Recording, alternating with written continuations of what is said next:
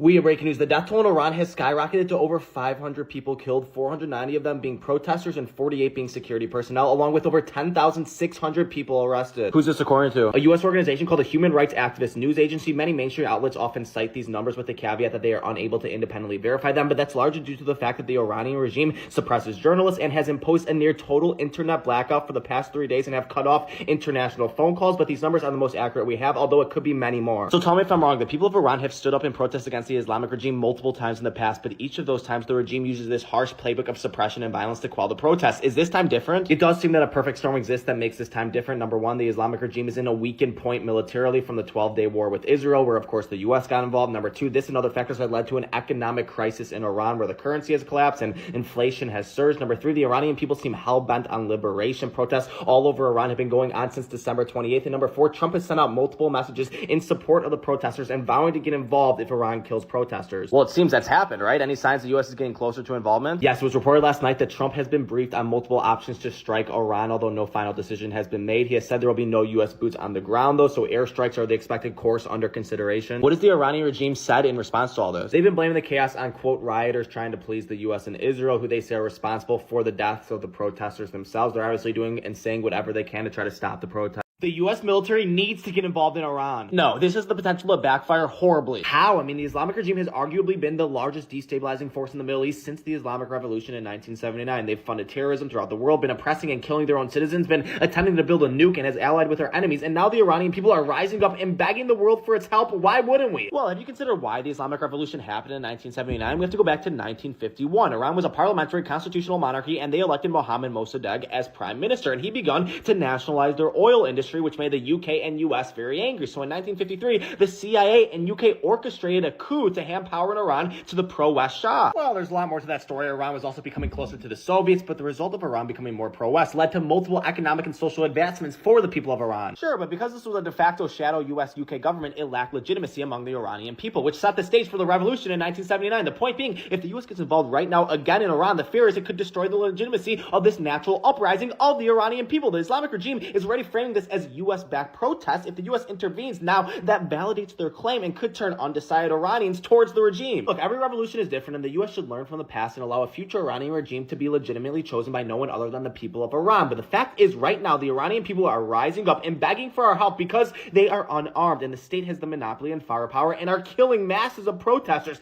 Trump has promised support, which is why many Iranians feel like change is actually possible now. He has a duty to follow through. But we also have to consider what is in America's interest. I mean, the leadership in Iran has promised to target U.S. bases in the region if the U.S. gets involved, whom we have tens of thousands of soldiers stationed at. They also made those threats during the 12-day war, and we got involved, and their response was a joke. We shot down nearly every missile. No U.S. troops lost. Their regime is weaker than ever before militarily and economically. Well, actually, one missile did get through defense systems and hit a geodesic dome, and we can't just sit around and continue assisting in the overthrows of Chinese and Russian allies and not think they may eventually want a word. Well, I think this is one of the clearest opportunities to bring a key country of freedom-loving people back on the side of the West. The Islamic regime for decades killed protesters, literally views women as less equal under their law, and has oppressed the voices of their people. But now Trump can use military strikes, putting no U.S. forces at risk, to give this movement the oxygen it needs to succeed. Well, whenever the military is used, there's risk, and it is a real risk that our involvement delegitimizes the authenticity of the uprising in Iran right now. But I think what we can both agree on is the bravery of the Iranian people in their fight for freedom. Actions speak louder than words, but they're being massacred right now. I know, but you gotta think this stuff through. No shit. Yeah, and that's where we're at with that, guys, and we are live. Yo, this is S.E.T with S.E.T Media, guys, and I'm back with another one for you. All right, guys, we're about to get into Trump's gaggle with the press on Air Force One. Then we're also about to get into the death toll of the protesters in Iran have climbed to over 500 and a whole lot more, guys, because the Dems are calling for the impeachment of Kristi Noem. So let's go ahead and get right into it, guys. Let's not forget to double tap that screen and like the video. All right, let's go. Grouping this is really nice. Look at this. It's going to be very rough in about 10 minutes, so we'll have to go a little bit quickly. They just said very, very rough. Sir, on Iran, have they crossed your red line yet to trigger a response? Well, they're starting to, it looks like, and there seem to be some people killed that aren't supposed to be killed. These are violent, if you call them leaders, I don't know if they're leaders or just they rule through violence. but we're looking at it very seriously. The military is looking at it. Now, yeah, Trump already made a threat to the Iranian leadership or the Ayatollah, saying that, yo, if you start killing your protesters, we'll get involved. And of course, the Ayatollah's response to their people, or what they're telling the world, is that, oh, this is Mossad driven, this is Israel driven, this is not organic, this is basically a color revolution. So, you know, both sides are having their spin on this. But Donald Trump's, well, let's see if he actually strikes them, because it does seem like he's serious, because the death toll has risen, and it does seem like they're posturing themselves for a strike on Iran, which would not be, well, I wouldn't advise it, because getting involved over a protest, I'll be real with you, like the guy, like both side news said, if we strike them, that might unify the Iranian people against us and Israel. And I mean, let's be real, they can't really strike us, so who do you think they're going to strike? Exactly, Israel. And we're looking at some very strong options. We'll make a determination. Cool. And of course, our military bases in the region. Have you been briefed on? Are you meeting with senior officials? Are you meeting with? Am I going to really? Are you asking me to say what will they do? Where will we attack? When? And at what angle will we attack from? Are you considering? I'm with the U.S. White House TV pool. I'm wondering, are you being briefed on options? I'm with CNN, sir. Why did you just say I'm with CNN? She says I'm with the White House pool. And I say, what? You're with CNN. You're with fake news. Because CNN is fake news. Go ahead, give me a question. Can I ask how you're balancing and how you're deciding your response, the balance between helping protesters versus hindering them? Because I imagine that's a delicate balance to strike. I mean, some of the protesters were killed through the stampeding. I mean, you know, there's so many of them. And some were shot. We get a full report. I'm getting an hourly report, and we're going to make a determination. Sir, the son of the deposed Shah, and some military leaders are encouraging you to take action in Iran. Is that a serious? Now, as of right now, the Iran's foreign minister claims that the situation has become under control in nationwide protests. And like I said, this is coming from 21 sources. This was released 2 hours ago. 2 hours ago from Iran, you know, kind of after they did the whole media blockage. Shout out to Elon for shooting out Starlink and releasing it. But they did pretty much try to shut down all media that was going in or going out of Iran. And I mean, you kind of know what that means. Basically like a Tiananmen Square or their own version of it. And this is, of course, reported by ABC News, which is, yes, the Iranian foreign minister claims the situation is under control. But so let's see how that progresses throughout the day, because this has only been reported about 2 hours ago. People have been shot, and we're looking at it. Yeah, please. Are you going to go to Venezuela, or is Secretary Rubio going to go to Venezuela anytime soon? We're doing well. Venezuela is really working out well. We're working along really well with the leadership, and we'll see how it all works out. Are you ready to meet with Dulcie to go?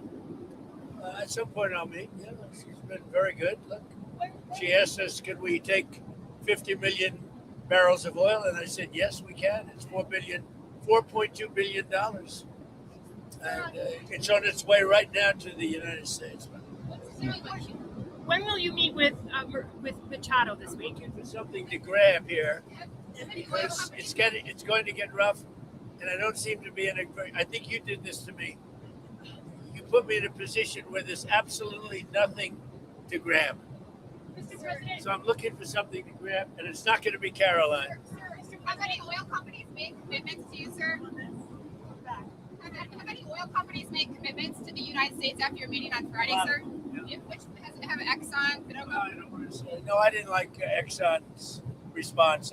We have so many that want it. I'd probably be inclined to keep Exxon out. I didn't like their response. They're playing too cute.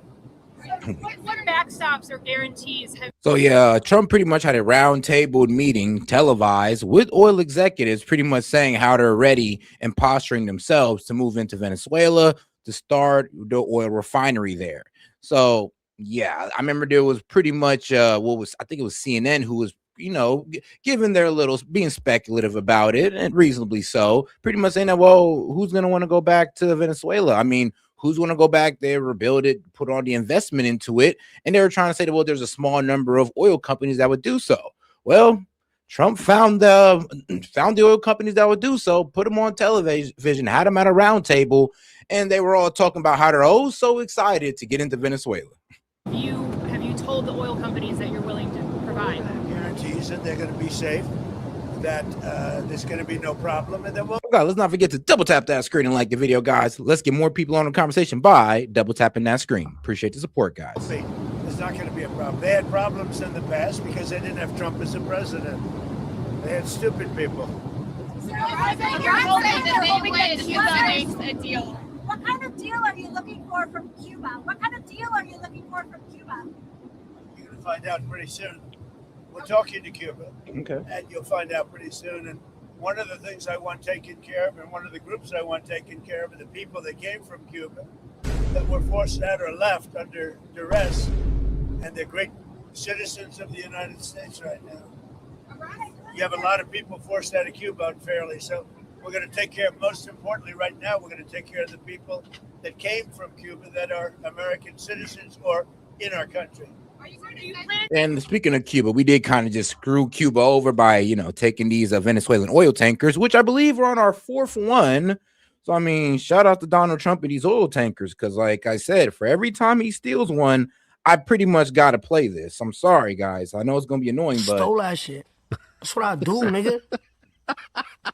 Fuck, nigga, I stole that shit. And I stole it. Like, bro, but niggas don't understand. I talk facts. Vlad, I talk facts. Oh, you're right. I Don't even deny it. That's cool. I talk facts. What deny? What, nigga? Give me that, nigga. You don't know what to do with that. Okay. You know when a nigga got a girl, her shit fat? Bro, you don't know what to do with that. Give me that. Yeah, Venezuela, you don't know what to do with those 35,000 barrels of oil that you're giving to Cuba. Give us that. And that's exactly what we took from Cuba by taking or seizing these Venezuela oil tankers, is 35,000 barrels of oil that, well, the Venezuelan people in government absolutely need, because they're already going through a fuel crisis, which has been more exacerbated due to the fact that we're seizing oil tankers. To seize any oil tankers that are headed to Cuba? Well, we have a lot of oil people really interested. You saw that the other day, and that was just a small group because the room in the White House, we need the ballroom, actually. We could have filled up the ballroom practically. We have so many people that want to go in for oil. So you saw some great companies. Are you going to send Starlink to Iran, sir, to help the people in the ground with the internet blackout for more than 72 hours? We're going to be talking about that. We may get the internet going, if that's possible. Are you talking to Musk We about may it? speak to Elon, because as you know, he's very good at that kind of thing. He's got a very good company. So we may speak to Elon Musk. And in fact, I'm going to call him as soon as I'm finished with you. Iran said that they would consider military and commercial bases as legitimate targets if you struck. Are you concerned about? If they do that, we'll consider things targets they wouldn't believe. If they do that, we will hit them at levels that they've never been hit before. They won't even believe it. I have options that are so strong. So I mean, if they did that, it'll be met with a very, very powerful force. I think Iran takes your threats seriously. I think so. Don't you think so, CNN? Don't you think so? Wouldn't you say that they probably do at this point? After going through it for years with me, being hit, Soleimani, al-Baghdadi, the Iran nuclear threat wiped out. Don't you think, and then you just had Venezuela, don't you think, she says, CNN, do you think they take your threat seriously? Wouldn't you say they do after all of the things we've done? What a stupid question. I mean, you would hope so. Are you coordinating with allies on the response to Iran? Mr. President, when will you meet with Maria Corina Machado this week? I don't know. I hear Tuesday or Wednesday. I look forward to that. Have you named your board of peace for Gaza yet? Where do those plans We have stand? a board of peace that's being formed, but essentially it's the most important leaders of the most important nations. All nations, but the most important, you take the most important leaders and nations, that's who the board of peace is going to be. Everybody wants to be on it. One group taking your threat seriously is one area taking your threat, the New York Post. New York Post treats me semi-fairly. So go ahead. One group taking your threats very seriously is Greenland. Are you still thinking of military action there, or is anything they can? Where? Military. Greenland. Greenland. Is there anything they can offer you for a deal? If we don't take Greenland, Russia or China will. And Okay. I'm not letting that happen. I mean, he's standing on that. And one of the main reasons why we want Greenland is because there's like a precious rare earth mineral there that we use to, well, make this high, I guess high temperature resistant steel that we need for our jets. I mean, yes, we actually need this for our jets, radars, and other technology, well, high tech technology as well. And it's called molybdenum. So yes, you can look this up, molybdenum, and it's in high resource, in high numbers, in abundance in Greenland. This is one of the main reasons we want Greenland. I remember, look, the trade war is not really a trade war. It's a rare earth mineral war. And we're trying to solidify our stock of it. And we do need this molybdenum. And this is what Trump wants to keep China away from and Russia away from. Because they would pretty much, if they dominate molybdenum, well, we're kind of screwed. And we won't be able to make as much high-tech jets as we have or as we could. So like I said, yeah, it is all about hemispherical dominance. And of course, it's all about, well, the trade war that's really a rare earth mineral war. If we don't take Greenland, Russia or China will take Greenland. And I am not going to let that happen. Is there any deal they can offer you? Either like Yeah, sure. I'd love to make a deal with them. It's easier. But one way or the other, we're going to have Greenland. Are you okay if that compromises NATO?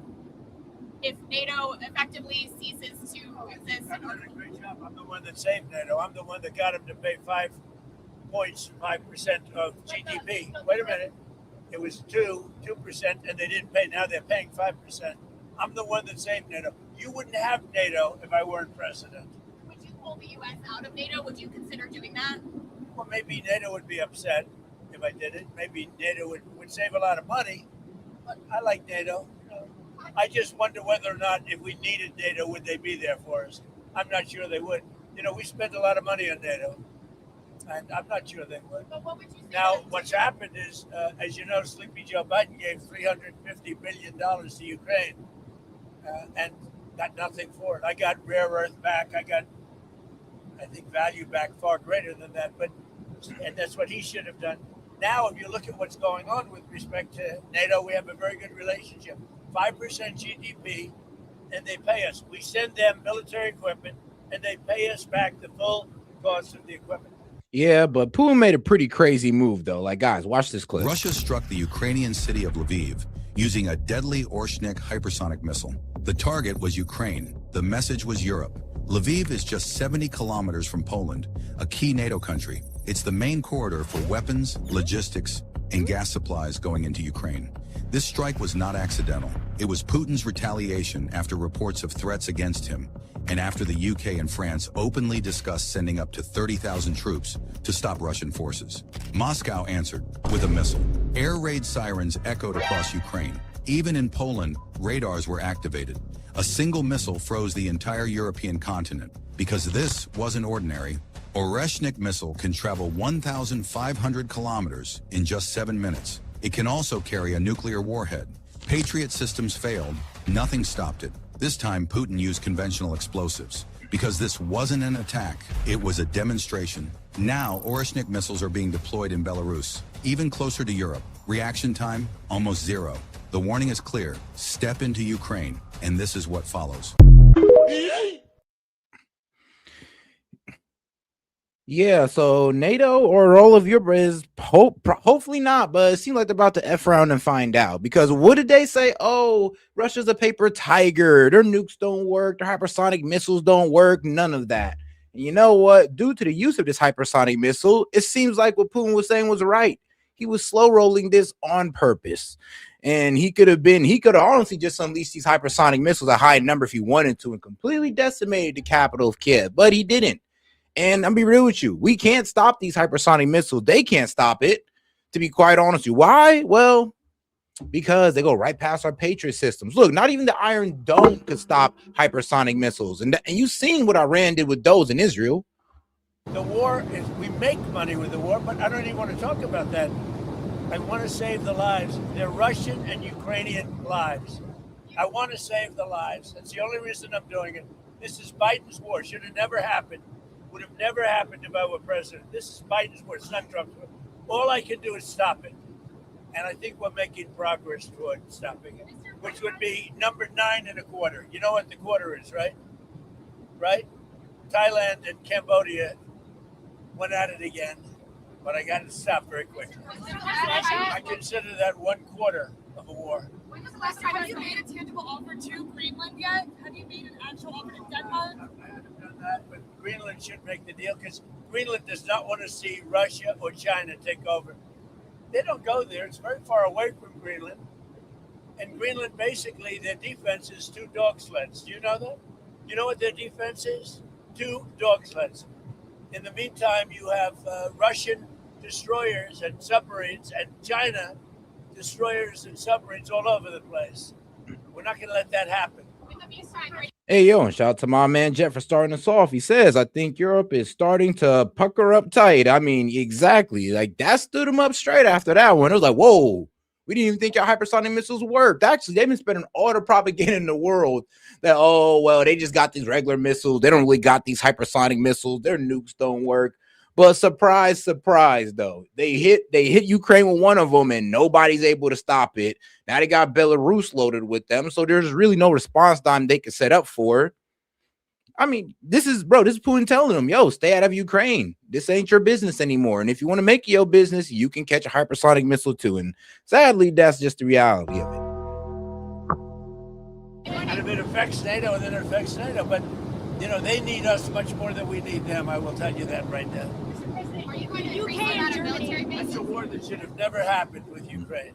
The UK and Germany are discussing plans for a joint NATO mission to protect Arctic security in Greenland. Does that change your calculus at all? No, look, we're talking about acquiring, not leasing, not having it short term. We're talking about acquiring. And if we don't do it, Russia or China will, and that's not going to happen when I'm president. Are you going to increase the amount of military bases on Greenland in the meantime? Well, we have bases on Greenland. Yeah. Are you going to do more? We put a lot of soldiers there right now if I want, but you need more than that. You need ownership. You really need title, as they say in the real estate business. You're on Minneapolis. Your administration has advocated for absolute immunity for the ICE officer who shot Renee Good. How do you define absolute immunity? What does that mean? Everyone's seen it. And the woman was very violent. She was a very radical person. Very sad what happened. Her friend was very radical. Go and drive. Absolute immunity. How would you define that? Yeah, her so-called girlfriend. Yeah, that was her girlfriend or so-called wife. Yes. So her girlfriend pretty much was the one that told her to drive. And well, she drove. And sadly, that's what got her shot. And then if you actually look at the video from the officer's perspective, he'd been there before the lady was told to get out the car 4 times. So she knew that this man was around her car. She knew that the ICE officers were telling her to get out, yet she still decided to try to drive off from law enforcement. And it's not about how you guys perceive it. It's about how he perceives it. And he perceives it as his life was in danger. So self-defense. I know all you guys want to go ahead and be like, do the little still shots of the scene and all that. Guess what? Don't matter. Don't matter. He has a pretty strong case for self-defense as soon as she moved their car.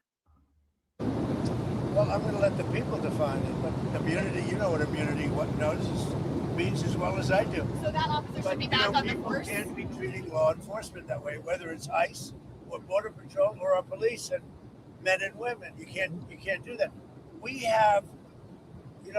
Oh, guys, make sure to double tap that screen, like the video, guys. Let's get more people on the conversation by double tapping that screen. And also subscribe to the channel. Law enforcement in our country is doing really well, despite the fact that Sleepy Joe Biden allowed people to pour through an open border.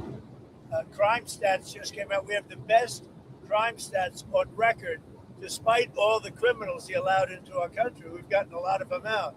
We have to respect our law enforcement. At a very minimum, that woman was very, very disrespectful to law enforcement. And you heard the same noises. You saw the same crunch that I saw. You can't do that with law enforcement, whether it's police or ICE or Border Patrol or anybody else. Yeah, and she was an agitator. She was blocking the street. She was out there honking her horn, trying to alert the illegal immigrants in the area to, get out. ICE is here. So she was impeding on an ICE investigation. That's exactly what she was doing. So trust me, guys, don't sit there and try to play like she was innocent. I mean, she shouldn't have to die. She shouldn't have died. And be honest with you, she shouldn't have got shot. But when you set yourself up like that, and she had all that opportunity to save herself, I mean, what can you do? And the real fatal mistake was listening to her girlfriend telling her to drive.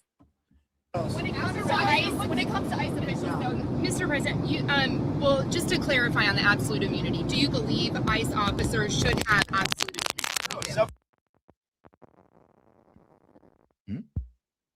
Generally speaking, I mean, these people have been harassed and threatened every day. They had bands out playing so they couldn't sleep at the hotel. I see what they're doing to them. They're threatening them constantly. And all they're doing is doing what I got elected on. We had millions of people that came into our country that are... Oh, guys, you got any questions, comments, jokes, or disagreements? I'll be happy to read it out loud and engage with it, guys. Just $2 and up. Appreciate the support, guys. Horrible people that shouldn't be in our country. They're murderers, they're drug dealers, they're people from mental institutions, they're the criminally insane, they're people from prisons. They were allowed to come into our country because Biden was a stupid person and the people surrounding him, very smart, very vicious, but they have no common sense and they're radicalized people. They're radical left people, not radical right. They're radical left people. And all they're doing is what I campaigned on. I won in a landslide.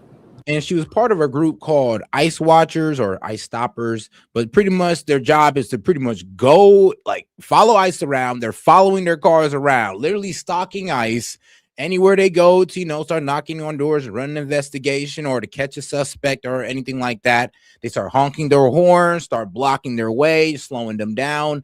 And this is lit. And they have brochures pretty much instructing them to do this. So, yeah, I mean, like I said, y'all can protest, but obstruction, yeah, you guys got to chill with that. And I would like left-wing media to turn down the temperature because you're getting these leftists to put their lives in danger. We won all 7 swing states. We won the popular vote. We won the districts. We won everything. We won the counties. We won the counties by 79%, I believe. I campaigned on the Great Border, and now we have a Great Border.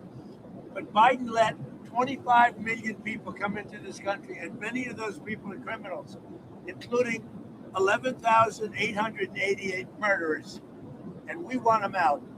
And I won on that. Now people don't talk about it because the border is so secure. Nobody wants to talk about it anymore. The border was one of the reasons I won the election. I've done such a good job on it that nobody wants to talk about it anymore. The border is totally secure. And now the crime stats just came out, and they're the best numbers since they were taken, and that's like 50 years ago. We have the best crime numbers, despite the fact that a lot of criminals were allowed into our country. We have to respect our law enforcement. Sir, do you believe that deadly force was necessary after watching all the footage of the days that passed? What's your assessment there? It was highly disrespectful of law enforcement. The woman and her friend were highly disrespectful of law enforcement. You saw that. They were harassing them, were following for days and for hours. Yep. And I think, frankly, they're professional agitators. But just disrespect. And I'd like to find And out. here's the thing, they're called to do so. They're called to go out there, follow ICE, honk horns, get in the way of them and all that good stuff. And here's the thing, they'll usually leave when ICE warns them one time because that's what ICE do. They warn you one time that, look what you're doing. You're kind of obstructing. So we're going to give you this warning or your day's going to get real bad. I mean, there's videos of them doing this, giving them that warning. And she got that warning as well. Yes, when that ICE officer drove over to her and pretty much told her, because there has been a 3-minute video that was released before the shooting, before those ICE officers pulled up, that showed the ICE officer that shot Renee Good, who pulled up first, gave her that warning. She ignored said warning. Her girlfriend goes and follows the ICE officer around, antagonizing him. Then when the ICE officers pull up the other ones and they're reaching inside her car, telling her to get out, and then she wants to take off, you know, as her girlfriend instructs her to do. And then she loses her life. Whose fault is that? I'm gonna be real with you. I'd blame the girlfriend and left-wing media. And we are going to find out who's paying for it with their brand new signs and all the different things. But these are professional agitators, and law enforcement should not be in a position where they have to put up with this stuff. What that woman and what her friend and what their other friends were doing to law enforcement, not just ICE, law enforcement is outrageous. Do ICE officials anymore? Can you tell us about your trip to Detroit on Tuesday? I'm going to be making a trip to Detroit to talk about our unbelievable amount of factories that are opening up all over the country, many of which are car factories and car plants. We have manufacturing plants opening up at levels that nobody's ever seen before because of tariffs.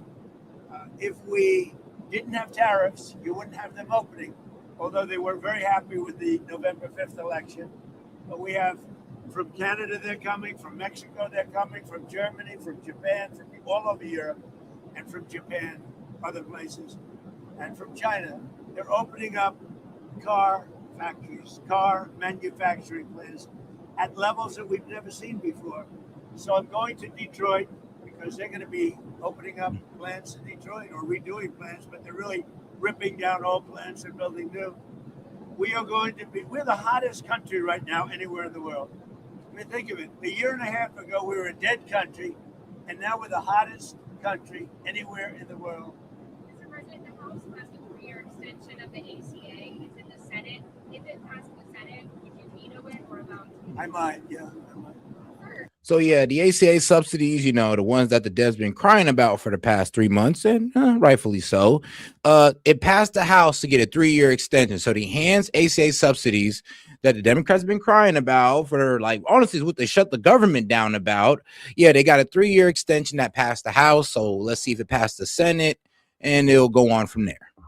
Do you have any information about the suspicious object that was found at Palm Beach International Airport before takeoff? I know nothing about it. Okay, and back on Iran, the Ayatollah said that he thinks that the protesters are trying to, quote, please you. Do you see it that way? What's your message to the Iranian people? I don't know that they're trying to please me. They named a boulevard after me, but that's pretty pleasing. But I don't think they're trying to please. I think they just want peace. They want to have freedom. The protesters are after freedom. Iran has not allowed freedom for a long time. And the protesters, I don't think they're trying to appease me. They're trying to get somebody to help them. They're under siege. And now it looks like they're being shot, which is a very bad thing. Mr. President, is the administration in contact with Iranian opposition leaders as this is unfolding? Yeah. What's the message to them? Yeah. You're going to find out pretty soon. So she asked him, are we in contact with the Ayatollah's opposition leaders? And he said, yeah. And I guess we're going to find out soon. So who knows what opposition leader? Hey, I wouldn't be surprised if it was Iran's president. Like he leans more towards, you know, working with America, actually. Surprising. Yeah, go ahead. With the beautiful red hair.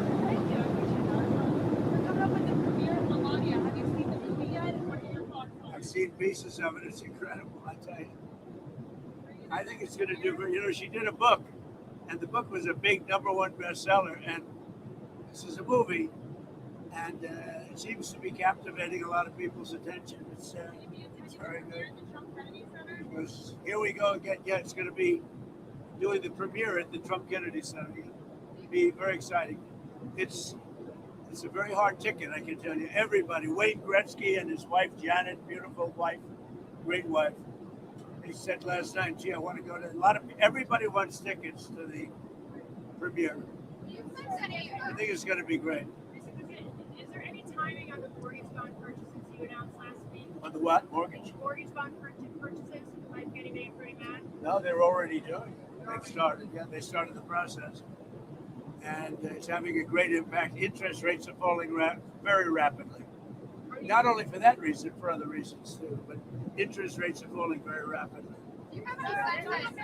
Oh God, let's make sure you double tap the screen and like the video, guys. Let's get more people on the conversation by double tapping that screen and liking the video. With no help from the Fed, because we have a total stiff at the Fed. Do you have any, can I ask you, the announcement on the cap on credit card interest rates? Yeah. You put out on Friday. What happens if the credit card companies don't comply by the January date? Well, then they're in violation of the law. Very severe things. No, I want a cap on credit card interest rates because, you know, some of them are 28, almost 30%. And that people don't know they're paying 30%. The people out there, you know, they're working, they have no idea that they're paying 30%. Yeah, now Trump is also he's trying to cap interest rate on credit cards, which, you know, a lot of the free market guys are kind of losing their ish over. And then also he's trying to stop big corporations or, big investors like BlackRock, Vanguard, State Street from purchasing single family homes, which some people are saying, oh, that's not even really a big deal. But let's be real, it actually is. No way. We're putting a 1-year cap at 10%, and that's it. They know it. They've really abused the public. The credit card companies have totally abused it. I'm not going to let it happen. Do you sense any willingness from Iran to engage diplomatically with you, or perhaps negotiate on their nuclear program? With Iran? Yeah. Do you think they want to engage diplomatically with you? They do. They called. They called you? Yesterday. Is it still an option? Iran called to negotiate. Yesterday. The leaders of Iran called. They want to negotiate. I think they're tired of being beat up by the United States. Can you share any details on that call? Iran wants to negotiate, yes. Negotiate what? We may meet with them. I mean, a meeting is being set up, but we may have to act because of what's happening before the meeting. Right. But a meeting is being set up. Iran called. They want to negotiate. Thank you very much, everybody. What are you going to do? Be careful. A lot of bumps. What's your plan for East Potomac? Are you going to renovate the golf course? Yeah, we're going to make it a beautiful world-class U.S. Open. Now we're about to get into Kristi Noem here, because Kristi Noem, she did 2 interviews. She did a softball interview on Fox News, and then of course she did a hardball interview with Jake Tapper on CNN. So we're gonna first get to the softball, then we're gonna get to the hardball part. And of course, I have all the clips of the shooting, like almost from every angle at this point. So we're also gonna go over those as well. Joining me now is Homeland Security Secretary Kristi Noem. Secretary, thanks very much for being here this morning. You heard what Hakeem Jeffries just said. Now Democrats are moving to try to impeach you. What is your response?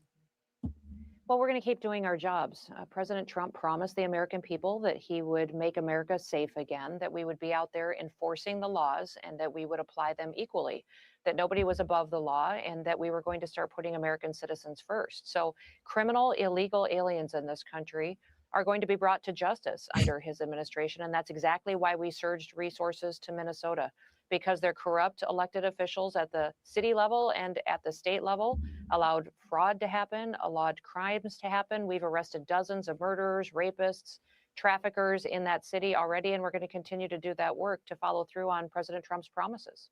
What more can your officers do to stop the agitators? Obviously, so much has happened. It's hard to know what's true here in terms of people getting shot.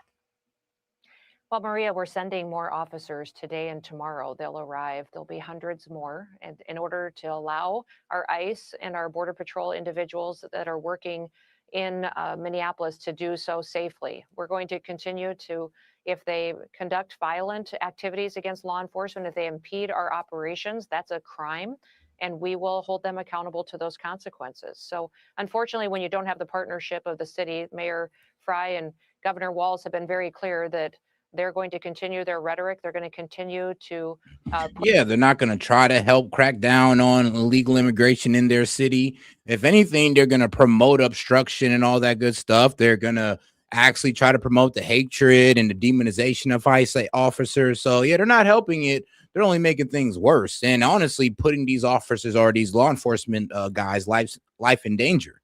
I mean, that's the problem. Like, we're telling the left to turn down the heat. And the problem is you guys want to sit here and try to spin a strong case for self-defense into outright murder. And I'm sorry, but it's a very weak case for murder, seeing that, she came at the man with the car. And I know what you want to say, that, oh, well, you can't shoot at a moving vehicle. If you're in a chase, dumbass, read the entire document. If you're in a chase, if the car goes from stationary to moving coming at you, yes, you can. That is a dangerous weapon now coming at you right there. About 2,000 pounds of it. put criminals and 2,000 pounds of danger. He's just supposed to what? Sit there and die? and corrupt illegal aliens above the people that live in that city and in that state. They've said they're not going to help us, so we'll make sure that we protect our officers, but we also follow through on making sure these criminals are brought to justice. I mean, it's ironic to see the Democrats so angry over what ICE is doing when, in fact, you look back at the policy and how this all started, and it was a wide open border under the Biden administration. And, there was back and forth and conflict and and different opinions about impeaching Alejandro Mayorkas, and yet they. I mean, here's the thing. Here's the whole, like, I mean, mental gymnastics that the Dems got to do to make it make sense.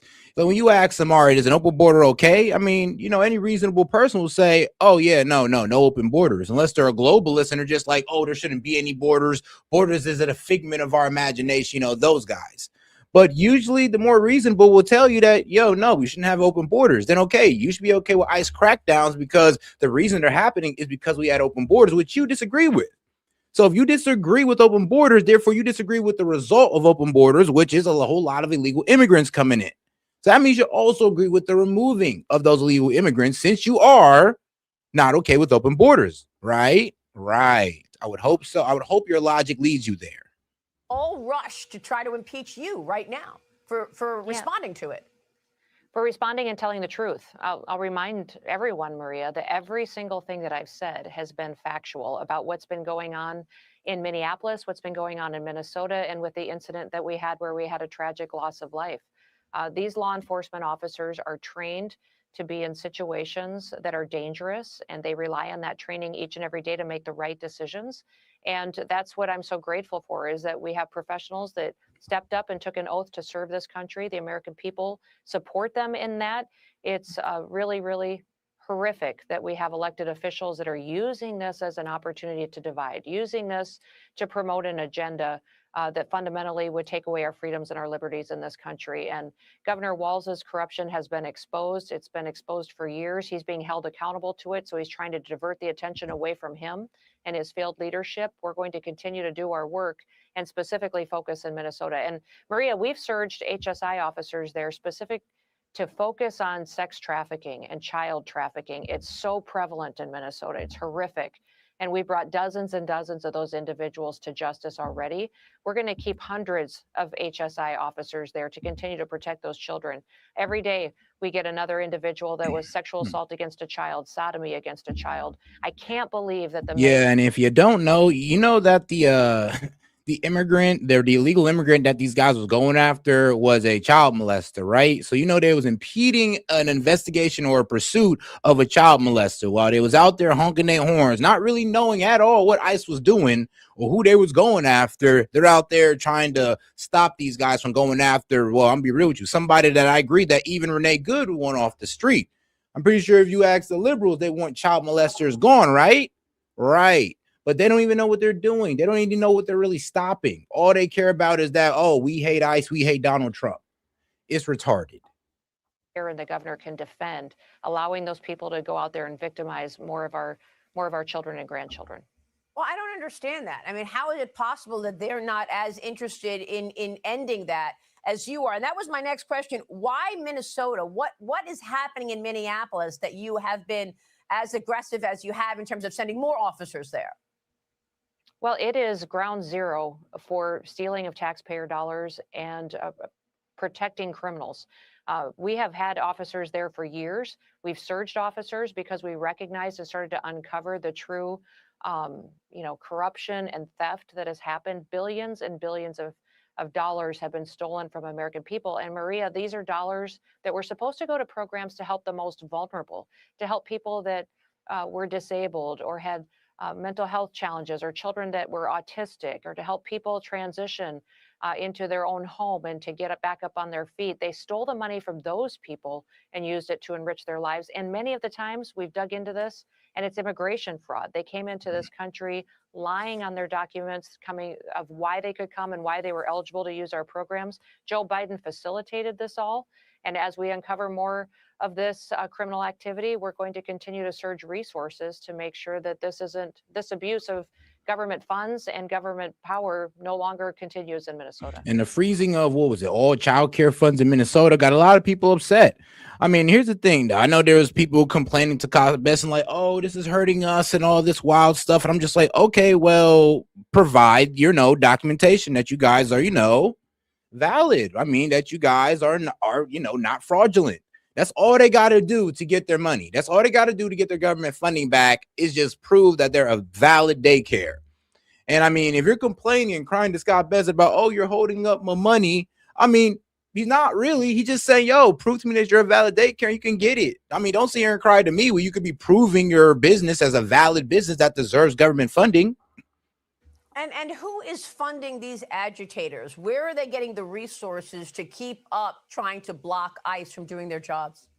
Well, that's part of the investigation as well. There's been nonprofits that have had money funneled into them to train individuals to go out here and to impede law enforcement operations, train them how to go distract them, assault them, and to do exactly what we've seen with these vehicle rammings. We've had over 100 of them in recent weeks where people are using their vehicles as deadly weapons in attacking our officers and training them on how to block streets.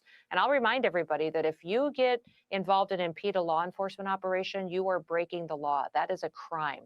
And at that point in time, that individual needs to be arrested. Oh God, let's not forget to double tap that screen and like the video, guys. Let's get more people on the conversation by double tapping that screen. If you have any question, comments, jokes, or disagreements, I'll be happy to read it out loud and engage with it.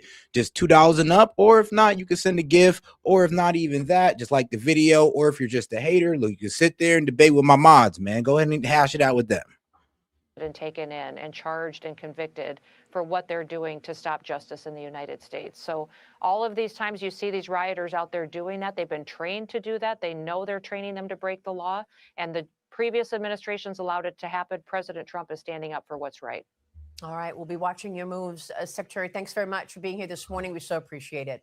Hey everyone, I'm Emily Campagno. And now, all right, now before we go ahead and get into the grilling of Kristi Noem on CNN, I want to show you this video right here. Now, this was minutes leading up to the shooting of Renee Good. All right, guys, we're going to go ahead and take a quick look at this. Because what a lot of people don't understand is they said, oh, she wasn't doing anything. She was just parked. No, she wasn't. Check this out.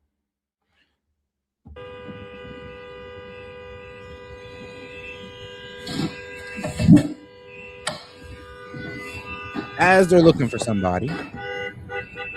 And there's Renee Good right there in the mid, blocking one lane in the road, honking her car in rhythm, by the way, at a beat in her maroon Honda Pilot. But y'all said that she wasn't doing anything. You said, oh, she was just there, parked, nothing at all, no obstruction, no nothing. But look what she's doing right now. You clearly see her dancing in there.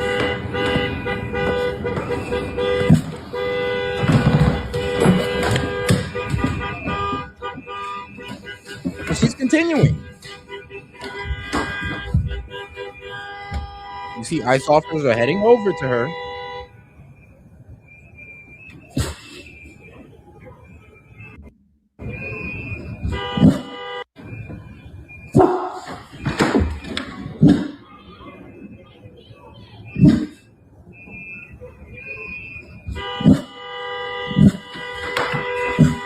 But all right.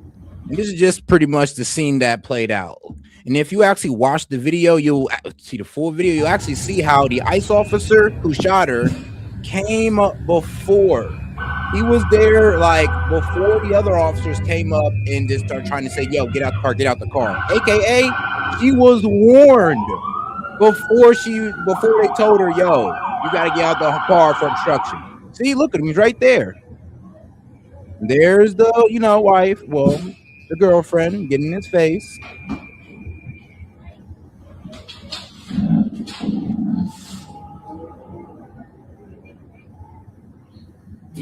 And then here comes the ICE officers coming out, going like, time for you to get about that car. And pause. Boom. That's the end of the video. So that's what happened beforehand. And don't worry, I got the whole timeline from like all angles, as you see. I even got, the guy's camera phone footage. So don't worry, we're going to go through all of it. Now let's get over here to CNN and Kristi Noem. And shout out, Tove. Appreciate the support, sis. She says, yes, said, according to the left, and Leo's job is to stand there and be ended. I could argue that Dems have made it more dangerous for Leo's since the 90s. I mean, it is kind of crazy, though. They just said, yeah, he's just supposed to sit here and just, get ran over. It's like, no, bro, it don't work like that. And when you guys read out that DHS stature, they're talking about a vehicle fleeing. An officer in pursuit cannot shoot at a moving vehicle, because you shoot at a moving vehicle and shoot out the tires, you can end up killing the person in there. I mean, yes, you can do that. But if a vehicle goes to stationary to moving in your direction and in your perception is that you're about to get ran over, you can take lethal force. I wish he didn't, but he had every right to. And it's not about what you saw in slow motion. It's about what he saw in his perception of his life being in danger in that moment. So, you know, like, nobody really cares about what you've seen on that camera. It's about what that man seen in his eyes when he perceived danger and ended up taking that young lady's life, which I wish he didn't do. But hey, I also wish he didn't drive off. You've also been criticized for your comments. The shooting, we should note, was Wednesday at 10:37 a.m. Eastern. Just over 2 hours later, the Department of Homeland Security put out a statement definitively asserting what had happened, defending the ICE agent, accusing Renee Good of domestic terrorism. That's a characterization that you reiterated in a press conference half an hour later. Now, Republican Senator Tom Tillis said, quote, "It was very unusual to have a senior law enforcement official to draw a conclusion about an event where the scene was still being processed. Generally speaking, law enforcement would recognize that a life was lost, that families are changed forever, the shooter's life will change forever. We're collecting video. We're trying to assess the situation." Why did you not wait for an investigation before making your comments? Oh, well, everything that I've said has been proven to be factual and the truth. This administration wants to operate in transparency. I have the responsibility as the Secretary of Homeland Security to know this information as soon as possible. Had just been in Minneapolis the day before, had already had conversations with officers on the ground and supervisors, and knew the facts, and decided that the department and the people of this country deserve to know the truth of the situation of what had unfolded in Minneapolis. But with all due respect, Secretary, the first thing you said was, quote, "What happened was our ICE officers were out in an enforcement action. They got stuck in the snow because of the adverse weather that is in Minneapolis.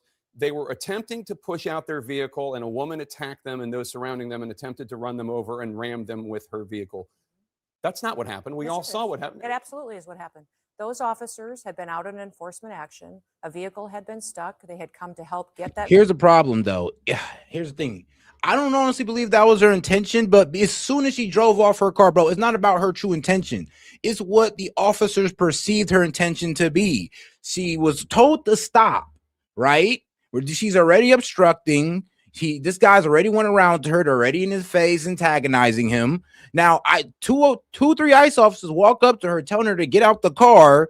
And instead of getting out the car, she tries, her girlfriend tells her to drive off, and that's what she does. Like, no, you cannot do that. Like, you can't do that and not think that you're putting your life in danger. Like, no, I'm sorry, but you guys can sit here and try to call it murder, but that's a strong grounds for self-defense.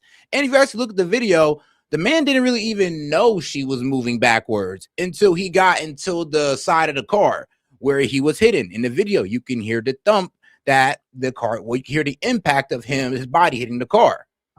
So you can't say that he wasn't hit.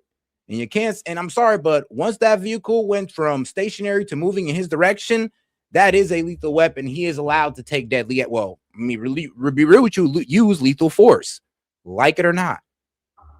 Vehicle out. That's when this individual started blocking traffic for minutes and minutes. You said that the woman attacked them and surrounded them and attempted to run them over and ram them with their vehicle. Blocked the road for a long time and was yelling at them and impeding a federal law enforcement investigation. That's what you need to focus on, Jake, is they were breaking the law by impeding and obstructing a law enforcement operation. They were breaking the law already, and these officers were doing their due diligence of what their training had prepared them to do.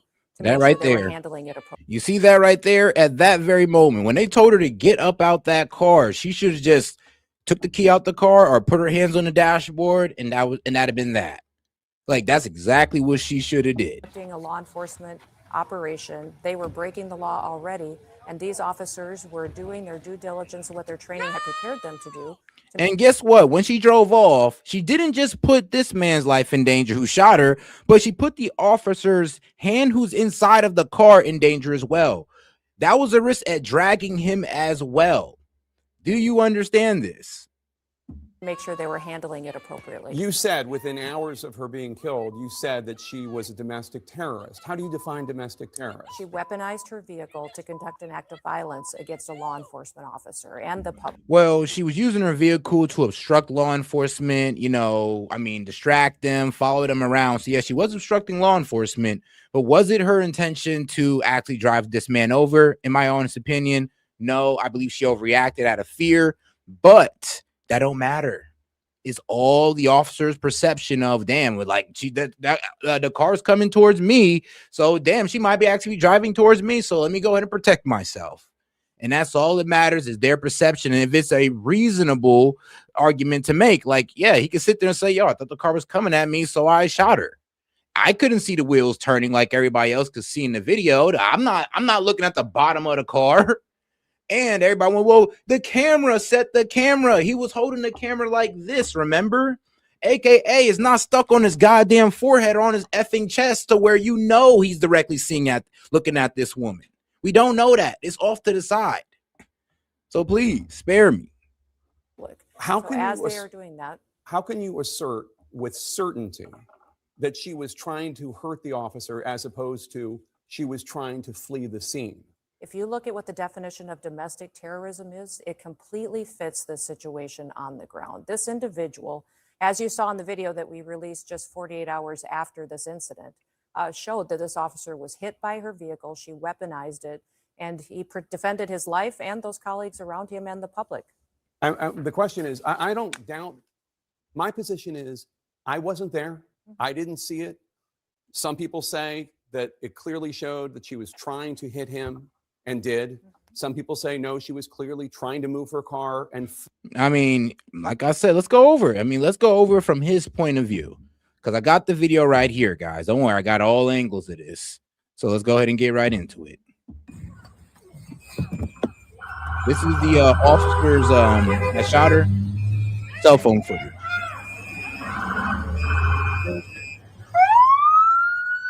She was already warned before this. So if you're paying to the video beforehand, she was already warned, going like, look, you're obstructing. If you don't move, you'll be arrested. She was already warned. This is this man coming around again, pretty much, giving video evidence. That's fine, dude.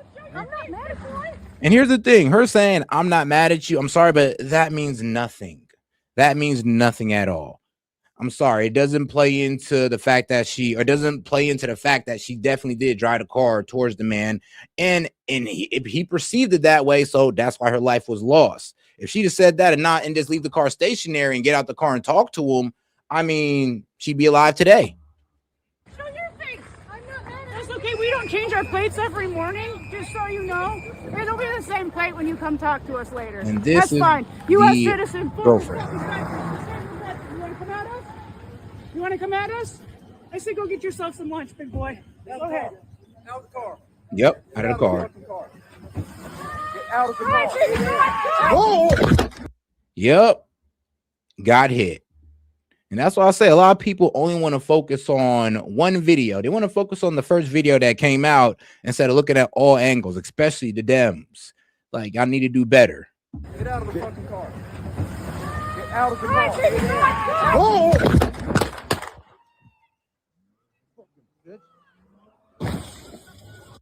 Yeah. So you can't sit there and say he wasn't struck. You can see it from different angles. Dark-colored SUV driven by Renee.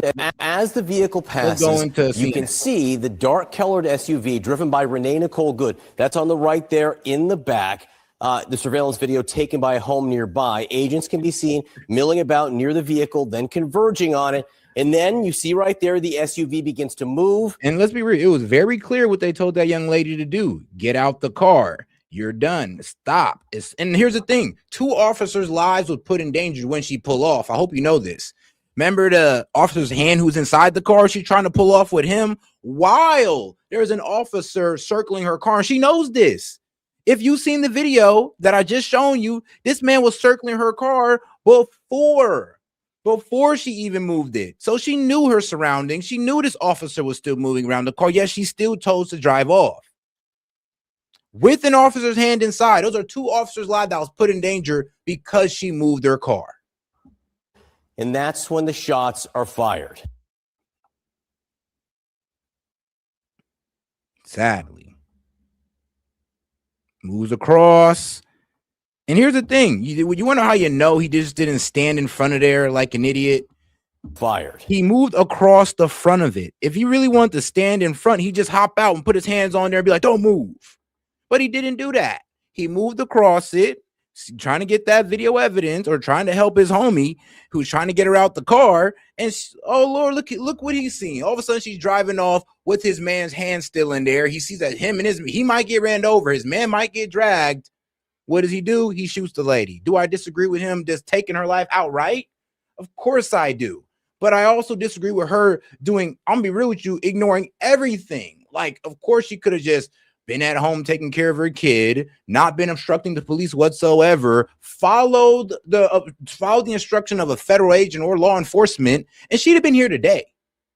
So there's multiple things she could have did to avoid this.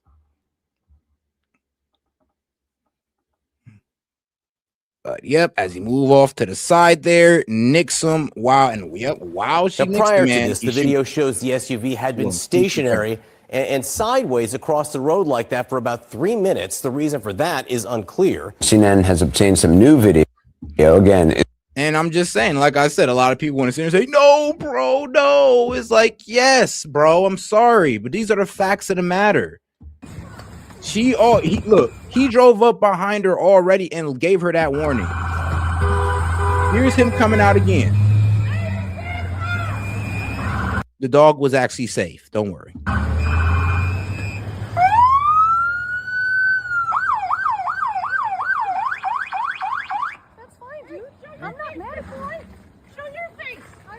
That's okay. We don't change our plates every morning, just so you know. It'll be the same plate when you come talk to us later. That's fine. U.S. citizen, former fucking veteran. You want to come at us? You want to come at us? I say go get yourself some lunch, big boy. Go ahead. Get out the car. Get out of the fucking car. Get out of the car. Drive, Sherry, drive. Get out of the fucking car. Get out of the car. Whoa! And was told to drive off while the police hand is inside her car, while an officer, she knows an officer surrounding her vehicle. At that point, you are using your car as a deadly weapon. Even if her intention was to skirt away from him, that was not his perception. So she ended up getting shot. Like, I know it's tough to hear, but I mean, let's go back to the first video where she was literally in the middle of the road obstructing.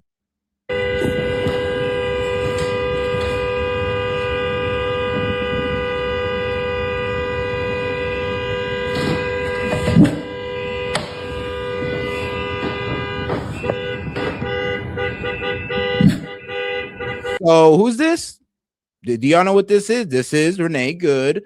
Honda Pilot, maroon Honda Pilot that she's in right now, blocking the road, obstructing, and honking the horn in rhythm, by the way. In rhythm, you can literally see her dancing. You can see her reflective jacket, all that. Did they show you this?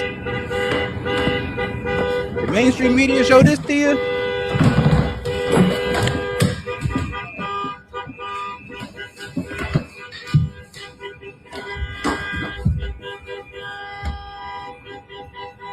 And I ain't see it hit mainstream media yet. Not even yet. I have yet to see this hit mainstream media.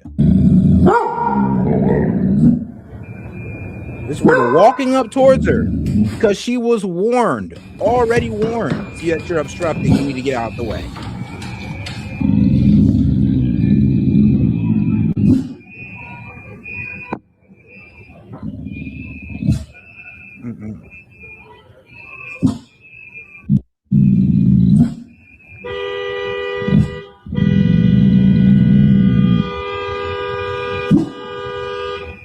There's the ICE officer moving behind her car.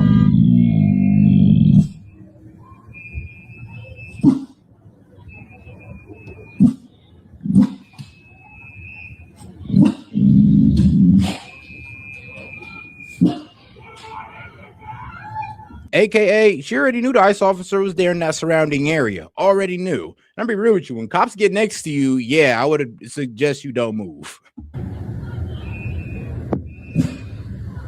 Especially when you're obstructing. He's blocking off a whole lane. And she's literally blocking off an entire lane.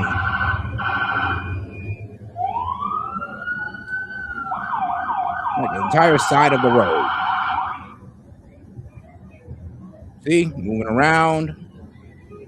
That's the video pretty much I just showed you of his point of view of it from a different point of view.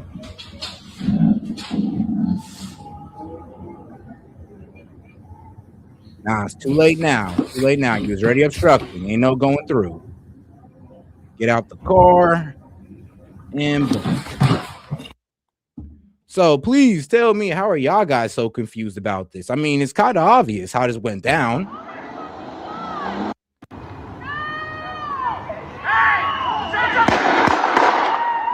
Even from the front view. So you've seen it from the back, the front.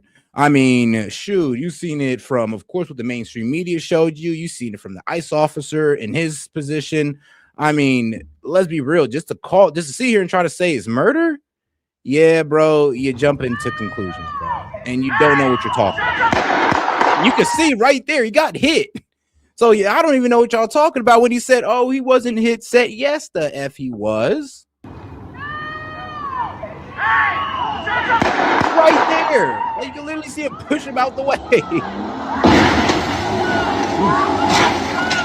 Yeah, but that's always not good to see. So yeah, I mean, we can just keep on going through the footage here, and then of course here's the original footage that everybody else sees. So everybody else goes off of. They don't want to talk about the footage that most likely came from this house right here. They don't want to talk about the footage that came from the ICE officer. Nope, everybody just focus on this. Why? Because they can spin it. They can try to spin it like murder. But if you see everything else, it's damn near impossible.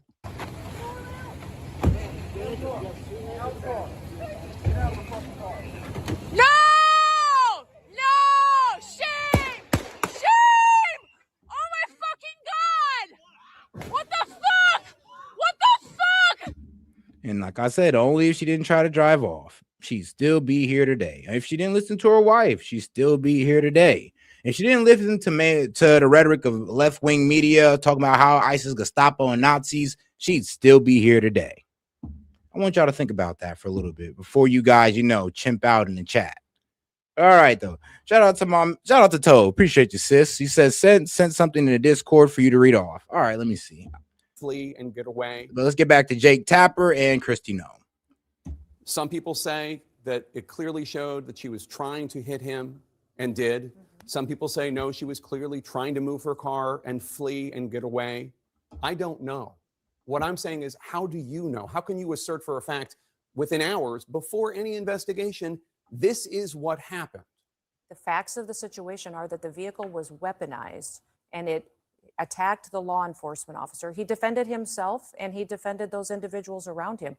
That is the definition. When there is something that is weaponized to use against the public and law enforcement, that is an act of domestic terrorism. It happened in our shores. It happened here in our country. You don't get to change the facts just because you don't like them. We will continue to look at this individual and what her motivations were. We know that there was, throughout that morning, she had harassed and impeded law enforcement operations. That raises the suspicion level with all of these law enforcement officers as far as paying attention to what her capacity is. And as you see on the videos, and they've proven out that this law enforcement officer took the action that his training prepared him for, and he worked to make sure that he could save his own life and those around him. How can you assert that there's no ambiguity in this before any investigation has taken place? I had just been in Minneapolis and had been with those officers, had seen what they were facing on the streets every day, and had talked to their supervisors as soon as the incident happened and had gotten the facts and seen videos before I ever went to talk at that press conference. And the Trump administration and President... Oh, yeah. And those of you who don't know, yeah, ICE is also HSI, which is Homeland Security Investigation. Those guys can arrest you. Now, ICE, they can't just go out there and, arrest you because, they're mainly there for immigration enforcement. But they roll with HSI just in case they have to detain a citizen. Trump is the most being a part of Homeland Security, of course. Transparent and open government that we've ever had. Give the public the information, give them what they need to know about a situation so they can have the truth as soon as possible. So if this agents were perfectly fine, if everything he did was accurate, does that mean that other ICE agents should He look wasn't at what... perfectly fine. He was injured. He went to the hospital. No, He his was actions treated. were fine. I didn't say... In fact, I think a lot of people and guests and even you yourself called this situation something very different and untruthful about what it was. As far as what this did I say that was individual, untruthful? That this was not a correct definition of what was happening on the ground. That I said that your description, they were attempting to push out their vehicle and a woman attacked them and those surrounding them and attempted to run them over and ram them with their vehicle is not what we see on the videotape, and it's not. It is. It absolutely is the facts of what actually it is. I'm sorry, but like Jake Tapper, that's what you want to say, but please explain. He has no argument though. He has no argument to sit there and say, oh, well, it's not. All right, cool. Give us your argument how it is a murder then, because you can't. You guys are just saying that it is. Give us definitive proof that he went out there with the intention to murder this young lady, or I'm sorry, but this middle-aged lady. Of course he didn't. She put herself in the way to get shot. So I'm sorry, but you can't just sit there and say, oh, well, there was no intent whatsoever. That's not what the video shows. Actually, that's what almost every angle shows. On the ground that day. They were there pushing out a vehicle earlier. They had helped each other. But that's not what you said. That's not what you said. Yes, they were pushing out a vehicle. Absolutely what I said. There's not one. We all have seen the video. I don't need to. Oh, guys, you got any question, comment, jokes, or disagreements? I'll be happy to read it out loud and engage you with it. Just $2 and up. Like I said, if not, man, you can just, like I said, cry to the for disagreeers. You can cry to my mods. They'll be happy to take you guys on. You know, they're collecting liberal tears. Okay, guys. To relitigate it. We've all seen the video. She is blocking the street. They approach her. You haven't seen the video of the entire morning and the previous encounters with this individual. Oh, we have aired it. Yes, we have. On Thursday, we were airing and noting the fact that she was there for several minutes, for minutes and minutes and minutes. She was protesting without question. And at previous locations that morning, that absolutely, that these vehicles had been previously down the block on video that you haven't seen. There's more information. The question is not impeding law enforcement operations. I mean, yeah, because the video that was what, like 3 minutes before her getting shot, that was just released like yesterday. So there's going to be more and more video that honestly is going to make this man have a stronger case for self-defense. Because that's all these newer video releases are doing, is giving this man a stronger case for self-defense as the Dems focus on the first release video and ignore all the other ones. Throughout the previous moments and hours before the question is, what was she doing when she was moving her car? The question the question is why? No. Here's the thing. The problem is she shouldn't even been moving her car. That's the problem. What are you talking about, Jake? Like, are you dumb? Like, bro, if the cops around you and they're reaching inside your car, are you going to move your car? No, you'd be a law-abiding citizen and be like, all right, you guys got it. You got it. You're not going to sit there and try to drive off with the police basically inside your car. You're not going to try to drive off with a police officer encircling your car and then 2-3 others that's basically trying to get in. It would be really dumb of you to try to drive off and think that there wouldn't be dire consequences. I'm sorry. That's really dumb of you to say that.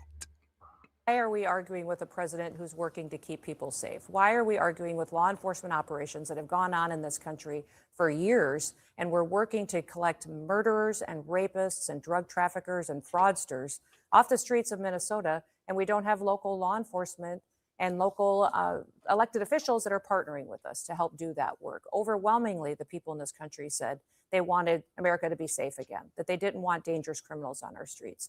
I would encourage the elected leaders in that city and in that state to work with us so that we can do our operations without the kind of opposition and people that are conducting and perpetuating the kind of violent rhetoric that we're seeing today. DHS policy authorizes use of deadly force only, quote, when no reasonably effective, safe, and feasible alternatives appears to exist. Could he not have just gotten out of the way? That this individual and this officer is a highly experienced. Yeah, the guy got like 10 years on the force. And here's the thing, like I said, if officers are telling you to get out of your car and she tried to move her car while that officer's hand was in there, because here's a lot of things that you Dems ignore. Did you just ignore the fact that there was an officer's hand inside that car? And when she was driving off, that officer's hand he was basically getting drugged. So I'm be real with you. Not only would he have got hit, but this officer that had his hand already in there while she was taking off in her car, which is illegal, by the way, you're not allowed to do. Yeah, while all that was happening, I'm sorry, but that gave that man justification to defend himself and basically his partner as well. Like, I'm not sure how blind you guys are, but as soon as that man put that hand in that car, she should have took her hand off the wheel. law enforcement officer. He has years of training and specialized training. And if you go from stationary and drive towards an officer, yeah, that's you using deadly force for these types of situations. We're grateful that he's alive. It's a tragic situation, and we're going to continue to work on the investigation into the individual and find out what the motivations were behind her actions that day. We're grateful that that he's alive too. I want to play this moment from the officer's cell phone video. Get out of the car. Drive, baby, drive. Fucking bitch. That was fucked up. Is that Agent Ross's voice calling Renee Good a fucking bitch? Oh yeah, bro. Does it matter?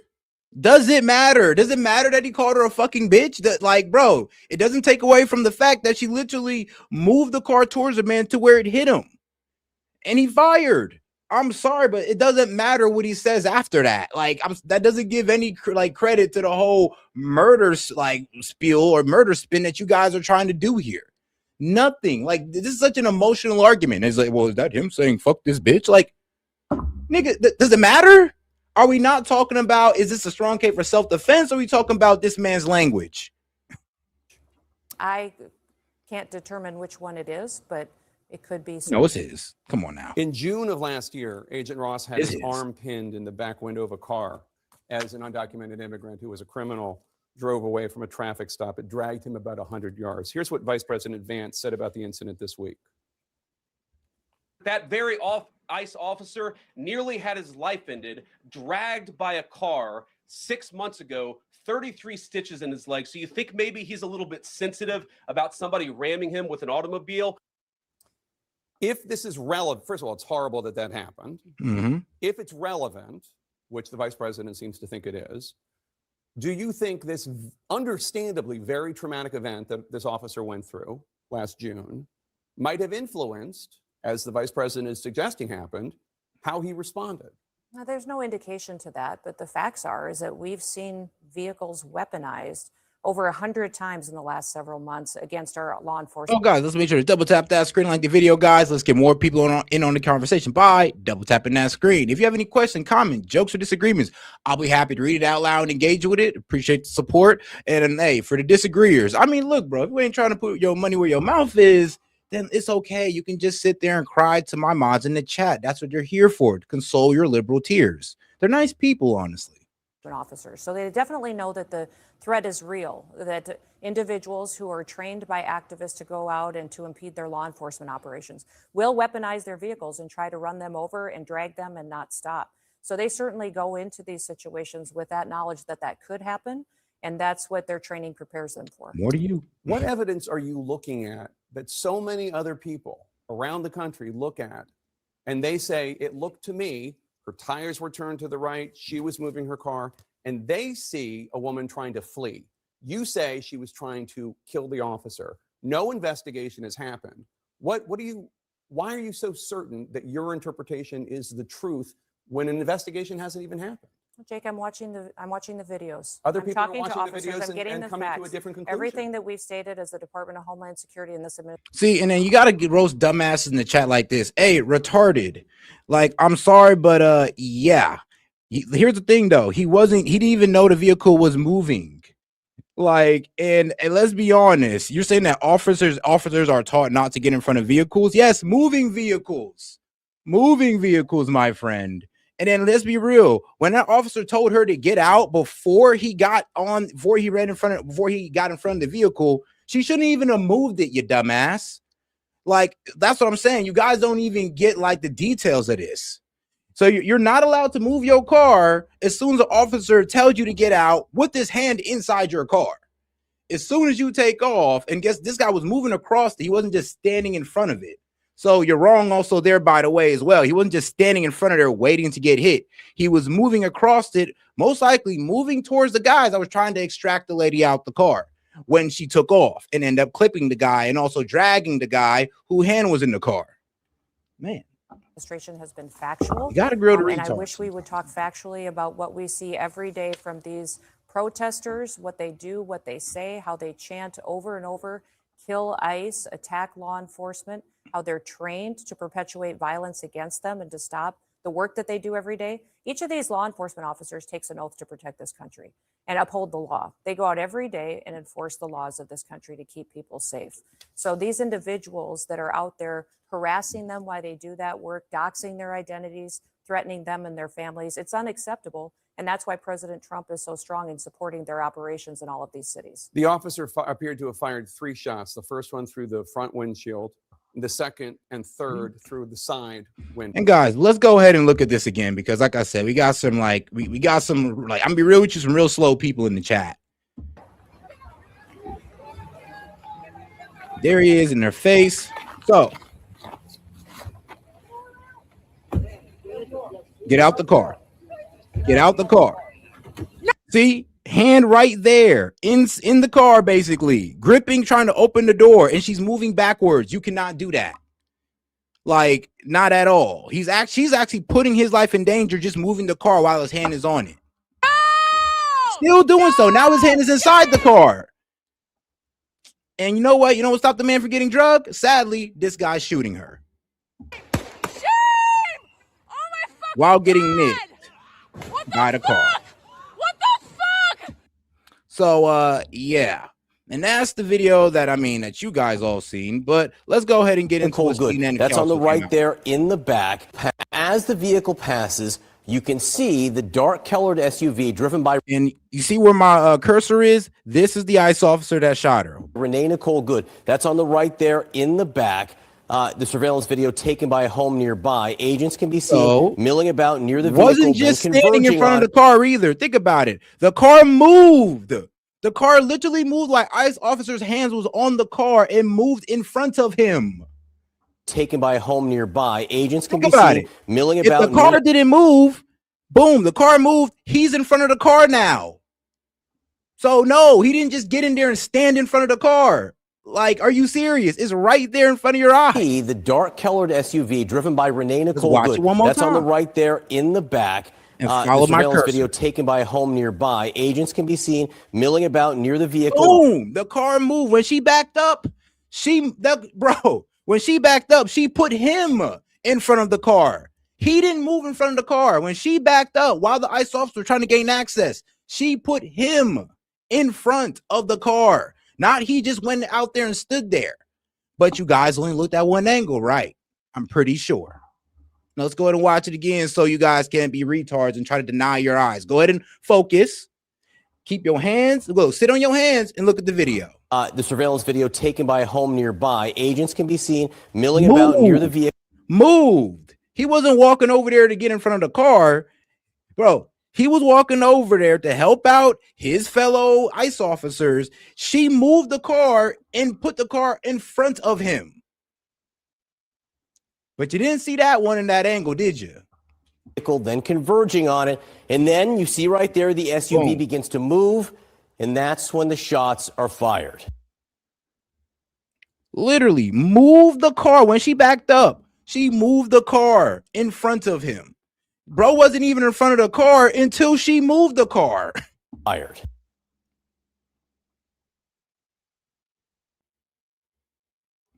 Crazy.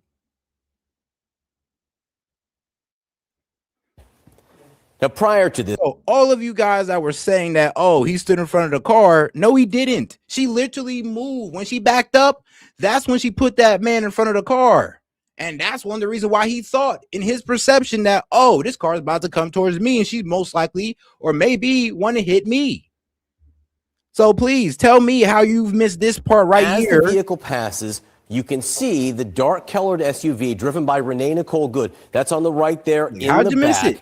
The surveillance video taken by a home nearby. Agents can be seen milling about. Boom. When she moved back and he's walking forward near the vehicle. As she's moving back, who's now in front of the car? Because who moved back? Renee Good moved back. Because she moved her car, the ICE officer is now in front of it. He didn't get in front of it. She put him in front of it. And converging on it. And then you see right there the SUV begins to move. Nice. And that's when the shots are fired. Boom. Literally wasn't in front of the car. Like I said, go follow my cursor because I'm literally tracking this man down. Are fired. This is the ICE officer right here where my cursor is. Is he in front of the car right here? No. It's like, is he in front of the car now? No, but she's slightly moving back. As you see, she moved back as he keeps walking, and now she puts him in front of the car and proceeds to drive off at the order of her girlfriend, nicking him and getting shot in the process. Now, prior to this, the video shows the SUV had been stationary and sideways across the road like that for about. So it's crazy how they don't want to mention her moving back and literally putting this guy in the line of, like, pretty much, I'll be real with you, in the danger zone. So yeah, I'm sorry, guys. What you guys want to sit here and say he stood in front of a car? No, she put him in front of that car. And I mean, this is about as obvious as it gets. I'll be real with you. I don't know how obvious can it get. Actually, I wonder if you can notice the same thing in his video.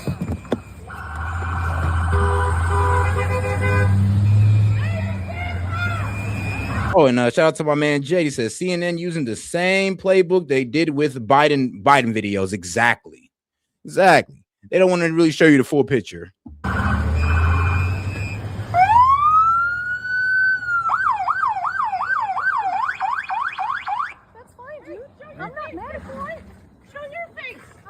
That's okay. We don't change our plates every morning, just so you know. It'll be the same plate when you come talk to us later. That's fine. U.S. citizen, former fucking veteran. You want to come at us? You want to come at us? I say go get yourself some lunch, big boy. Go ahead. Out of the car. Get out of the car. When she moved, boom. When she moved backwards, that's when you can see him in front of the car. He wasn't in front of that car until she moved backwards and put him in the line. Get out of the fucking car. Get out of the car. That's why it caught him off guard, because the car was stationary. All of a sudden, she moves back. Now, all of a sudden, he's in front of the car, and within like a couple seconds, and then she drives forward. Now you know the truth. Now you know the bullshit. And make sure you like and subscribe to the channel, guys. And make sure you double tap the screen and share the video. Let's get it out to the people, because they BSing and they showing still shots. Why? Because they know if they show the rest of the angles, it's obviously self-defense, or I'm sorry, but a strong case for self-defense. I don't want to say obviously. Never can be 100% on anything, honestly. It's the first one through the front windshield, the second and third through the side window. What is the justification for the second and third, given that the officer was out of harm's way? You're watching the same videos that I am, correct? Yeah. Yeah, you're watching the same ones. So you see how quickly the situation unfolded, how the officer was in front of the vehicle when she sped off. Nah, for real though, I'd have to ask Jay Tapper the same thing. I'm like, bro, you sure you watch the same videos that I watch? Like, you sure? Like, you watch all angles, or you just want to show me this, the one that looks the worst? You don't want to show me like the 4 different angles that's been released all over social media. Like, are you really doing your job, bro? Really? How she ran into him and how he had to take quick action based on his training to defend himself and his colleagues around Once him. he's out of That's harm's very way. clear and factual from the videos that you can see. It's nobody's interpretation. We don't get to change it because we can see it with our eyes and we can build on the evidence that we have on the ground. All right, now let's go ahead and get over to the next video here with Jake Tapper and the mayor of Minneapolis. I guess what I don't know who this guy is next to him, but it might be the police chief most likely. Let's get right into it. Joining us now to respond, Minneapolis Mayor Jacob Fry and Minneapolis Police Chief Brian O'Hara. Oh, all right. Mayor Fry, your response to what you just heard from Secretary Noem, she invoked you by name. That was some wild and crazy stuff. It sounds like she doesn't believe a single word that she is saying right now. And I don't know if Bro, who are you to say that?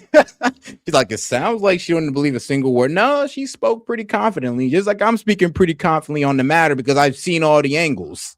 Donald Trump was drinking a glass of water, if she'd actually be able to speak, because here's the thing, she's calling Minneapolis like this dystopian hellhole.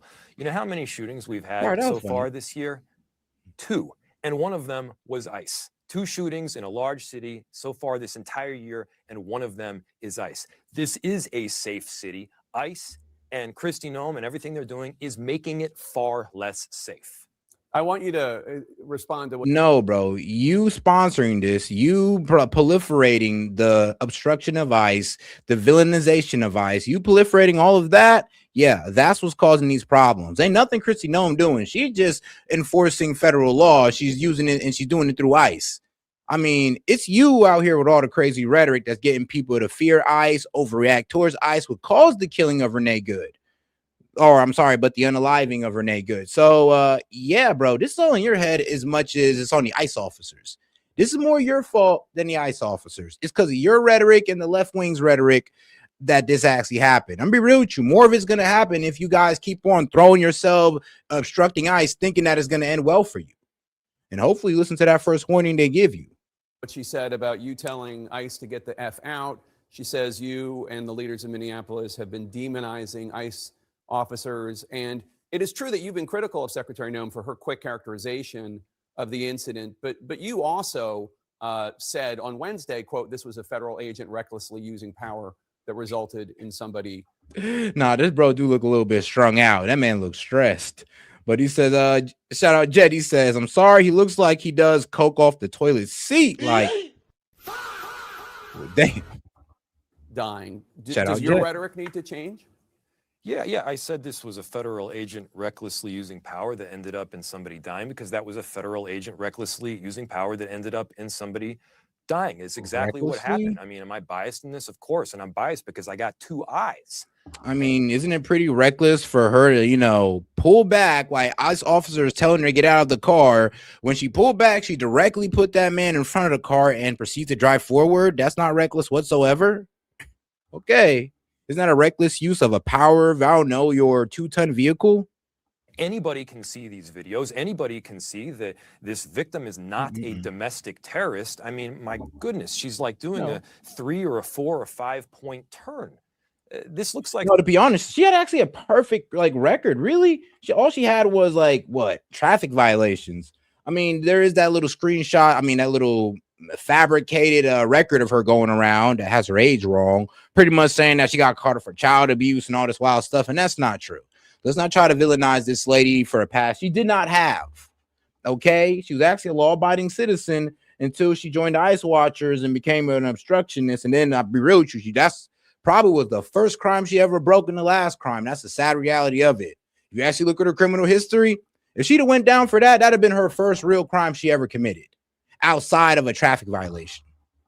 somebody that's trying to get out of there. If doing a, I mean, nah, she didn't lose her kids through any type of child abuse or anything like that. 3-point turn or a 4-point turn is a domestic terrorist, and my wife is a criminal every single day. It does not make sense. We've got to be operating from a point of course, have this investigation. It should be a neutral, unbiased investigation where you get the facts, and by the way, I shouldn't be the one conducting the investigation, nor should Kristi Noem. But you should have an entity that is able to do it with some common sense and operating in reality.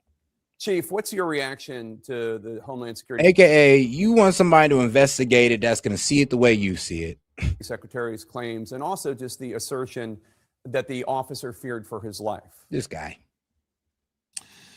Well, I got to tell you, as a matter of policy and training amongst professional police departments for many, many years in this country, we have an obligation to ensure, particularly during traffic stops, that our officers are doing everything possible so that we don't unnecessarily put their lives in jeopardy, so that our officers are not unnecessarily creating a risk of imminent threat of death or serious bodily injury, either to themselves or others. And that means that they have to employ sound tactics and must be proportional in what they do. That being said, it's not always 100%. Law enforcement officers cannot control the actions of other people. And that's why a full and thorough investigation in every case where there is a use of force is necessary. I will be the first one to stand up for my cops when a situation happens and it is abundantly clear that there's no indication to think that an officer could have possibly done anything else. I'll be the first one to stand up and say, my cop put their lives on the line and they did what they have to do. And I have no reason to think that it wasn't anything other than our policy and lawful.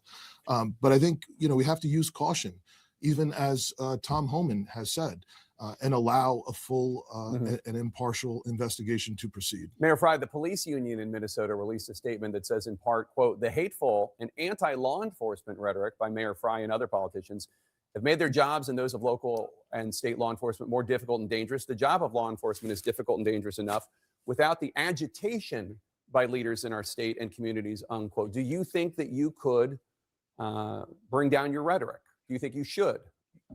Well, hang on a second. I support our law enforcement.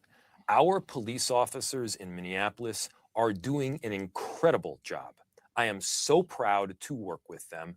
I was the guy, by the way, that stood up against defunding the police back when it was hard 5 years ago.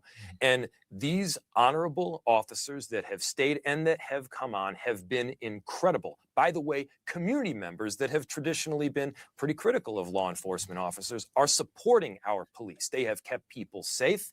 They have done right. They have. Yeah, but bro, we're not here to talk about the safety of, you know, your people with the police department. I mean, I'm glad you guys are doing well. Like you should be.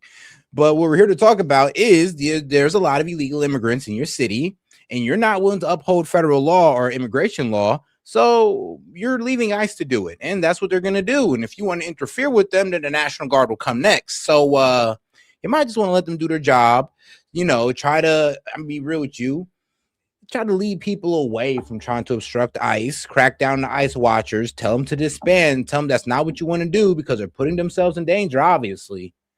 I mean, if you do that, then you're actually going to help the problem instead of sitting here talking about, well, our cops are doing a good job. Yeah, but your cops don't crack down on immigration. So, I mean, really, to be real with you, I don't even know why you're making this point.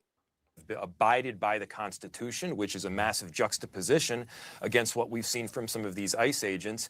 And yeah, no, they have my support. So, I mean, as far as my position vis-a-vis law enforcement, no, we're there with them.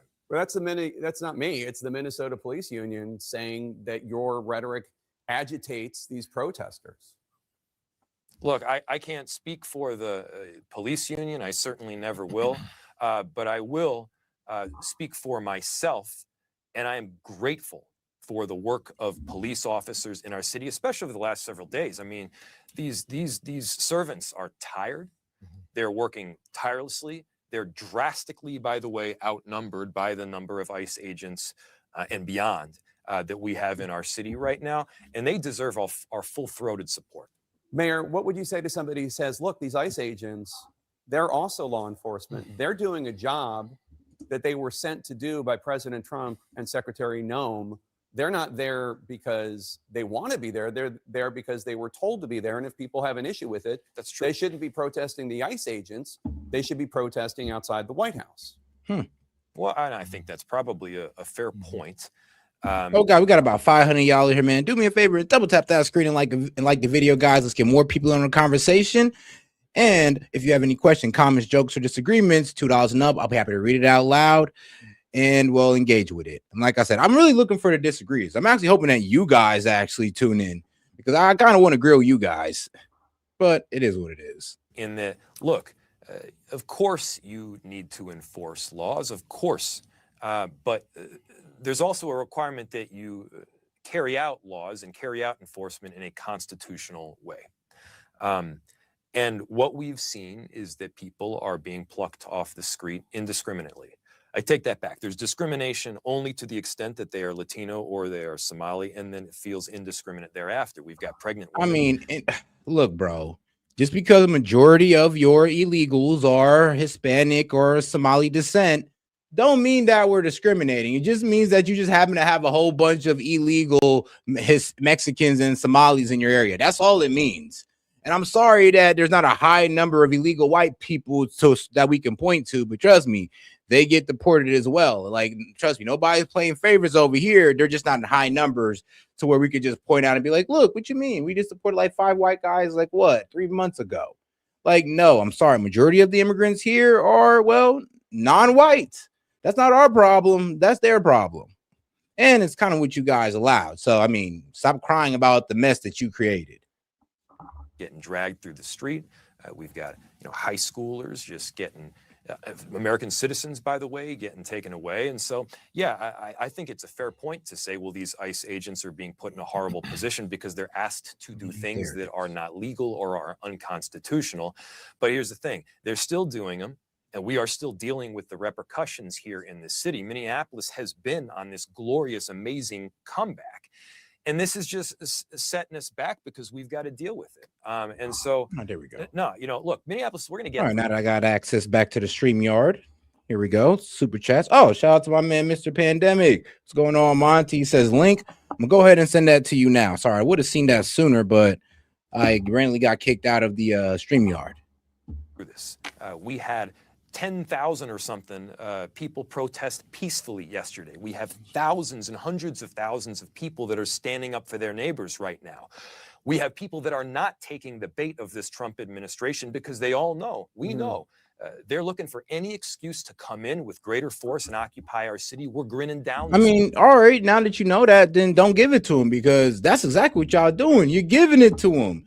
You're low-key giving them the green light to come in. The more you obstruct them, the more violence you promote against ICE. Yes, that's going to give Trump the green light to go ahead and bring in the National Guard. I mean, at least you know, but I doubt he's going to stop doing what he's doing. But let's get into our favorite Somalian over here, our favorite Somali, Ilhan Omar. Shout out to Ilhan Omar, man. You know, out here, married 3 times, cheated on the second husband with the third husband, who was basically a millionaire who she was doing kickbacks for her campaign funds to his consulting company. I know it's crazy. It's crazy. You know, it's not as spicy as her marrying her brother, but that's not true. But the reality is that, I mean, her marriage life is a bit sus. And then it is kind of effed up how she said, oh, I don't care about going back to Somalia. I'm just fine. I'm like, yeah, you're worth $30 million. I bet you are. But if we took that away from you, your ass would be in tears. Let's not forget. But all right, man. Shout out to my man Monty. Go ahead and coming on in to join me on the live. Well, how's it going? What's up, man? I good God. Are you excited to talk to somebody that isn't gonna fucking make your head spin? Bruh. Bro. To be quite honest, I'm happy that you're here, Monty. I like I like our police officers. Your dangerous rhetoric is hurting ICE agents. Well, they shouldn't be here. What? Yep, that's their logic.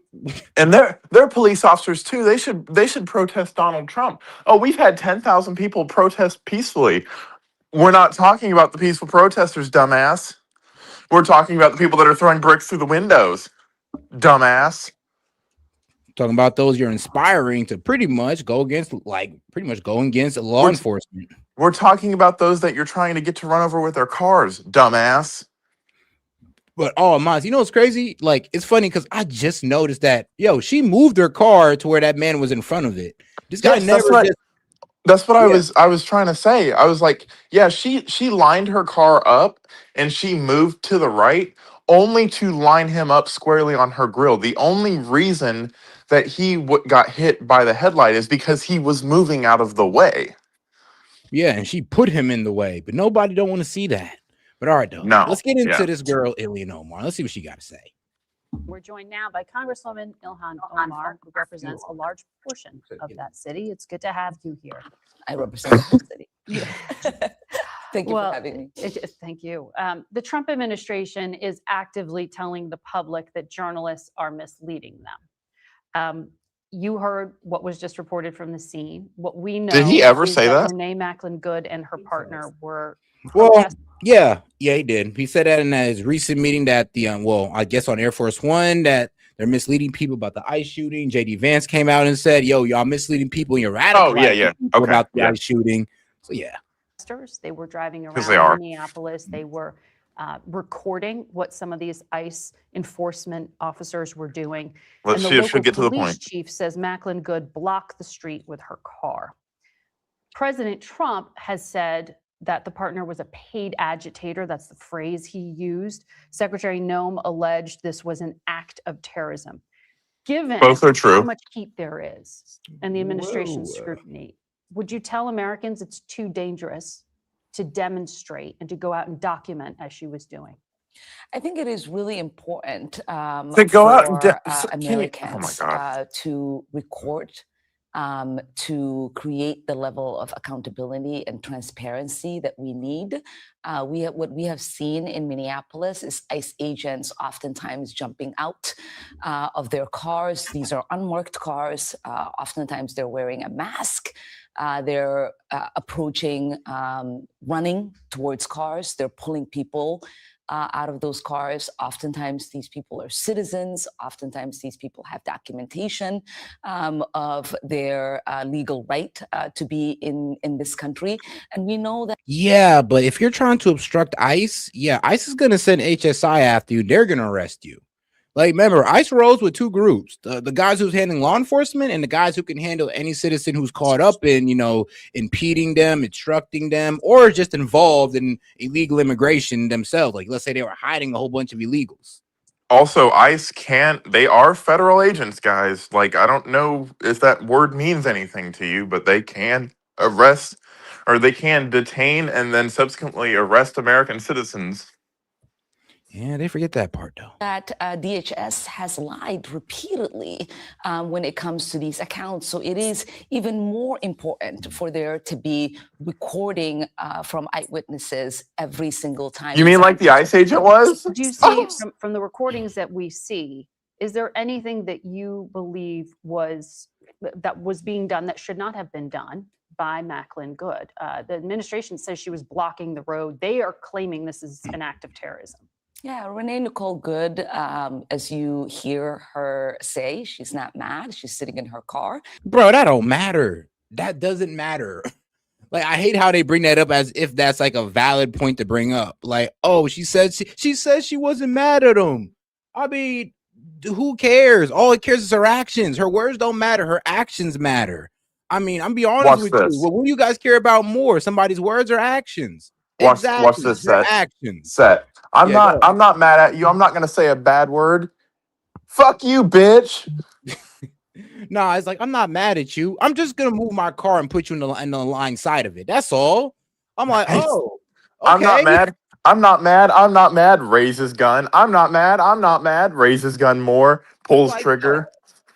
Like, literally, like, I'm not mad. Line me up in the car side. Like, at that point, I mean, I kind of wish you were mad at me if it meant you were gonna line me up with your car. God damn. The fucking narrative. Like, don't believe your lying fucking eyes. She wasn't mad. This wasn't out of anger. It doesn't matter if it was a fucking accident. It doesn't matter if fucking and none of that matters. All that matters is that there's a threat. The officer perceives the threat. The officer neutralized the threat. The threat can no longer be mad. She's definitely not mad. Facts. Waving She's dead. cars to get by. This agent, as you see, gets out of his car, automatically starts running towards her, trying to open her door. She feels scared. She tries to turn the wheel away. And then you see the other officer, who can clearly see the car is moving, move towards the front of the car, which, if they are saying that he has 10 years on service and is trained, he should know that you shouldn't be trying to get in front of a moving car. And so it is not. What's up? Please, because I had this argument with a commenter on one of my posts that thinks that they're a fucking DHS expert now. Please tell me which way was he supposed to go to get to he was walking across the front of the car. Which way was he supposed to go? Was he supposed to go under the car? I mean, was he supposed to go that's over what they the wanted. car? That's what they wanted for him to do. Go under the car. Just put your head underneath the tire. Like, was he supposed to walk over top of it? Was he supposed to go? I mean, can't go behind it because they'd say the same fucking thing. Okay, I guess you're supposed to die then. It's like, it is what it is. But and here's the thing, like, bro, I was literally going off showing this because I'm like, yo, a lot of y'all don't understand what y'all talking about. Because when y'all sit there and lie and sit there and say, oh, he's just went in there and stood in front of it. No, she put him in front of it. Yeah. Like, that's the craziest part about it. And if you just follow my cursor, you'll see what I'm talking about. He's in the car. Supposed to. Hey, Seth. Also, she moved the car back. As soon as she moved the car back, that's when he's in front of the car. Now he just jumped in front of it. Yeah. It's for the record, DHS policy says you're not supposed to move in front of moving vehicles because that's what it's talking about, is moving vehicles in a pursuit. And the vehicle was not moving when he initiated walking to the driver's side window to initiate a detainment lawfully. So he was put in that position and could not get out of it. Clearly, he couldn't get out of it because he was hit by the car. Man. And I mean, people are trying to say, well, he wasn't hit. Oh, yes, he was. Did you not see the footage that came from his cell phone where you can hear the thump of him getting hit? And the whoa of him going for a ride. Like, man. But all right, let's get back to Ilhan Omar. On Illegal service alien and Omar. is trained, he should know that you shouldn't be trying to get in front of a moving car. And so it is not acceptable for Kristi Noem and the president and the vice president to make these kind of judgments without there being a full investigation, even though we can see in the videos that have been produced so far. But it's okay for you to do it. Describing is Damn it, Monty. really not what is taking place. And so if they're saying that we shouldn't believe our eyes, then let the investigation take place before you characterize this mother of three or this ICE as agent a domestic terrorist. Prove as to a murderer. us what documentation you have that one, that she was paid, two, that she was agitating when we can hear her say she's not mad, she's not upset. She's clearly trying to wave cars to bypass her. And so it's just this level of rhetoric is unjustifiable to the American people. Just quickly on that, you said accountability, and it's important for people to document what's happening. I just want to be abundantly clear because the administration says that their officers are being stalked and harassed. When you say accountability, you are only describing recording like she was doing? Yeah, I think it is fair. She wasn't even recording. To document. What? Like, bro, the only person that was recording anything relevant was the ICE officer. Yeah, there were two people recording. Well, really 3 people. We're honestly like 4 or 5 people if we go at all the camera angles.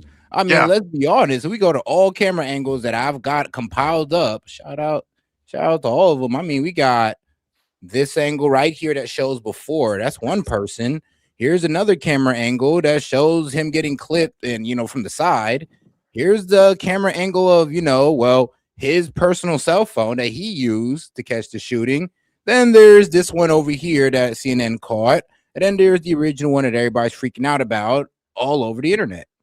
So there's so many angles, honestly. And but people should record. And they use that as justification to get in the middle of shit and impede investigations. I don't know how many times I've seen someone saying, I can record. Yeah, you can record outside of the area of operation, dum-dum. Yep. Because if they need to fly out, if they go ahead. If they need to drive out of there at a high rate of speed to go chase after somebody that's fleeing, and now your dumbass is in the middle of the fucking road thinking you're fucking CNN, yeah. Now you're putting yourself in harm's way unnecessarily and impeding an investigation, or you're just putting yourself in harm's way of a fleeing vehicle. True, but all right, guys, let's get back to it. Doing in their violence communities. against some of these agents as well. Well, there's also been violence against residents in Minneapolis.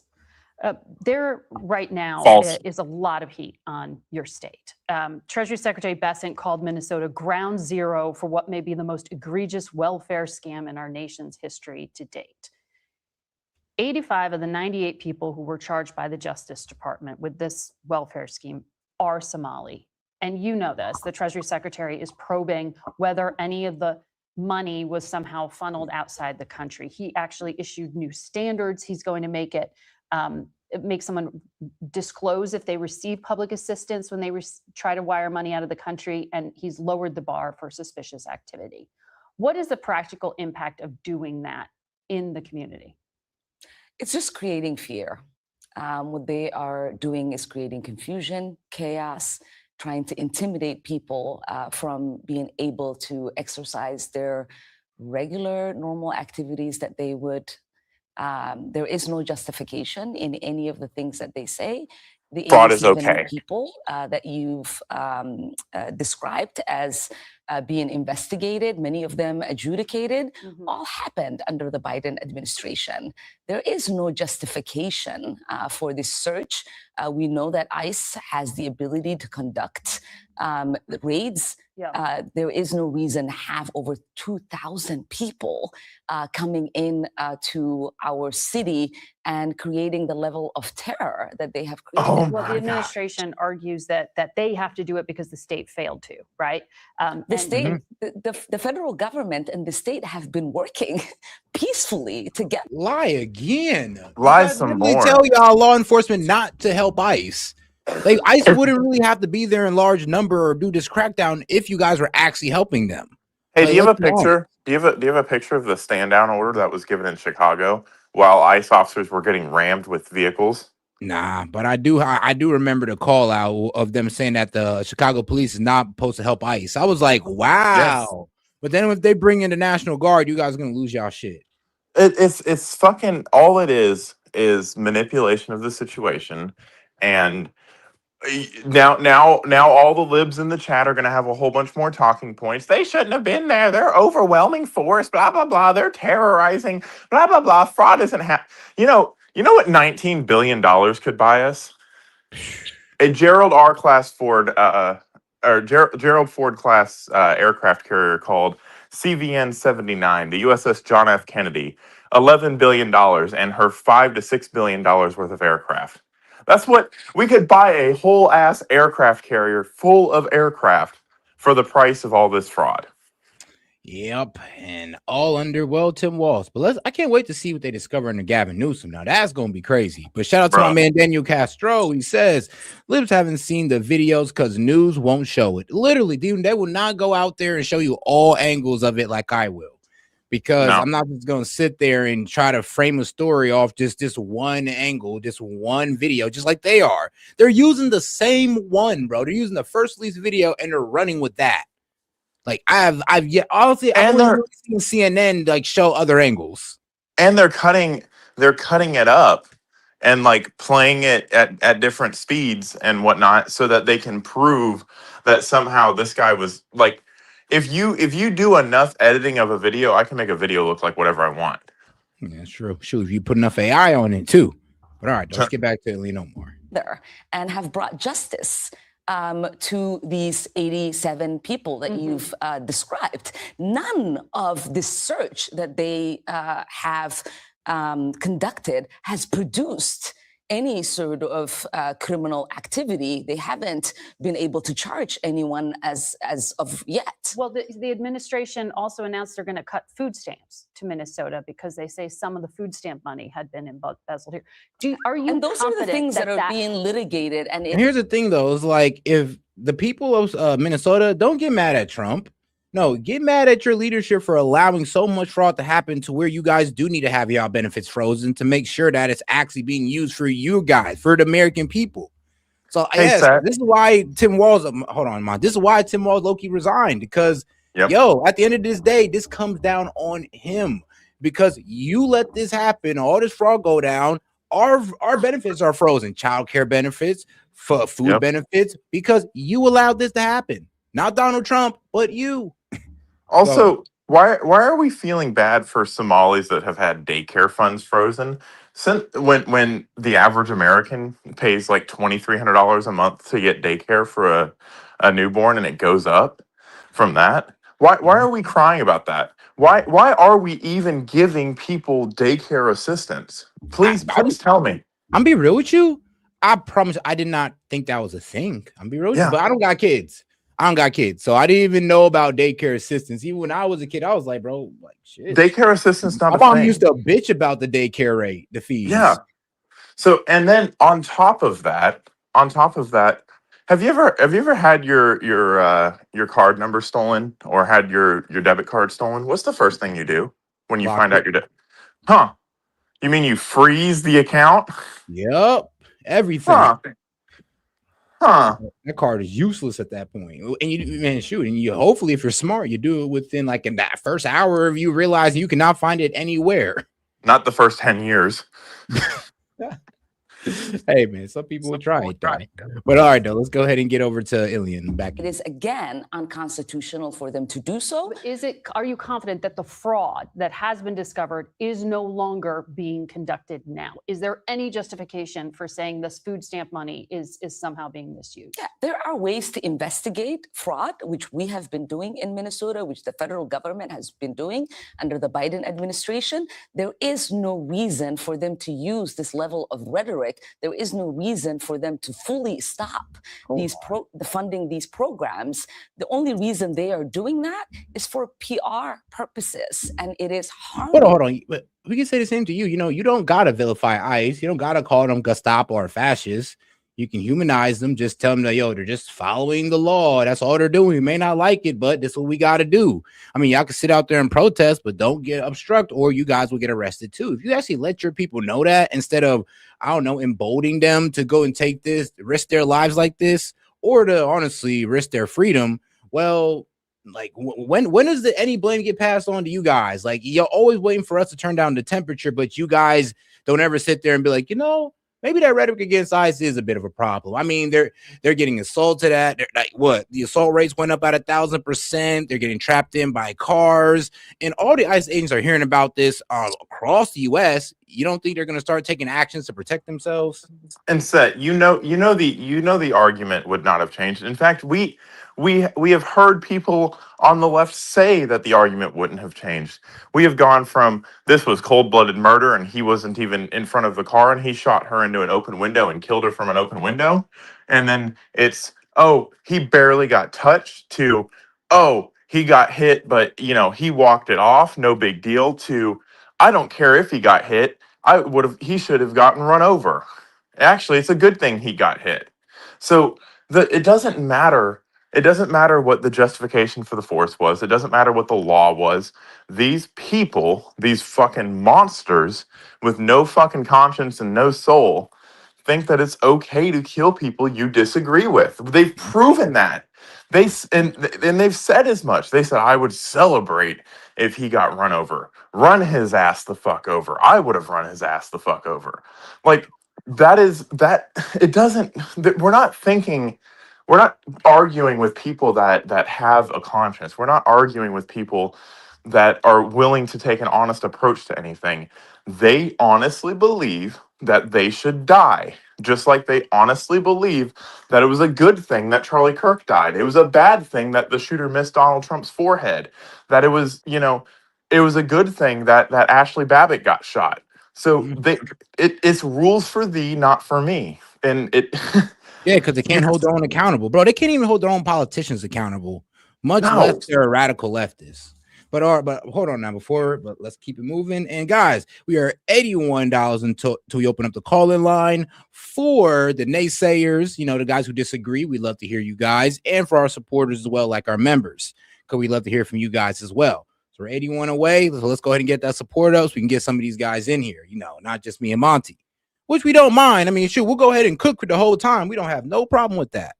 But all right, let's get back to it. Our state, it is harming my constituents, and it is creating the kind of chaos and confusion that no one needs at this moment. Because the administration and many conservative allies of the administration argue that this is still ongoing. There was that conservative influencer who went out and posted this video that went viral, alleging that daycare facilities were pocketing public funds. Yeah, and as you know, he went hours where these businesses were not operating. Yep, CBS went out and did its own again investigation. Creates the level of confusion and chaos that it's not necessary in a moment when we. Bro, CBS went out there and didn't debunk a damn thing. They went over there to the ABC Learning Center, right? This is the one that was in question. Now, when Nick Shirley went there, these guys were supposed to have about 40 to 60 children there. Bro, CBS went in there and only seen like a dozen of them and said, oh, everything's all good here.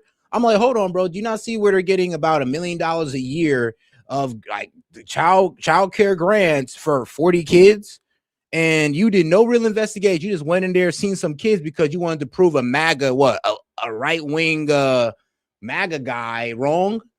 Bro, they were so desperate to prove this man wrong. They did no fucking investigation. Y'all literally went in there, was supposed to be searched for 40, seen 12, and walked the fuck out and said, oh, everything's all right here. And you wonder why nobody trusts mainstream media no more, because you guys are disingenuous. Instead of actually looking for the truth, you're out there just trying to disprove whatever MAGA say or whatever Trump say. And then when they're right. And you guys just end up looking stupid and lazy. And they don't retract anything they say. They don't correct anything they say. They don't tone the rhetoric down. They increase the rhetoric. It's that's why I say it's not worth arguing with these people. Fucking do what we want to do. At this point, the fucking president should declare martial law if it gets any worse than this. I'll live under martial law. Fuck it. I'm hold on now. But shut up. But here's the thing though, and this is what killed me about it. They said that they proved Nick Shirley wrong, but they haven't. The ABC Center was closed down. I mean, what does that tell you? The ABC Learning Center was never verified as legitimate. Like I said, they literally walked in there and seen 12 kids, but they were marked down for 40. Didn't even ask them about the other 12. The ABC Learning Center, the Quality Learning Center was bringing in kids, but the city had them as closed down. They had, grand opening, but the city had them as closed down a week ago. But it's all good to you guys. That's all good. As long as CNN walks in there and calls them and verifies over the phone that they're legit, that's enough for you, right? Hey, S.E.T, are you committing acts of terrorism? No, Monty, not at all. Okay, see, he's wrong. It's like what? Like that's literally what CNN did. Hey, this is CNN correspondent. I'm calling in to see if you guys are doing fraud or not. Like, what? Really? Are you actually a criminal? You telling me, white lady, you couldn't have found your ass a little ass kid, some little ass white boy, go to the Leering Center, do some real investigation and go like, hey, y'all want to get my kid into here? Can you give me some information? And they act funny about it. Okay, now you know something's up. If they give you the information, then you're going like, all right, maybe they're just being hostile towards Nick Shirley. That's all you had to do. It's not like we weren't willing to hear the other side out. Y'all just did lazy ass work, expecting people to buy it. And I'm be real. And they did. They don't need people on y'all base will buy the lazy work. Yep. But the more intelligent won't.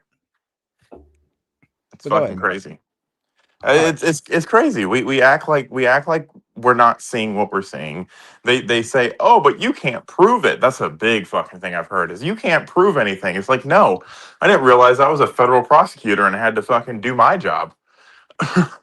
Man. All right, let's go ahead and get right back to it. They're trying to deal with a serious problem that needs serious people to be able to address it. But do you think there was no recorded evidence of fraud according to the CBS investigation that was conducted? But now I'm a dangerous white supremacist. Not run for re-election. He dropped out of the race because of all of this. Because he wants to focus on defending our state and not defending a seat. Do you think there has been a sufficient level of accountability and ownership of the failure to have oversight here? Do you think this ends? That is what we want. We want to collaboratively work with the administration to try to make sure that there. You know how you collaboratively work with the administration? When you arrest an illegal immigrant, you honor an ICE detainer like every other state does. That's how you collaborate. You don't make it so that we have to go into the streets and fucking pick these people up so we can have fucking activists trying to hit us with our cars. That's what you do. But you don't want to do that because you don't actually want to collaborate. You want to say you do because you're not getting collaboration anymore because of all of the things you've done, all of the rhetoric you've done, the radicalization you've done. I don't know. I don't know, man. I thought it was funny where it is. She tried to say, CBS, debunked it. She looked to the side when she said that because she knew damn well CBS did not debunk a damn thing. No. Actually, they only further confirmed the fraud. That's what was embarrassing about it. It was like, so they could do this in y'all face because you're so blinded by your ideology, you'll let them commit fraud and look crazy in front of your face. Ideologues don't look at facts. They don't. Ideologues look at how I feel about a situation and compare that to their ideology. It is fraud that's being perpetuated on our state. What we do not want is the level of terror, of confusion, of chaos that is being created without any results in this moment. Very quickly, before I let you go, the chair oversight committee said that he wants to refer you to the ethics committee. I've been referred like 100 times, so he's looking at your badge of honor, huh? Hold on. Wait. But she has been referred like 100 times though. They really want her gone. Maybe there's a reason she's been referred 100 times. Huh. Yeah. But all right, though. Let's hold on now. Like 100 times. So he's looking at your husband's income and net worth. He said it was tied to private equity investment funds, but he seems to be insinuating that you personally are tied into this. I mean, yeah, during her campaign, she was giving, what was it? Giving kickback funds, like literally funding her now husband's consulting company with her campaign funds, basically giving kickback to that guy while cheating on her second husband. So, yeah, that was her. Like, guys, you know what? Focus on that, because this whole, she married her brother thing, I tracked that down as hard as I could, bro. It's false. There is no proof that Ilhan Omar married her brother. I tracked down both of the people that she married before her husband, Tim Maquette, I believe his name is. He owns a consulting company, which adds on to her $30 million net worth. But I tracked down the other two Somali immigrants, and I could have linked them to, well, even where Ilhan Omar came from. The first one came from the UK, and the second one, well, he didn't come from the same parents. I was able to actually track down that guy's parents and how he came from a different part of the U.S. than Ilhan Omar. Yeah. How did she get into the country? Oh, during the Bill Clinton era, when we was actually doing operations in Mogadishu, or Mogadishu. Yeah, Mogadishu. Yeah, we were heavily involved in Somalia in the 90s. No. So that's just by virtue of us being somewhere does not mean someone comes to the country. How did she get citizenship? Yeah, How did she become that's the reason why she came in through the refugee program, because of our involvement. Because when Dems like to cause tyranny on the land, they want to go ahead and bring the people in too. As a sorry, we fucked your land up. How did she become an American citizen? Oh, she stayed here long enough, naturalized. I mean, she came here back in the 90s, and she was naturalized when she was like 16, I believe. And what year? I think it was early 2000s. I know she came in her 90s, and she was naturalized like early 2000s or so. But she's an official American citizen, though. We can't just, unless we find a way to denaturalize her, but we just can't get her up out of here. What about for terrorism and sedition? For terrorism, I mean, we could lock her up. You can denaturalize somebody for terrorism and sedition. Yeah, actually, you're right. You could, but it'd have to be we'd have to get her on a really strong case for it, and I don't think she's done anything that crazy. Nah. Have you seen her talk? I mean, yeah, but she ain't do nothing crazy. She say crazy shit, but she ain't do nothing. So I don't know. You can't be like, terrorism usually goes down to, I guess your actions, if anything, not really what you say, but what you carry out. But I guess we'll let her go. Welfare scam. I mean, ever since I've gotten to Congress, they have been doing these sort of weird ethics investigations. None of them have yielded anything because I have been as transparent. I'm sorry, though. Wall of shame, bro. Wall of shame. Yep, I saw it. All right, bro. The caller was the grape our elected officials admitted, you skinhead loser. Like, bro, lady, what? Skinhead? Damn. I'll be like, sis, calm down. Turn down the heat, man. The oven is on 500, bro. Lady, turn it down to 3, okay? There's nobody's no skinhead. Nobody wants to grape anybody. I mean, like, bro, what? Wow.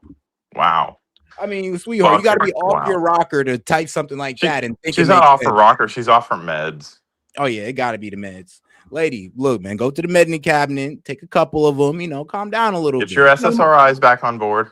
Actually, just get off the internet for like a week and go walk in nature or something. I'm actually concerned for you. As I can be, and there is nothing wrong with any documentation that I have ever provided to the federal government. I mean, there was a bit mixed up with her age, but that's a common mistake among immigrants, having a bit of a 1 to 2 year age difference from your actual birthday to your home country to the birthday that you get on your, what was it? Well, records or your, what was it?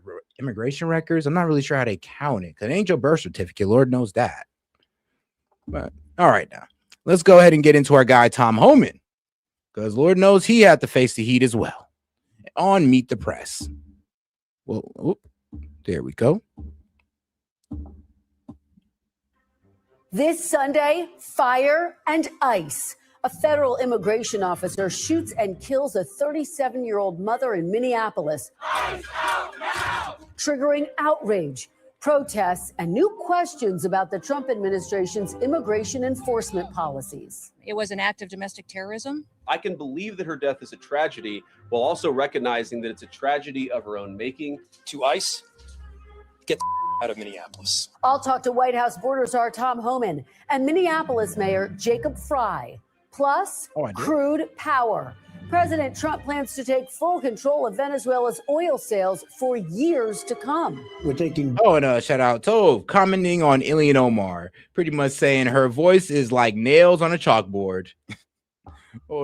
Billions and billions of dollars worth of oil. This is an insane plan. They are talking about stealing the Venezuelan oil at gunpoint. I'll talk to Democratic Senator Under sanctions. Connecticut. And midterm warning. President Trump predicts he will be impeached if Republicans do not win the midterms. Duh. You got to win the midterms. Because if we don't win the midterms, you're cooked. It's just going to be, I mean, they'll find a reason. I mean, bro, you think they're only going to come after you, Trump? I'm sorry, but they're getting everybody. Bro, they're going to come after Kristi Noem. They're going to come after Pete Hegseth. They're going to come after Tom Homan. I mean, bro, they're coming after everybody. You think it's just you? Like, trust me, it's not just your freedom that hangs in the balance here. Hey, I'm calling it now. There's going to be a massive pandemic right before midterms, and we're all going to have mail-in ballots. Oh, Lord. Stolen again. Joining me for insight and analysis are NBC News White House correspondent Monica Alba, Jonathan Martin of Politico, Jamel Bowie, opinion columnist for the New York Times, and Stephen Hayes, editor of The Dispatch. Welcome to Sunday. Hey, Seth, you want to be a houseboy, apparently. From NBC News in Washington, the longest-running show in television history, this is Meet the Press with Kristen Welker. Good Sunday morning. Protests are growing across the country over President Donald Trump's hardline deportation policies. In Minneapolis this week, 37-year-old Renee Nicole Good, an American citizen and mother of three, was shot and killed in her vehicle by an ICE officer. Caught on video from multiple angles, including from the officer who pulled the trigger. We do want to warn you, this video is disturbing. Oh, guys, let's not forget to double tap that screen and like the video, guys. Let's get more people in the conversation by double tapping that screen. If you have any questions, comments, jokes, or disagreements, I'll be happy to read it out loud and engage with it. Help support the show and get us closer to the goal. Appreciate the support, guys. Let's get right into it. From the officer who pulled the trigger, we do want to warn you, this video is disturbing. That's fine, dude. I'm not mad at you. Show your face. I'm not mad at you. It's okay. We don't change our plates every morning, just so you know. It'll be the same plate when you come talk to us later. That's fine. U.S. citizen. You want to come at us? You want to come at us? I say go get yourself some lunch, big boy. Go ahead. Cool. Boom. You know, it's so crazy how a lot of people did not notice that car. How when she pulled back, think about it. He wasn't in front of the car until she pulled back and put him in front of the car. Yeah. Boom. Now he's lined up perfectly with it, and he's still moving laterally. And I doubt she's even. The Trump administration is asserting. And he shot her face. I'm sorry, but hold on. You don't hear the. Right, come on now. But all right. And he shot her face. Is asserting the officer acted in self-defense, while Minnesota officials strongly rebuke those claims, accusing ICE of excessive force. They are already trying to spin this as an action of self-defense. I know there's going to be some slow people in the chat who's going to say that, oh, he put himself in the way of the car. No, he didn't. Like I said, when she backed up, she put him in the way of the car. Guess what? When she backed up while officers were trying to extract her out the car. And before they tried to extract her out the car, they told her to get out the car, which she ignored. Then they tried to extract her out the car, which she tried to move her car and get away. I'm sorry, but damned be with anybody that be in the way, right? Yeah, and then when she moved her car, which was supposed to be stationary because law enforcement told you to get out of it, she moved the car and now put him directly in front of it. Having seen the video of myself, I want to tell everybody directly, that is. I'm not saying that funding some of this stuff justifies capital punishment. Nobody would suggest that. The reason this woman is dead is because she tried to ram somebody with her car, and that guy acted in self-defense. And here's the thing, like I said, I won't say that she like intentionally tried to ram this guy. I think that she was overreacted in the heat of the moment. She was scared. ICE officers were trying to extract her, and apparently she didn't want to be extracted, so she moved her car and tried to get out of there. Sadly, when she Fucking moved liberal her car, white women. she's not allowed to even move her car after, trying to be extracted by law enforcement. When she moved her car, that man was not in front of her car. When she moved her car, then he was in front of it. Then she moved into him. So when you guys want to sit there, and this is why you guys don't make no sense, and this is why you got it all wrong. When she moved her car, she put that man in front of the car. Not he just jumped in front of the car and said, "Oh, wait, stop." No, he didn't do that. She moved the car, put him in front of it to his surprise, and then she went forward. And that's what got her shot. But Set, ICE has no jurisdiction to tell people to get out of their car. Harder, Democratic Party, harder. But Lord, and this is probably the best video I can honestly give you guys on it. I'm gonna give you guys the best video on it. Because shout out to CNN for pretty much exposing the truth. Because if you're honest, if you're honest with yourself, you're gonna see where I'm coming from with this. As the vehicle passes, you can see the dark-colored SUV driven by. Pay attention to my cursor, okay? You see it? Where I'm circling is where the ICE officer is at right now. This is the ICE officer who shot her. Renee Nicole Good. That's on the right there in the back. The surveillance video taken by a home nearby. Now, as he's walking towards the vehicle, these ICE officers have already told her to get out the car. See where I'm circling right here? Four times. 4 times. This is him right here, the ICE officer who shot her, who's still moving towards the car that's stationary, that should be stationary after she was told to get out the car. And I'm thinking in his head, he was going like, okay, well, she was told to get out the car, so she shouldn't be moving. Now, here, move. Milling about. Boom. When she moved her car backwards, as he was moving, when she moved her car backwards, she lined up on him in the way. Near the vehicle, then converging on it. And then went forward. You see right there, the SUV begins to move, and that's when the shots are fired. Just to slow it down once again. He slowed it down. This is the officer right here. She moves the car to put the officer in front of it. Not the officer jumped in front of it. She moved the car and the officer was in front of it then. Boom. As she's moving the car to peel off, the officer is now in front of the car because she what? Moved the car. Say it with me now. She backed her car with her wheels pointed to the left, which means the front of the nose fucking angles right, and then hit the gas with the cop squarely on the fucking Honda part of the Honda Pilot. And somebody's saying, oh, exactly what crime or felony she was committing when you're obstructing impeding officer? Federal process. It's a felony, especially if you do so with a deadly weapon. Yep. And also, when an officer tells you to get out the car and you ignore that, yeah, that's also a crime as well. Not a felony, but Set. Hold on, I'm gonna read the comments to you. The Border Patrol is not allowed to operate within 100 miles. That's for checkpoints, dum. Not and for it's not Border Patrol. This is ICE. This is Immigration and Customs Enforcement, which have the United States as a jurisdiction for crimes related to immigration. If you impede, like for example, if you impede an NCIS agent in the conduction of the business to investigate sailors, if you're a civilian, you can be detained for doing that. They have the authority. They are federal agents. Just because you haven't read the fucking Constitution or the United States General Code on the matter doesn't mean that you're right. Doesn't mean that you should even fucking waste oxygen or waste your fucking lactic acid typing. And we're just gonna go over one more time because it's just so obvious. Like, he didn't put himself in front of the car. She put him in front of the car by her backing up. It's right there for you to see. It's like backing up and angling the vehicle to the right as he is standing to the right of the vehicle. And it all happens within seconds. Like, my man is thinking that the vehicle is going to be still. Now she's just about to try to pull off while officers are trying to open the door. While they're trying to open the door, and she's trying to yank out. He should in the front. He should have just levitated over top of it, and this wouldn't even be a problem. or crawled underneath it. You can't go in front of or behind it because that's what the DOJ policy on use of force in fleeing vehicles says. Oh, It's just like, I'm sorry, but at this point, this video right here should kill all of that. Oh, it's murder. It's like, oh my God.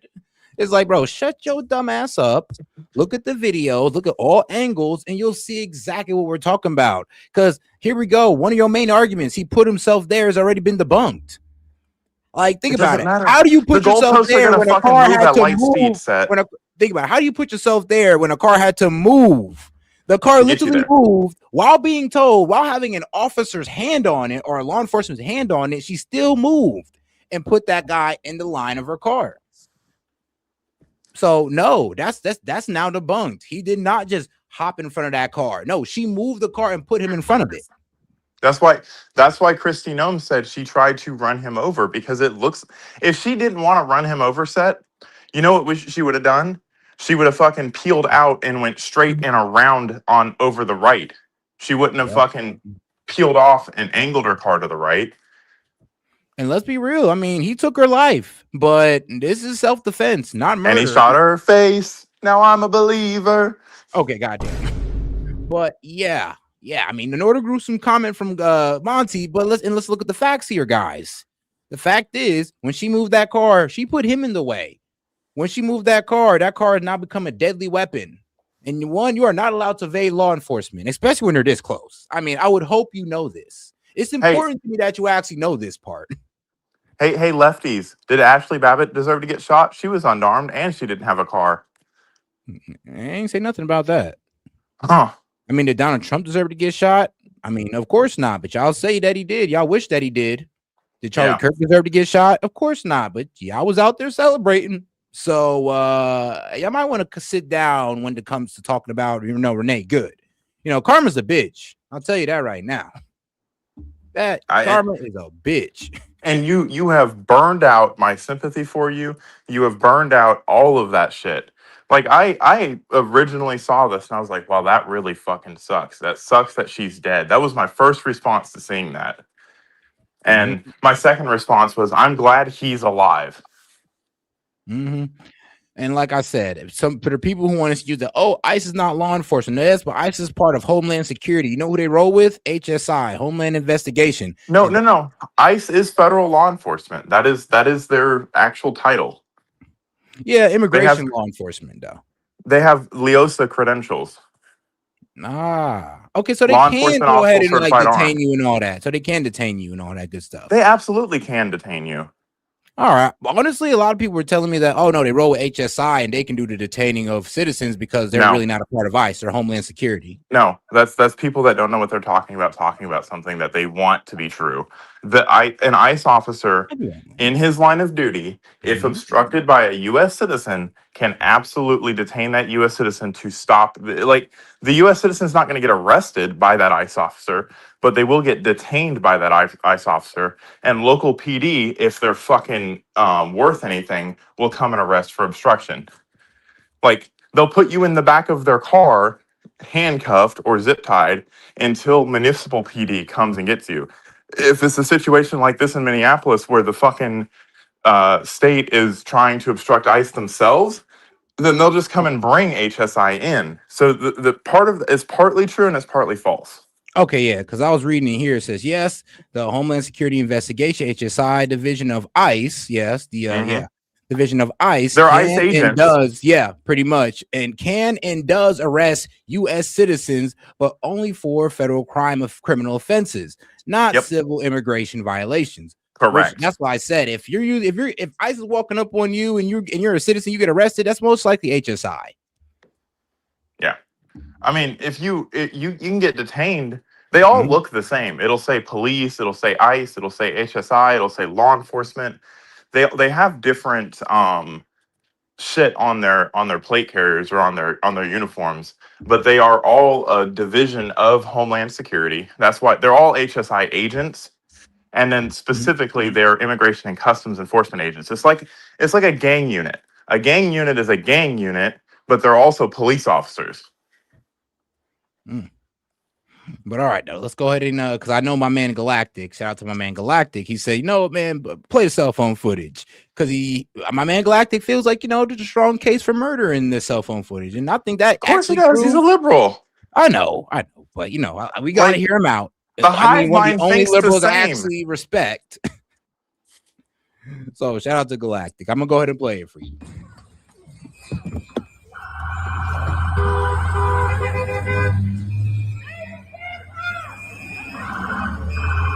Car moves.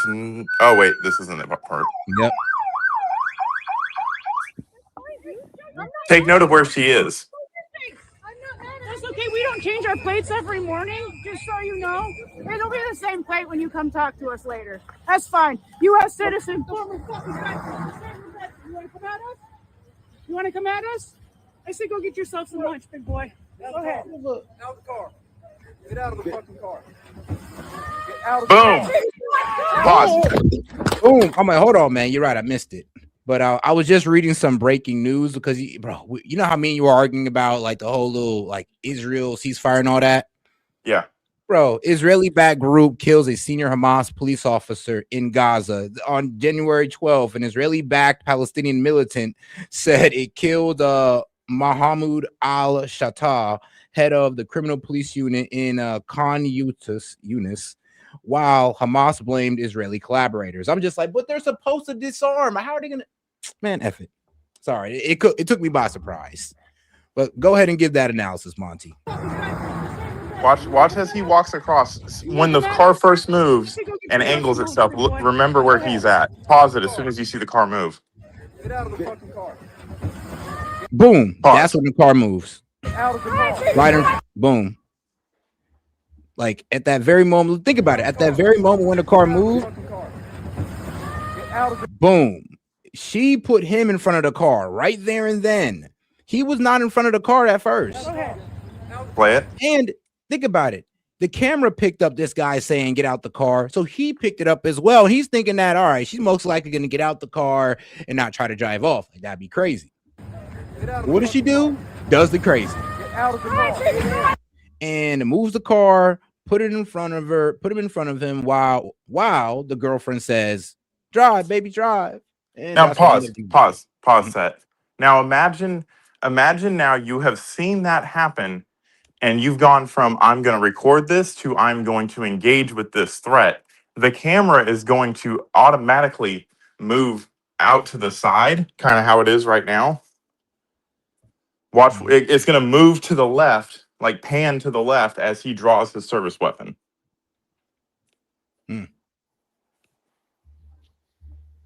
But it's like they didn't see how the car just moved and put him in the way. Instead of just realizing that's the reality, they said, oh, no, he put himself there. Oh, no, he didn't. No, he didn't. That whole, she was trying to move out of the way. No, she wasn't. She was trying to run him over.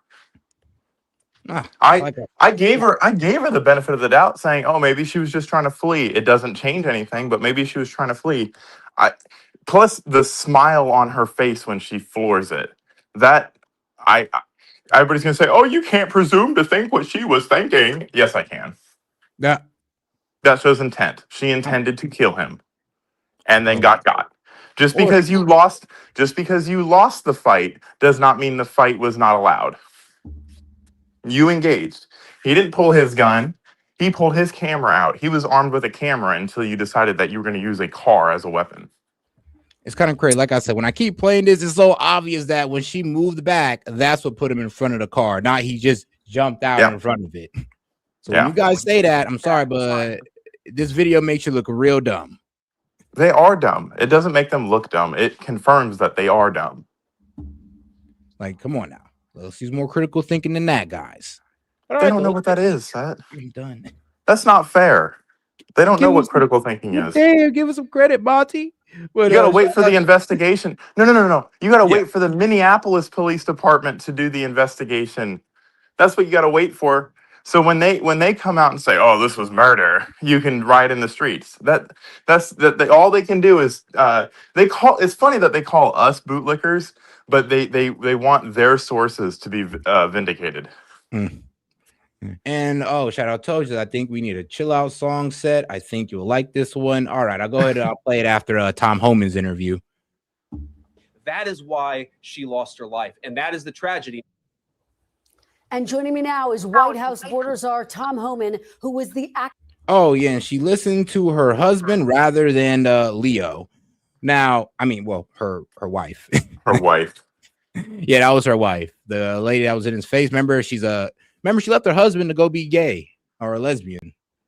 I know, right? I mean, wild, but you know, and her kids. And her kids. Basically left two of her kids with the what was it, with the father, which I'm be real with you, respect. Honestly, I respect her for that. Leave them with the father. I respect that, to be quite honest. She would have aborted them if she had the opportunity. Shoot, dang. All right then. Acting ICE director in President Trump's first term. Mr. Homan, welcome to Meet the Press. Thanks for having me. Thank you so much for being here. So the world has now seen that video, the perspective from the officer. I wonder, Mr. Homan, what do you see in that video? Look, it's tragic. And I've said from March, if the hateful rhetoric doesn't decline, there's going to be bloodshed. I've seen this movie before. And unfortunately, I was right. There's been a lot of bloodshed. But look, you got to put yourself in the mind of the officer, right? You're in a city where there's protests, interference, impediment, like these two ladies were doing before this incident occurred. You're in a city. Tom Homan's changed up his tune. Sporadic at best. You got threats up over 1,300%. Actual assault on ICE officers. You got a woman behind the wheel of a 4,000-pound vehicle, revving her engine, going towards you.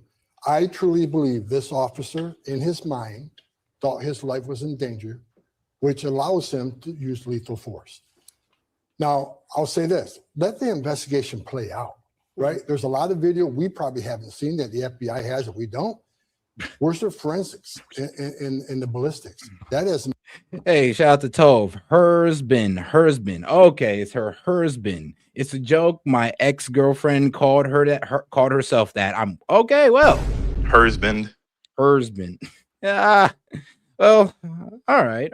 Well, shoot. First time for me hearing it, but still. Gay. How about the officer's statements, his own statements? So we need to let this play out, but while we're doing that, we got to stop the hateful rhetoric. Saying this officer's a murderer is dangerous. It's just ridiculous. It's just going to infuriate people more, which means there's going to be more incidents like this because the hateful rhetoric is not only continuing, now it's tripled down and doubled down. Mr. Homan, let me ask you, because you have yet again here today said you want the investigation to play out. This is something you said in the immediate aftermath of this shooting. Homeland Security Secretary Kristi Noem called this a, quote, act of domestic terrorism. President Trump said Renee Good, quote, violently, willfully, and viciously ran over the ICE officer. Yep. How can the public trust the investigation when there has already been this judgment passed down by the president and some of his top officials? Look, we've all seen the video. And again, no one knows what's in that officer's mind. You don't, I don't, no one does. But we're going to let the investigation play out. But bottom line is, why are we even there? Why are we in Minneapolis? Because it's a sanctuary city, a sanctuary state. Bill Malusian from Fox News just brought a list of like 18 people, dangerous, worse than the worst that ICE is taking into custody. Many of them, child sodomy, child rape. ICE is out looking for dangerous people. It's not okay to impede and interfere with an officer. Would it be okay if a citizen impeded and interfered with a U.S. Marshal arresting a fugitive? No. Exactly. Is it okay if they stood in before the FBI when they're going to arrest a terrorist? No. These are targeted enforcement operations. They're arresting bad people. And it's illegal. Let's remember, what she did was a crime. It's illegal to interfere and impede with ICE law enforcement officers. That's why we're there. Yep, and that's the crime she broke for those of you who don't want to accept it. Impeding law office, impeding law enforcement, impeding immigration, impeding the implementation of our immigration law. I'm sorry. And then on top of that, she committed that one crime. That's why she was contacted. Then resisting arrest violently by backing her car up. That's another charge. And then attempted murder of a police officer for angling and willfully trying to drive over him is another crime. And then she got into a traffic collision. Yet what Minneapolis officials are arguing is that the way that ICE officials are carrying out their duties may be adding to the tension. Secretary Noem labeled this an act Get out of the business. domestic terrorism. What's the evidence Because it is. for that allegation, Bottom Mr. Harmon? line is, again, why we in Minneapolis? If they didn't have the sanctuary policies they had. But do you have evidence that she's a domestic let me terrorist? finish this, because this is important. We have a video showing it. Look, a domestic terrorist. I'm gonna be real with you. I'm not sure about that one, but I'm gonna say this: she was part of an ICE watcher group that's main goal is sit there and stalk ICE around the city, impede on them, honk the horns, block them in traffic. So I mean, if you want to call that domestic terrorism, I mean, sure. No. Don't miss the whole fucking point of why it's called a domestic terrorist. What is the definition? What is the definition of a terrorist? Someone who uses violence for political means. We've established that she's there for political means. That's more than fleshed out. Of course. Now she has used violence in an obstruction and in protest to a political movement or a movement that has been politicized. She has used violence because on the crux of a political movement. That is domestic terrorism. Yeah, but we don't. All right, hold on now. Does what you're saying that her, block, tracking down, not ICE blocking? No, not blocking. Nothing that she did up until that point was domestic terrorism. Okay. As soon as she started using violence, and because that is the idea of domestic terrorism or terrorism in general is using violence to achieve a political goal. I would say watch the language on that because we don't know if that was her true intention. Her true intention might have actually got away, but she made a very rush decision and she got shot for it. But I can't sit there and say for sure that her intention was to hurt that ICE officer. Then why did she line her car up with him? Remember, well, she lined the car up, and you're right, that's wrong. But that's because she made a haste move, but put him in the front of that car. This still doesn't mean that she had the real intention of running him over. Because to be quite honest with you, I think that she had ample opportunity to do it, and if she went right at forward, even her getting shot, that man would have still got hit. Why was she turning the opposite smiling? direction? I'm giving the lady credit that I don't believe that her true intention was to hurt the ICE officer. If her true intention wasn't to hurt the ICE officer, why did he end up in the middle of the vehicle? And then when she saw that he was in the middle of the vehicle, because right before he gets fucking run over, you see her face looking directly at him, smiling. Why didn't she hit the brakes? Because if I were truly trying to get away and I valued human life and I wasn't a domestic terrorist, I would see that and be like, oh, fuck. Now, Monty, see, you're over here trying to villainize her, but I'm gonna be honest with you. Because she's a villain. I'm going to villainize villains. I mean, I'm gonna be honest with you, dog. Well, I'll be real with you. I don't think she had that intention to go out there and harm that ICE officer. She didn't go out there with that intention. You're right. Look, like I said, when she pulled that car out and had him in the front view, like, I'm be real with you, that's what gave him the right to have perceived that his life was in danger. I'm not arguing that. Yeah. But I will argue to the death that, I don't think it was her intention to try to hurt this guy. Because if it was, but honestly, she could have done it. Even if she'd have shot him, all she had to do was just put her foot on the gas, go straight forward right into him, and then that'd have been that. No turning the wheel or anything. But she did turn the wheel, and once she got shot, the car flung into the car went into free flow on the direction where she was trying to go, which was the other way. So I don't believe that she was trying to hit him, but I do believe once she pulled out in front of him, that gave that man every right to feel like his life was in danger. I mean, we can agree to disagree, but it really doesn't matter what your intent is. It matters what happens. So she's there for political reasons and she commits violence. That is on its face domestic terrorism. Well, I think it has to have the intention. She didn't have the intention to commit violence. We don't know what her intention was. You're right. But that's I don't think we should be jumping off the cliff calling her a domestic terrorist without knowing that for sure, because we don't. Did the 9/11 hijackers, did they intend to fly the planes into the buildings? Maybe that was an accident. I mean, come on now, Mom. That's completely different. That's what you're saying sounds like to me. It doesn't matter what their intention was, where their frame of mind was. That attention was obvious. This attention was all in the heat of the moment, to be quite honest with you. So I mean, that's a little hyperbolic of me to say, but you get. I hope you get my point. It doesn't matter. Yeah. All right. Maybe at the last second, the terrorists were like, maybe I don't want to do this, and then just didn't have enough torque in the plane to turn it away. All right. Less officers in the community if we were in the jail. Bottom line, we are forced into the community because the governor of that state and the mayor support sanctuary cities, where child rapists are released back in the community to create a huge public safety threat. So if you want less officers in the street, then let us in the jail. And I'm going to talk to Mayor Fry about the sanctuary city policies there, but I want to stay on this question, which is about the way in which the woman who was shot and killed is being labeled as a domestic terrorist. Just to be clear, is anyone who protests ICE a domestic terrorist? Oh my God. Administration? I can't say that. You know, it's a case-by-case basis, but you know, if you look up the definition of terrorism, is there violence? Is there threat of violence based on an ideology that wants to change the way the government does what we do?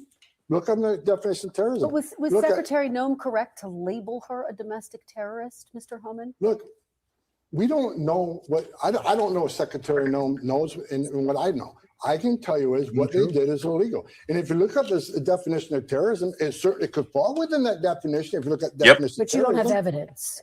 Pardon me? You don't have evidence what the fuck? Domestic terror. I mean, no, I'm be honest with you, we don't have evidence that she's a domestic terrorist.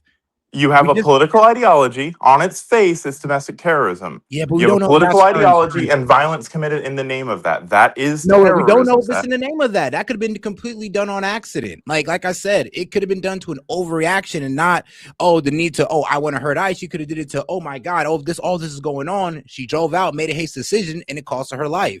That doesn't mean she's a domestic terrorist. That means she made a very dumb mistake. It doesn't. I think you're putting a little bit too much weight on the possibility that she might not have intended to do it. I think we have to, because we just can't sit there without knowing for sure. We just can't throw her under the bus saying that, domestic terrorist. I'm gonna be real with you. She has no history of domestic terrorism, no history of a violent history. She has no violent history. So, I mean, not really. She seemed like a very peaceful protester until this day right here. Or until the day Peaceful's not running people over, though, man. I mean, but like I said, we don't know if that was her intention to try to take this man's life. No, hold on. Wanted to. I'm be honest with you. She didn't even have to. She could have came out and just went straight to him. Even if she got shot, she'd achieved the mission of running this guy over. Because she wants her. I mean, she's not going to get her political message across if she just shoots him. I mean, we would run him over. No, she'd have got the message across. It'd have been ICE get out or get run over. I mean, and that's what she was going for. Like I said, if but the now you get the him, ambiguity of the innocent victim, the poor innocent victim, and that's what they thrive on. She's not innocent. I mean, I'm be real with you. I'm just not calling her a domestic terrorist. But that's what the left is characterizing her as, this poor innocent woman. Literally, we had people saying, "Oh, she was just picking her kid up from daycare, one of the Somali ones," and that's how she got framed. And it wasn't true, but she gets that badge, or the political messaging gets out in spite of what she did. That's what I'm saying. It doesn't matter. Make her a domestic terrorist because her actions sent out a message that she never really had herself. ICE get out. I'm pretty sure she didn't want ICE there. So that's. I think we can agree on that. But still, though, I mean, yeah, we can agree that she didn't want ICE there, but we can't sit here and still just call her a domestic terrorist. I think we're calling it too early. She didn't want ICE there, and she was willing to flee and elude in a dangerous manner, which is violence. I mean, even if no one got hurt, even if nobody got hurt, she still put people in harm's way because of a political ideology, which is violence linked to politics. But that's not intentional violence, though. Intentional violence. You have to have a conscience. To be terrorism, you got to have the ideology with the action. Therefore, it's intentional. She has the ideology and she has the action. She put it in reverse first. Remember that. Yeah, and then she drove forward. Crossed it out to the point. Like I said, I don't blame the guy for shooting, because in his perception, it looks like she was going to go at him. And it was all done within a split second. But once he shot, the direction of the vehicle went into free fall, and it showed where she was actually trying to go, which was away from him. So, I mean, also she passed away and fucking went to the right. Like her body literally leaned to the right as she was driving away. So you can attribute some of that rightward trajectory to the fact that her limp body pushed the steering wheel to the right as she was holding on to it.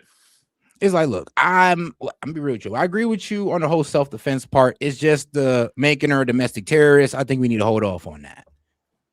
I mean, the bottom line is if she wasn't using a deadly weapon to further her political ideology, I wouldn't be saying any of this. If she was just standing there and, you know, an ICE officer drew a gun on her and she freaked out and pulled her own gun and shot the ICE officer, I wouldn't say it's domestic terrorism. But because she intentionally used a 2,000-pound steerable missile or 4,000-pound steerable missile, that's when because anybody that's Now, you run saying into a she crowd of people. intentionally used it to run over the ICE officer?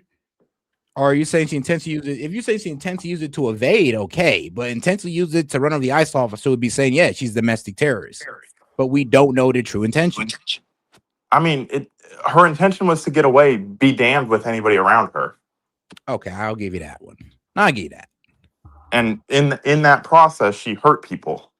So you have violence with a political act. Whoa, whoa, whoa, whoa, whoa. We getting away isn't really like, oh, I want to get away isn't really a political act, because it was going for a political act of F ICE. She had all the opportunity in the world to run that guy over.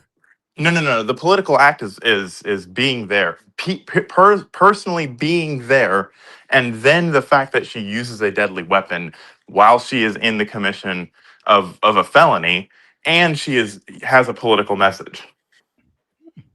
All of those things, any one of those things in isolation, I would agree with you. Yeah, no, but all of them together as a whole, Kristi Noem is not far off. I mean, I'm not going to say that if she had lived through this situation, she would be charged with terrorism. But on its face, it is terrorism. Just like S.E.T. Just like I don't know about that. On his face. No, just like all the Tesla protesters that were keying cars, that is domestic terrorism. You're using violence, because vandalism is violence, for a political message. Yeah, It but we doesn't. knew their intention though. Yeah, their intention was to get people or make people who like supported Elon to get them fearful. You're right. That had an intention to it, and they carried it out. Her intention is not as clear as theirs. I mean, I'll agree with that, but it doesn't. I don't think it changes anything to me as a whole situation. None of that changes that. All right, I'll give you that. I don't know what secretary has that I don't. I'm not going to judge what the secretary says, but if you look up the definition of terrorism, it certainly can fall within that. But I think we all got to agree there was no reason for this lady to do what she did. There's no reason to be there. If you want to protest, but don't actively impede and interfere, and certainly don't drive a 4,000-pound vehicle toward an officer. Let me ask you about the broader investigation, because that's part of what the investigation is trying to unpack. What exactly happened in the moments leading up to the incident and afterwards? State and local We have that officials video. are currently being excluded from the federal investigation. The Hennepin County attorney said this on Friday. I want to get your reaction on the other side. I cannot overstate the importance of a local investigation, or at least access to the federal investigation by the BCA. Without it, we will not have the ability to be transparent with our community about the results of the expectation, or, as I said, any decision that might come of the review. Mr. Homan, I've been talking to law enforcement experts who say they have never heard of state and local officials being cut out of a federal investigation. How can the public trust the results of? Wait, hold on. You never heard of the FBI taking over of a state or a public investigation? Hold on, you never heard of that? I mean, sure, it ain't the most common thing, but we've all heard of it before. Well, now, so S.E.T, I think the argument that she's making is, at a very least, they are allowed to know what's going on with the investigation. I think in this situation, since the mayor of the city and the police chief have shown a bias towards a conclusion, that is why they're not being, because they are too close to the matter. They cannot objectively carry out any investigation. All right. That and in situations like that, that is what the feds do. It's not some grand conspiracy to cover it up from the public's eye. And they're almost trying to bully them into get public perception to shift and say, oh, you should give them the investigation. Why? So they can manipulate the facts on national television before the investigation is complete again? Man. this investigation if it doesn't include state and local officials, the people who are there on the ground? Well, first of all, this is a federal crime. It happened in Minneapolis. Doesn't Federal matter. crime and the jurisdiction clearly falls within the FBI. I've been doing this since 1984. When a federal officer is involved with the shooting. All right, let's go back on that. Tom Homan said, "Look, you're not gonna catch me up on this." He's like, I've been doing this forever. Hey, like, please, I'll do you just like I did AOC. Okay. Tom Homan's been doing this longer than I've been alive. I think I'm going to defer to Tom Homan. Man, yeah, me too. When it comes to immigration law and border patrol and all that, yeah, I'm giving it to this guy. Include state and local officials, the people who are there on the ground. Well, first of all, this is a federal crime. But it happened in Minneapolis. It's a federal crime and the jurisdiction clearly falls within the FBI. I've been doing. Now, excuse me, now in federal crime, just so I'm correct here, like just to make sure, doesn't that mean it's a crime across the entire United States, no matter like where you're at?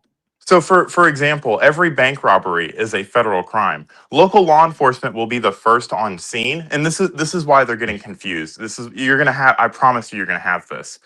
You're gonna have people in the chat that say, well, bank robberies, the police investigate those until the feds literally physically get there. And then the feds take over the investigation. The local law enforcement is then required to turn over all evidence collected and any means of contaminating the evidence that they may have done so that federal forensic experts can get in there. So this is, and 90% of the time when a bank robbery happens, the state literally just seals the scene so that they don't contaminate it. So in this situation specifically, you have a federal crime that was committed, an officer-involved shooting resulting from that federal crime. Whether it's right, wrong, up, down, doesn't matter. There are federal agents on scene. That's the agency having jurisdiction over a federal offense and a federal officer-involved shooting. Their job is to first try to render aid to the deceased, because that is life above all else. When you notice that you have injuries incompatible with life, I can send you the Hennepin County EMS protocols on injuries non-compatible with life. It says you do not attempt any resuscitation attempts or life-saving measures. First of all, there is a picture of her wife in the car laying on top of her. So first you have to secure the scene, since you're not gonna save the woman. You have to secure the scene and not let anybody in. They failed on doing that because her wife got in the car. So now you have contamination of evidence. So all of these things are supposed to play out in a very specific manner. They didn't in this situation because you had protesters breaking the fucking line. So if there is any malfeasance, maybe some of that evidence is going to get fucking thrown out because of your dumbasses. For one, I just want to point that out. And state officials never touched that crime scene. They never got there. All they did is exactly what they're supposed to do: secure the area for more people from coming in. That is their job in this situation. Because it's a federal, and he's right, it's a federal crime under federal jurisdiction. It doesn't matter what soil it happened. Minnesota's not a sovereign fucking nation. They're a state within the United States, and it's a crime against the United States. And they act like they want to be their own sovereign nation. They act like they want to be their own sovereign nation, the way they want to pick and choose what federal laws they want to abide by. And none of that matters, my man. None of that matters. All right, let's get back to this. Since 1984, when a federal officer is involved with the shooting, it's up to the investigation goes to the FBI. It's been that way forever. And where were all these people? No, it shocks me. They have this opinions now when they stood aside and let child rapists be released from jail back in the community. But it's one thing to have the FBI be they're complicit why we're in the position we are today. They're complicit from their silence from open border for 4 years, with millions of people released in this country, many of them public safety threats and national security threats. They were silent. They were silent when 500,000 children were trafficked in this country, and they lost track of 300,000 of them. What you're describing, though, it's one thing for the FBI to take the lead in an investigation. Certainly, that is something that we are used to seeing. But for state and local officials to be cut out altogether, are you comfortable with that? Doesn't that undercut the transparency, the sense of faith in the investigation in the eyes of the public? First of all, that's a question for the FBI. I've never worked for DOJ, but listen, I trust that the FBI would do a thorough investigation. They're professionals. So let them do the investigation. Let's see the investigation. Should the autopsy be made public? That's a question for the FBI. I mean, I certainly will tell you that the FBI will be part of the investigation. Like I said earlier, look at the ballistics, look at the forensics. Where did that fatal shot come from? All that would be part of the investigation. Okay, the vice president defended Officer Ross on Thursday. I want to play a little bit of what he said for you. Take a look at what he said. What that headline leaves out is the fact that that very ICE officer nearly had his life ended, dragged by a car 6 months ago, 33 stitches in his leg. So you think maybe he's a little bit sensitive about somebody ramming him with an automobile? Do you think that experience from 6 months ago, which the vice president detailed, may have impacted Officer Ross's judgment? It may have. I mean, he was under attack once with a vehicle. So certainly, and like I said earlier, totality of the circumstance, just to that prior incident, but the environment right now with the threats against ICE officers have been shot at. They've had Molotov cocktails thrown on them. They've been doxxed. They've been, again, assaults up over 1,300%. Threats alone up 8,000%. And you're in a situation with this lady where it's impeding and interfering already. He's in a dangerous situation. And again, I want people to understand this. Put yourself in his shoes. Put yourself in his shoes where he's in that environment. Assaults against ICE officers all-time high. You have a vehicle that is pointed toward him and accelerates toward him. He has a second to make that decision. And I truly believe, and again, this will come out in the investigation, that in his mind, he feared for his life and he took appropriate action. And that, and according to federal law, that's a legitimate response. And even according to Minnesota law, Minnesota state law even talks about a vehicle coming towards you and your right to defend yourself. True. This officer, I think in his mind, did the right thing to save his own life and life of others. I know, because when they want to claim the DHS stature, yeah. When they say, oh, you're not supposed to shoot at moving vehicles, yeah, if they're evading you, if you're like, in a car chase with them, not if they're coming right at you. I'm sorry, then you're allowed to shoot that vehicle if it's coming right at you, or you have the thought or the perception that it's coming right at you. So all that matters. And all of that is to say that DHS policy is not law. It is all agencies have a policy that's more restrictive than law. So even if that be true, right? Even if that is true, like let's give it to the liberals for a hypothetical here. Even if it's found that he violated policy to shoot her, he did not violate the law. Right. It's You not are talking murder. about the perspective of ICE officers. I want to zoom out a little bit and talk about the perspective of some of the people all across this country. There have been 9 ICE-involved shootings since September. By one count, ICE has detained 170 U.S. citizens. People across this country, as you have seen, Mr. Homan, are out protesting ICE's actions. How do you justify an enforcement strategy that is making so many people feel less safe? Because of the false media reports, because members of Congress who want to compare ICE to terrorists. No, but these are protesters listen. saying this. But these are protesters. No, bro. They're only saying this because there's Congress members who are comparing ICE to terrorists. They got your district councilmen, governors, mayors out here all saying that they're the Gestapo, they're terrorists, they're people to be resisted. So yeah, let's not pretend like the buck don't stop at the leaders of the Democrat base, which are the politicians who are honestly preaching this rhetoric, spreading it all throughout America, trying to frame the ICE as these evil individuals, which they are not. They're just doing their job. And they are the ones who proliferate, or honestly, not even proliferate, who inspire the Democratic base, like people like Nate Good, to go out there and put themselves in danger, or to go out there and impede ICE. The buck stops with them. So when she wants to sit here and say, oh, these are just the protesters, these are no. These are what the protesters was led to believe through their media intake and through who their leaders are. But go ahead. That I think we're being we're talking above them a little bit. The left doesn't understand that the ICE officer was just doing his job because they've never had a job themselves. Damn. Well, at least a real one. I guess they had one of them jobs. We had no policies, no nothing that you had to abide by, no procedures, anything like that. It was a free fall. But all right. Saying this, I'm asking you to respond to the protesters who say they feel less safe, who say they're concerned for their neighbor. Because they're looking at media reports and saying ICE are terrorists, they're racist, they're the Nazis.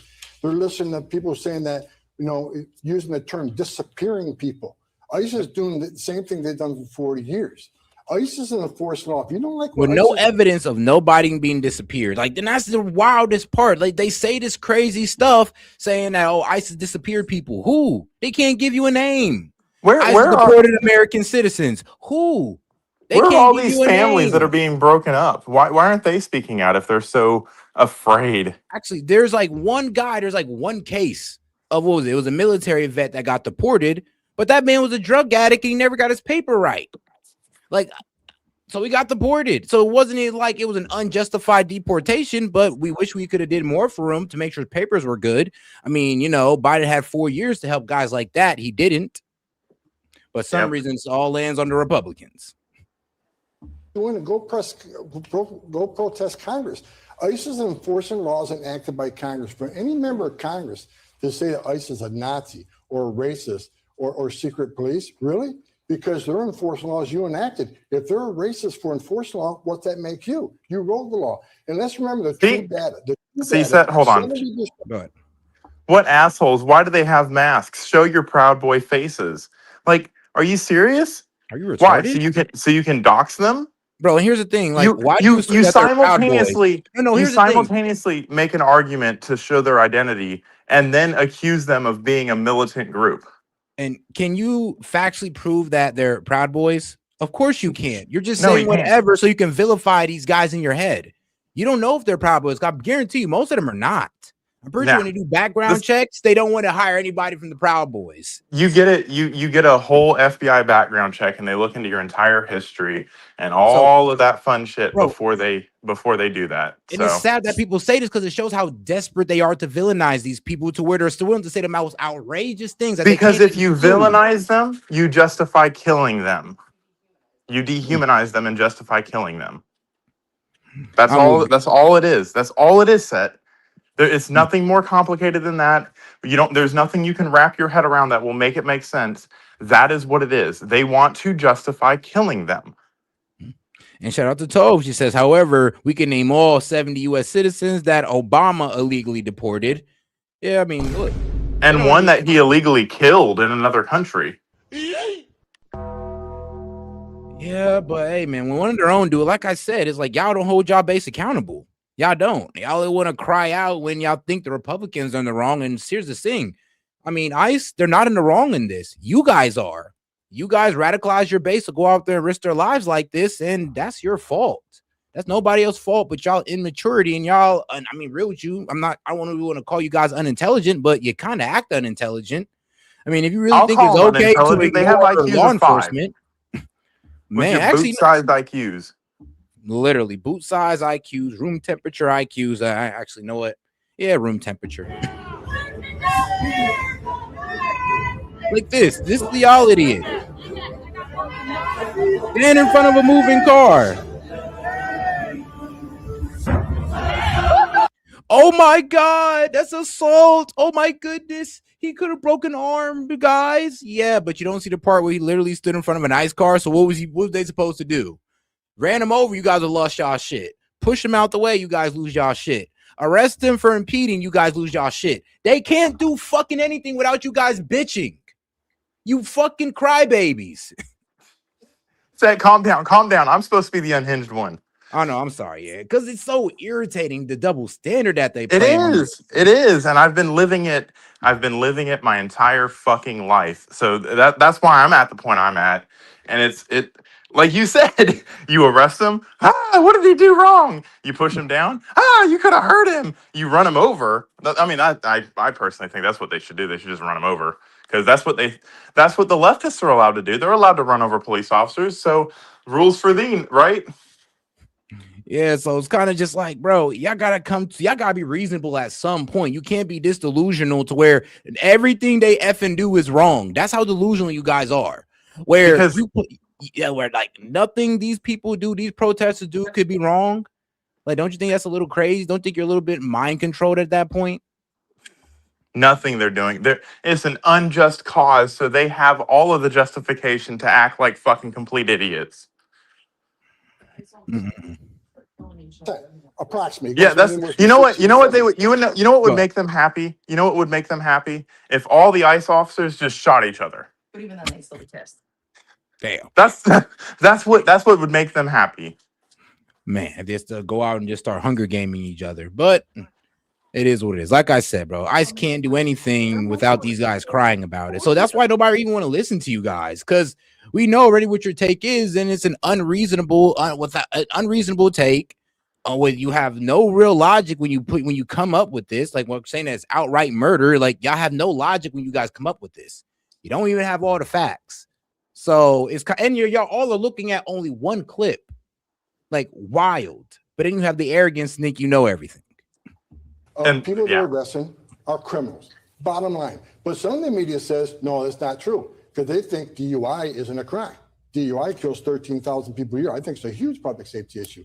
It's because of the rhetoric, the hateful rhetoric. So that small population out there that's already half nuts, they hear this rhetoric that ICE is racist and they're Nazis and they're disappearing people. That empowers them to do stupid. With no proof of ICE being Nazis, no proof of ICE hiring Proud Boys, no proof that ICE is disappearing people, no proof. They're just saying it in the basis of eating it up. Like, I'm be real, like a bunch of idiots. I'm sorry, but if you actually ate that up, you're an idiot. Without even fact checking it, you believe they're doing something that radical, and you're only believing that because it's Trump. I'm sorry, bro. You've been brainwashed. But hey, did you get that? Did you get that video of Tim Walsh driving the National Guard down fucking a very similar street, shooting people with fucking less than lethal because they dared come out of their house? Yeah, I remember that one. During those BLM riots. But there's no controversy over that. We had all the fucking right in the world to go protest, according to you guys. If it's unconstitutional, which ICE is not, but let's play in your little fucking delusional world, because that's all you can do to fucking try to rationalize this, and even then you fall short. Let's play that. You are doing something unconstitutional. Is it now, since the right is the victim of this, is it now okay to go and run over all of those police officers that are shooting people unconstitutionally? Should we go do that? Should we have done that? Or did you see riots in the street about that? Oh my God! It's almost like we observe law and order. It's almost as if every time something violent happens, it's fucking a leftist. It's Man, almost like. All right, and guys, let's make sure to double tap that screen, like the video, guys. Let's get those likes up. Let's get more people in on the conversation. And we are $67 away from opening up the call-in line to let in the supporters and the naysayers who disagree. And if we do get this call-in line open, I hope you guys come up, because, bro, I really want to hear y'all substantiate this. I'm not going to interrupt or nothing. I'll literally give you 5 minutes to just cook yourself. No. I want to hear. Because I take the side of the victim in this situation. I want to hear something that says that these ICE officers did anything wrong, because the taking of a life is bad, and we should always do everything we can to flush out any possible malfeasance, because that person deserves justice. My opinion is she got the justice she deserved, but if she deserves more justice than that, I want to hear your argument. We've done all the due diligence. We've looked over all of the laws. We've played the fucking video 800 ways to Sunday. I want you to make a compelling argument, not based in fear, not based in fucking radical ideology. Make a compelling argument that does not fucking sound like horseshit that was fed to you by fucking CNN. Make an argument. Make an honest attempt at making a fucking argument. Change my fucking mind. I do want to give you the opportunity to respond to some lingering questions about you. As you know, in an undercover operation in 2024, the FBI recorded you accepting a bag which was determined to contain $50,000 from agents posing as business executives who said you indicated you could help win government contracts in the second Trump administration. I want to stress there was an investigation. It was closed last year. The Justice Department said it found, quote, no credible evidence of any criminal wrongdoing. I do want to give you an opportunity to respond, though, Mr. Homan. Where is that $50,000? Did you keep it or did you return it? I didn't take $50,000 from anybody, and that's a question for the FBI. I'm not going to give the story any more air. Bottom line, I did nothing illegal. I did nothing. In the FBI and DOJ review this. No credible evidence I did anything because I didn't do anything illegal. But was there $50,000 in the bag, and did you return it? I'm not giving the story any more air. This is an attack on my integrity and my professionalism. I'm not addressing it. But that's a question with the FBI. Can you address, given that it's been recorded, did you keep the money? Did you return the money? I did not keep any. $50,000 is ridiculous. The FBI has been clearing this, in an ear. Actually, it is a bit ridiculous because, Tom Homan ain't no brokey. I'll be real with you. I had to look this man's net worth up. I was like, bro, 50,000, bro. This man Tom Homan is like, bro, he's worth $3 to $9 million primary due to private sector work and lucrative consulting after his federal service. I mean, around 2017, around 250 or $250,000 in assets, excluding retirement when he left federal service. Net worth estimated between three. I mean, bro, to sell out for $50K, I mean, it ain't really nothing to my man's. That's not, yeah, that's but they, I mean, but there's maybe if he was worth so, $100K or something, okay, maybe. they're so fucking delusional set. Like, come on. Like, do you not see the pattern yet? Yeah, no, I mean, real with you, man. Look, you gotta put some respect on that big money Homan, man. What you talking about? Discredit, dehumanize, and attack. That is their playbook. And you can see, and then if that doesn't work, deflect. Man, because I remember they were trying to lean on this 50K that he's denied. The FBI said there's no real credible evidence to it. And then you look at this man's evidence just to see, I don't know, could 50K entice him? Well, I don't know, with a net worth of 9 to 10 million. You're looking at that like, bro, I could take that out myself right now. Why would I need? Bro, that's an interest payment. That is a fucking yearly interest payment on that amount of money. Man, that man probably spends that on bills like maybe like every year or something. Like, who knows? So please, guys, you thinking that you could maybe it was 50 million? I might have said something like, I don't know, maybe, but 50,000. You can't put 50 million in a bag like that. Which would be crazy. This story keeps going on and on and on, even though I've been found that nothing inappropriate. So I'm not going to ask any more of these questions. But just did you return the money? I didn't have any money to return. He never got the money. But he's saying that, yo, I never received this money. I don't know what you're talking about. You keep asking me, did I return money that I never received? So she's obviously not trying to let this go. But hey, it is what it is. I didn't take the $50,000, bottom line. Let me ask you, you're saying you did nothing unlawful. Man. Would you be comfortable with the FBI releasing the recordings? That's a decision of the FBI. But it might be a decision for the FBI, but would you be comfortable if they released Again, I'm not getting ahead of the FBI in this investigation. But can you just say on a personal level, would you be comfortable releasing the recordings? I am not going to get ahead of the FBI. That's their decision. Bro, okay. Asked and answered. Mr. Homan, thank you very much for being here. Thank you. Greatly appreciate it. Even though I just tried to accuse you of malfeasance. I'm weak. Chris Murphy of Connecticut joins me next.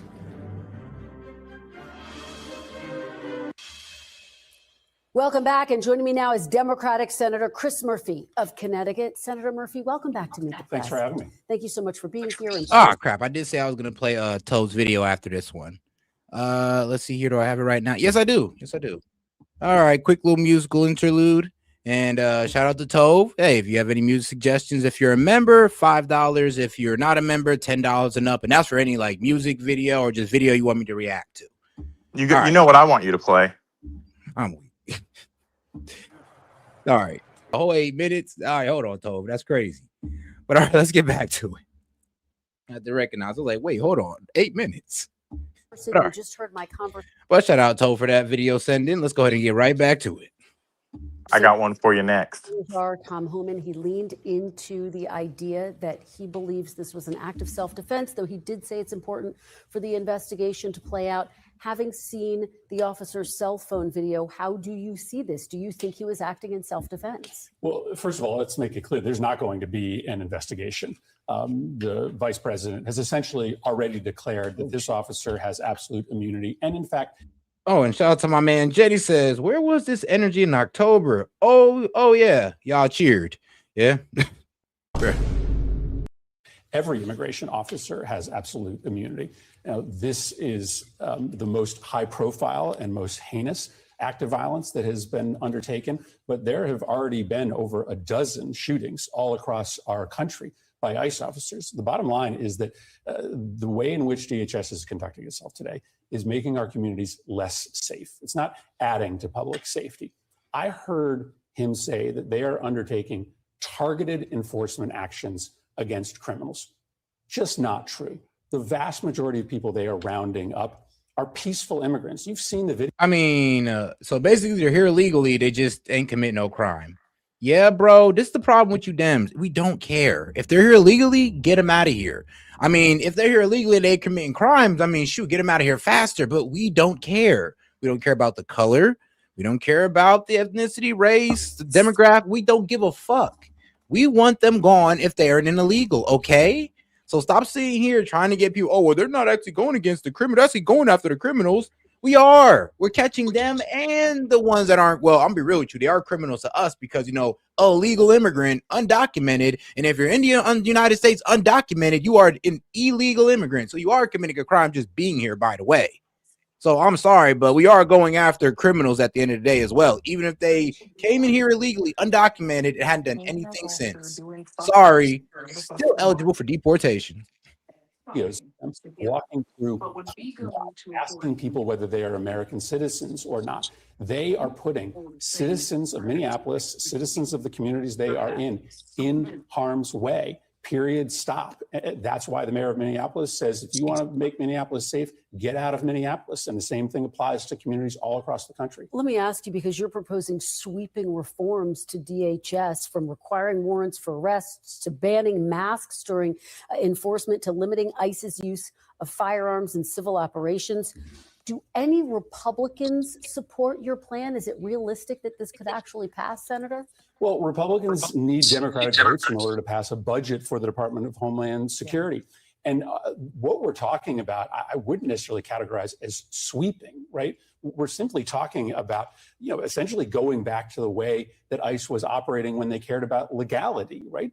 Identification of officers, that's something that has been standard practice in every law enforcement agency all across the country.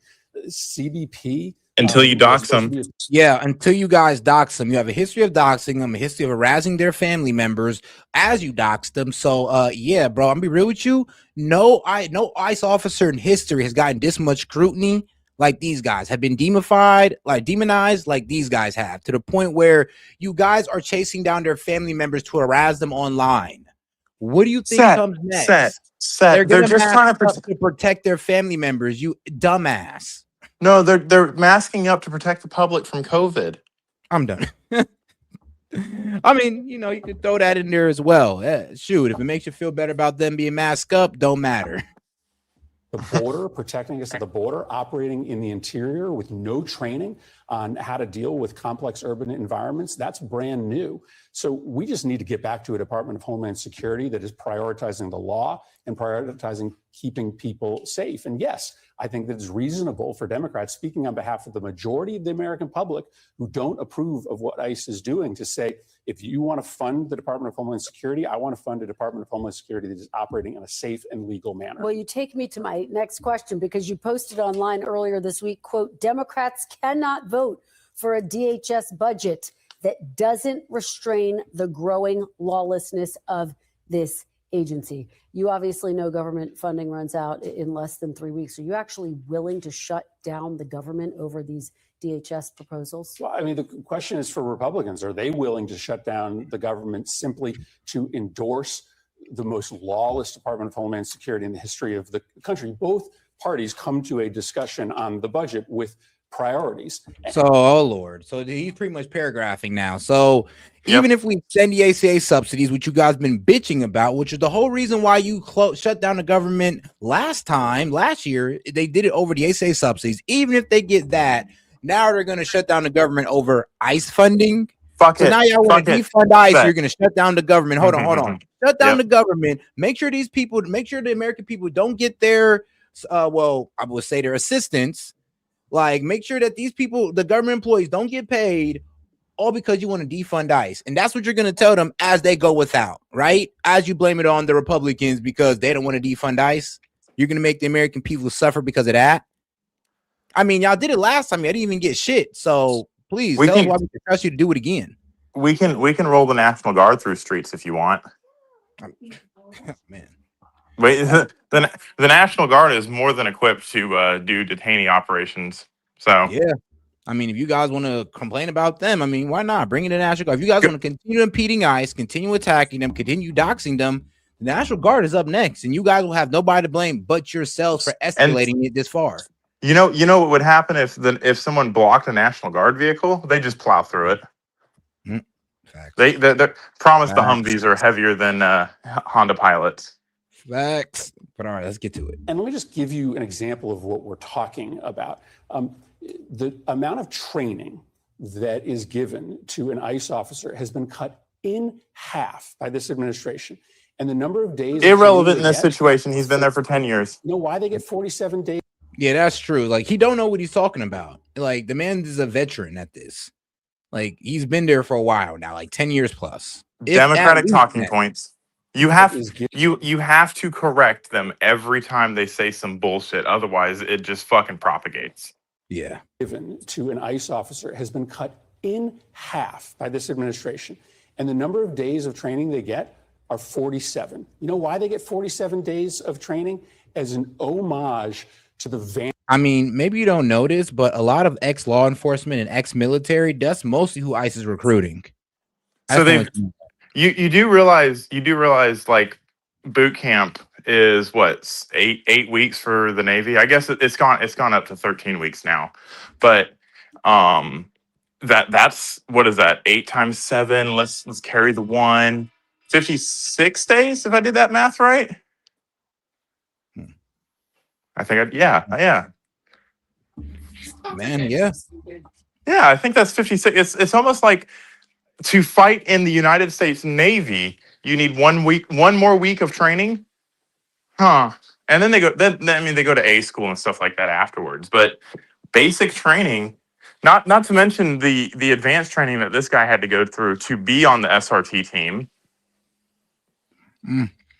So yeah. Not to mention the 10 years of experience he has. And it's kind of crazy though, because like I said, a lot of these guys come from a background of ex-law enforcement and veterans as well. I mean, like, what was it? They say about 1/3. He's a combat vet. Yeah, bro. 30% of ICE is made up of ex-veterans. And I think it's also about the same 30% that consists of ex-law enforcement that's outside, of ICE, used to be a policeman and then they switched over to being ICE. Yeah. So let's add all of their police training that they already fucking have. The academy it depends on what academy you go to. So this 47 days, I mean, if that's even true, I'm taking him at his word because I don't know how long ICE's training specifically is. But 47 days is on top of all of the other prerequisites that they have to be in these roles. Yeah, and here's it right here. So here you go. So ICE, U.S. Immigration and Customs Enforcement recruits heavily on both from ex-law enforcement and ex-military backgrounds, with veterans making up a significant portion of about 1/3. So when you try to frame these guys as inexperienced, I mean, try again. You're an idiot. But it's disingenuous because people aren't gonna look it up. They're gonna say a punchline, and he's about to say that it's an homage to the 47th president, just like the F-47 had nothing to do with the P-47 Thunderbolt or the 1947 when the Air Force was formed. No, it's because of Trump. That's all they're doing. Bro, the fucking spin is making me dizzy.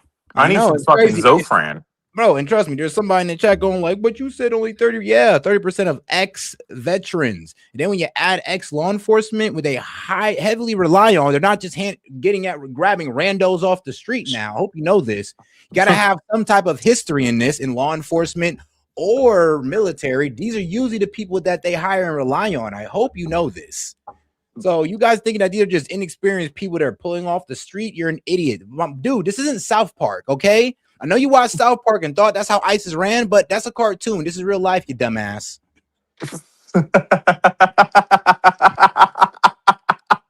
I'm sorry, but they really think it's ran like South Park in here, where they're getting their teacher that used to be a teacher and making him a nice officer. I'm sorry, that's not how it works. Set. Set. Stop. I'm sorry, but like sometimes you do gotta call out the idiocracy. It's like, bro, how dumb can y'all get?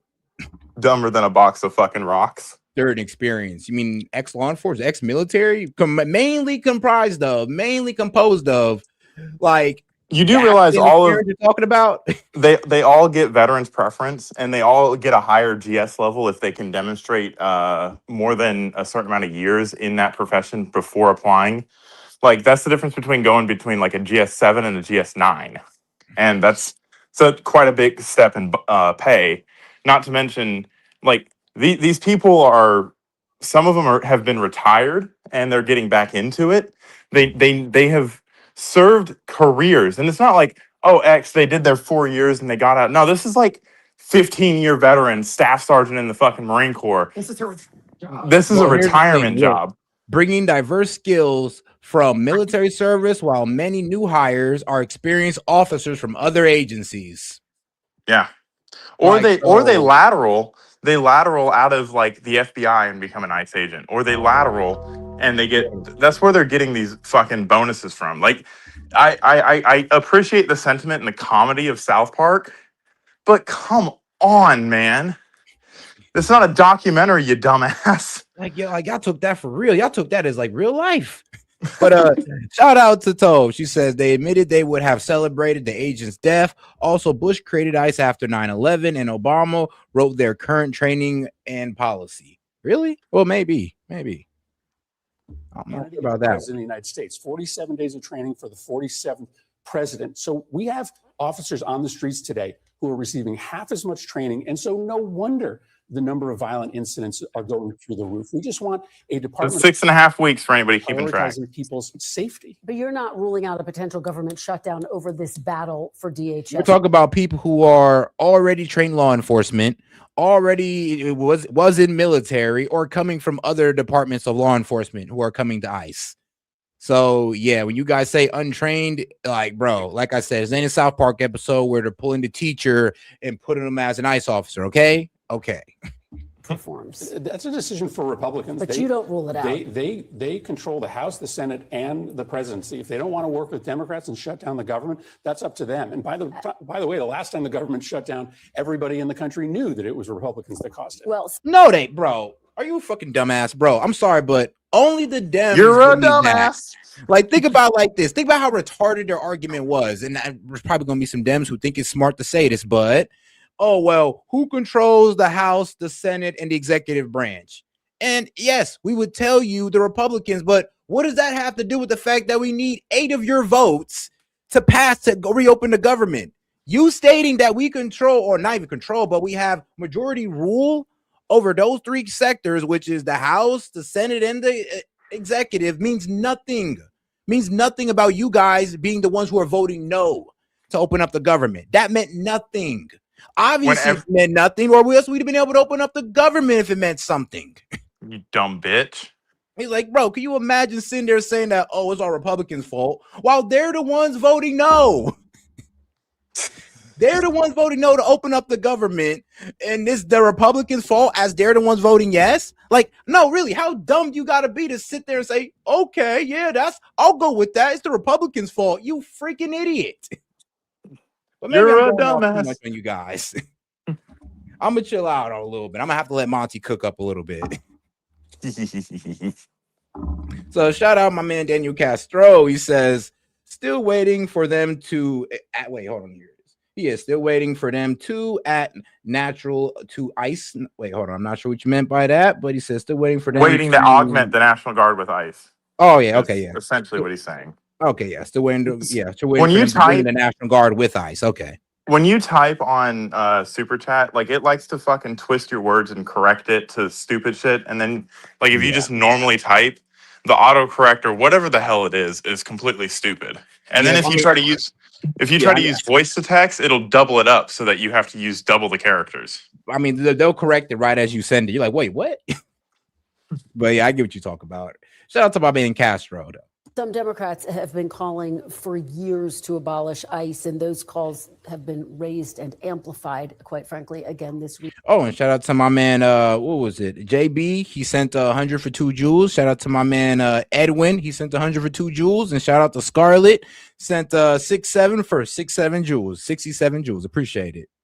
Would you support, in the wake of this shooting, abolishing ICE? Well, of course you need a domestic enforcement mechanism for the immigration laws of this country, but the way in which ICE is operating today is inhumane and illegal. They rounded up a 16-year-old kid in Meriden, Connecticut, weeks before he was about to graduate, in the country legally, put him in detention for 6 months, and he got let out right before Christmas because the administration wouldn't even show up in court to defend what they had done. I mean, that is happening thousands of times over in this country. Peaceful, legal immigrants being put in detention. That's not a system that anybody in this country wants to fund.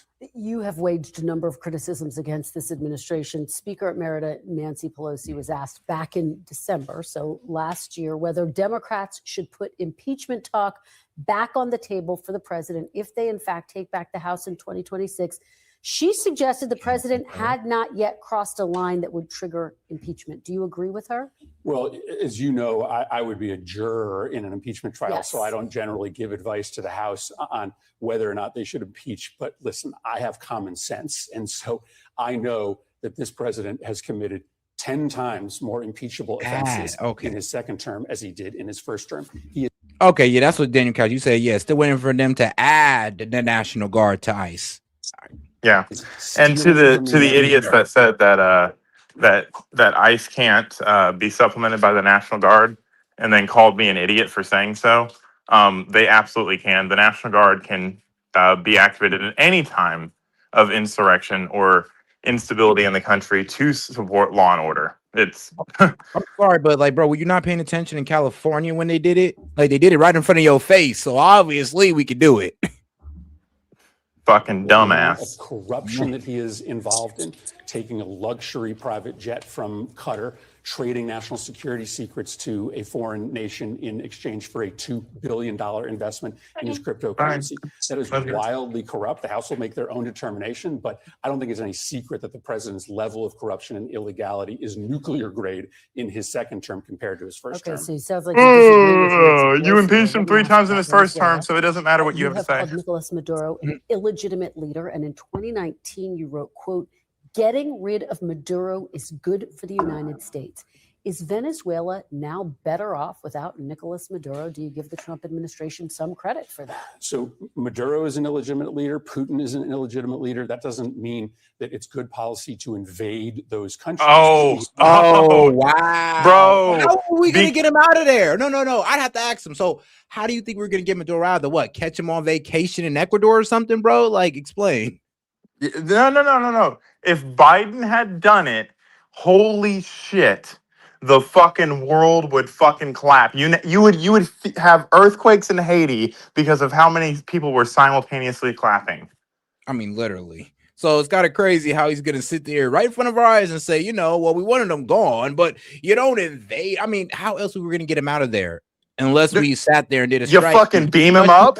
Like, and I'm be real with you, we can't really call it an invasion. It's an extraction. We were in and out. It's not like we're occupying there as we speak. So there's a difference. I tried to say that. You argued with me on that one. He's like, how did they get in there? I know, but wait, whoa. I think we was going against what was it? Invasion. Yeah, I think I was saying that actually. You were saying they had to to invade to get in there, and I was like, yeah, but invasion is also like staying there. And you're like, nope, just going in is an invasion. I'm like, if it's an extraction.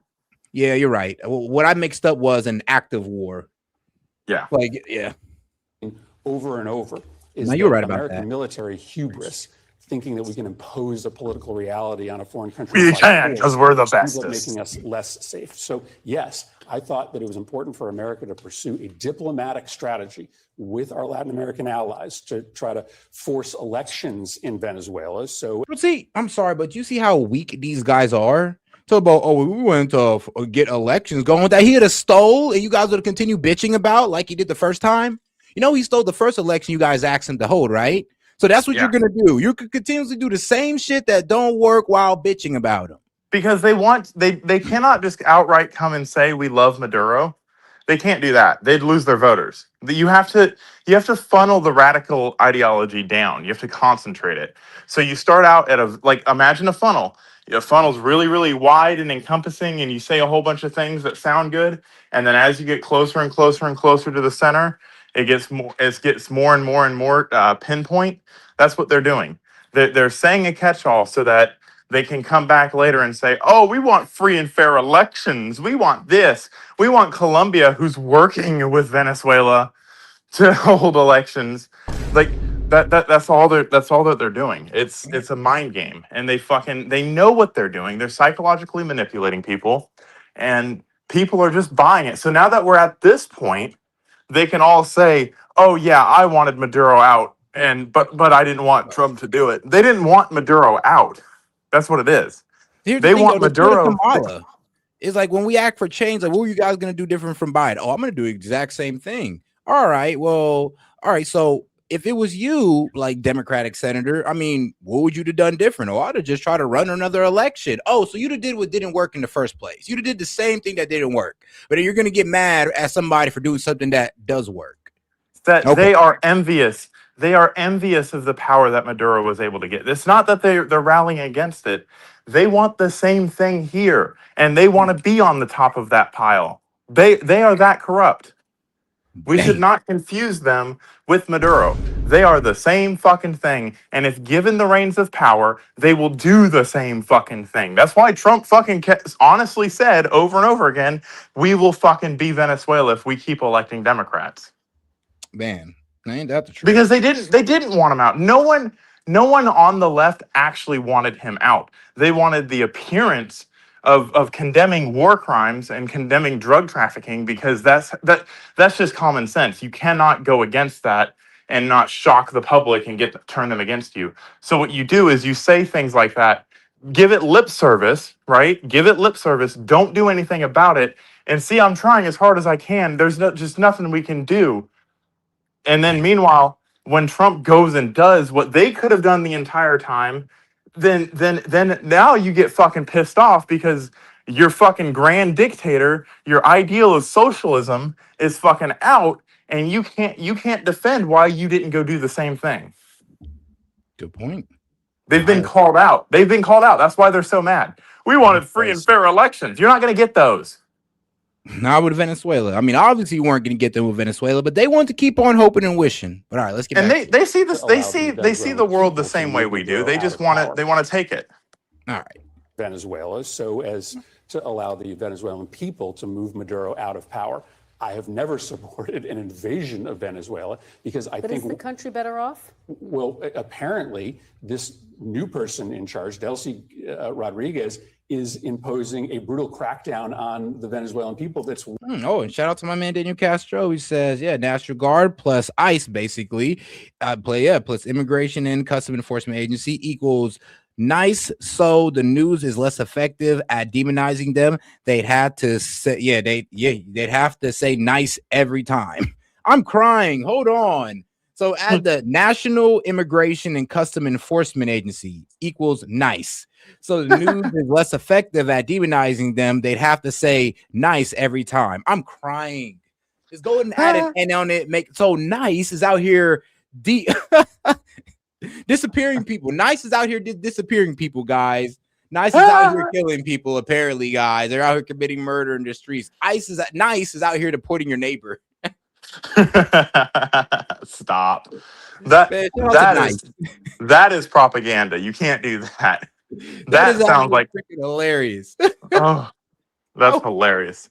That's like the Strategic Homeland Intervention or whatever, SHIELD. Yeah. They really wanted the acronym to say SHIELD. They really wanted the acronym to say nice. I know. It's like, bro. And my man thought about that one off the top of his head. Like, bro, Castro, there's people who stay up all night to think of stuff like that. Worse in some ways than what Maduro did. So for the Venezuelan people, nothing has changed. All that seemingly has changed is that American oil executives are going to get access to greater amounts of profit out of Venezuela. So this is never As they should have had to begin with. It's not about American national security interests. It's about what's best for Trump's Mar-a-Lago oil industry buddies. Let me ask you about another focus, Greenland. I had the opportunity to speak with President Trump earlier this week. He said he is, quote, very serious about annexing Greenland. In a later interview, he didn't take military options off of the table. And oh, guys, let's not forget to double tap that screen, like the video, guys. Let's get more people on the conversation by double tapping that screen. And let's not forget to subscribe to the channel. Also, subscribe to my man, Mr. Pandemic. Mr. Paramedic. Mr. Paramedic. Wow, man, damn it, it's still in my head. Mr. Paramedic. Shout out to my man Monty at Mr. Paramedic. Make sure you go follow his wow, YouTube page. Sorry, I'm having a slow moment here. But yes, make sure to follow my man, Mr. Paramedic. Go follow his YouTube page, man, to get all the hot takes from him as well. They're of course, it's an autonomous territory of Denmark, which is a NATO ally. Do you think annexing Greenland would effectively be the end of NATO? It would be the end of NATO, right? I mean, NATO would have an obligation to defend Greenland. And bro, I wish they would. Bro, NATO is us. What are we going to do? Fight ourselves? Bro. Like, bro, really? We basically are NATO. I hope you know this. Like, the other guys, I mean, what you going to do? What? Europe is going to fight us? While they sit there and bitch about Russia being on their heels? Oh, you know what's going to happen? How that's going to work? You know what we should do? We should just alliance with Russia and then fucking take out the rest of the world. Fuck it. I mean, here's the thing, and nobody's going to stop us to get to that molybdenum, whatever the hell the precious earth, the rare earth metal is called. We need it. We're going to get it. And not Danish, not China or Russia. It looks like they're going to stop us. And now the Lord knows NATO ain't going to stop us. I mean, please, please. As soon as we break away from NATO, Ukraine gets taken by Ukraine. Sorry, Russia. As soon as we break away from NATO, Europe gets invaded. So, like it or I'm not, sorry. we are NATO. I don't know where you guys get off on thinking that we can just spend this much money on our military and it gives us no upper hand. Like, you're stupid and just go fall over. Have a stroke. But please enjoy this clip on Greenland. Trump has openly said that the next target is Greenland. Greenland belongs to Denmark, an EU country, and Donald Trump has been eyeing it since 2019. Back then, people laughed. After Venezuela, no one is laughing anymore. In 2025, Trump appointed a special envoy and said clearly, "I will get Greenland one way or another." He argued that Russian and Chinese ships are everywhere, and Greenland is critical for U.S. security.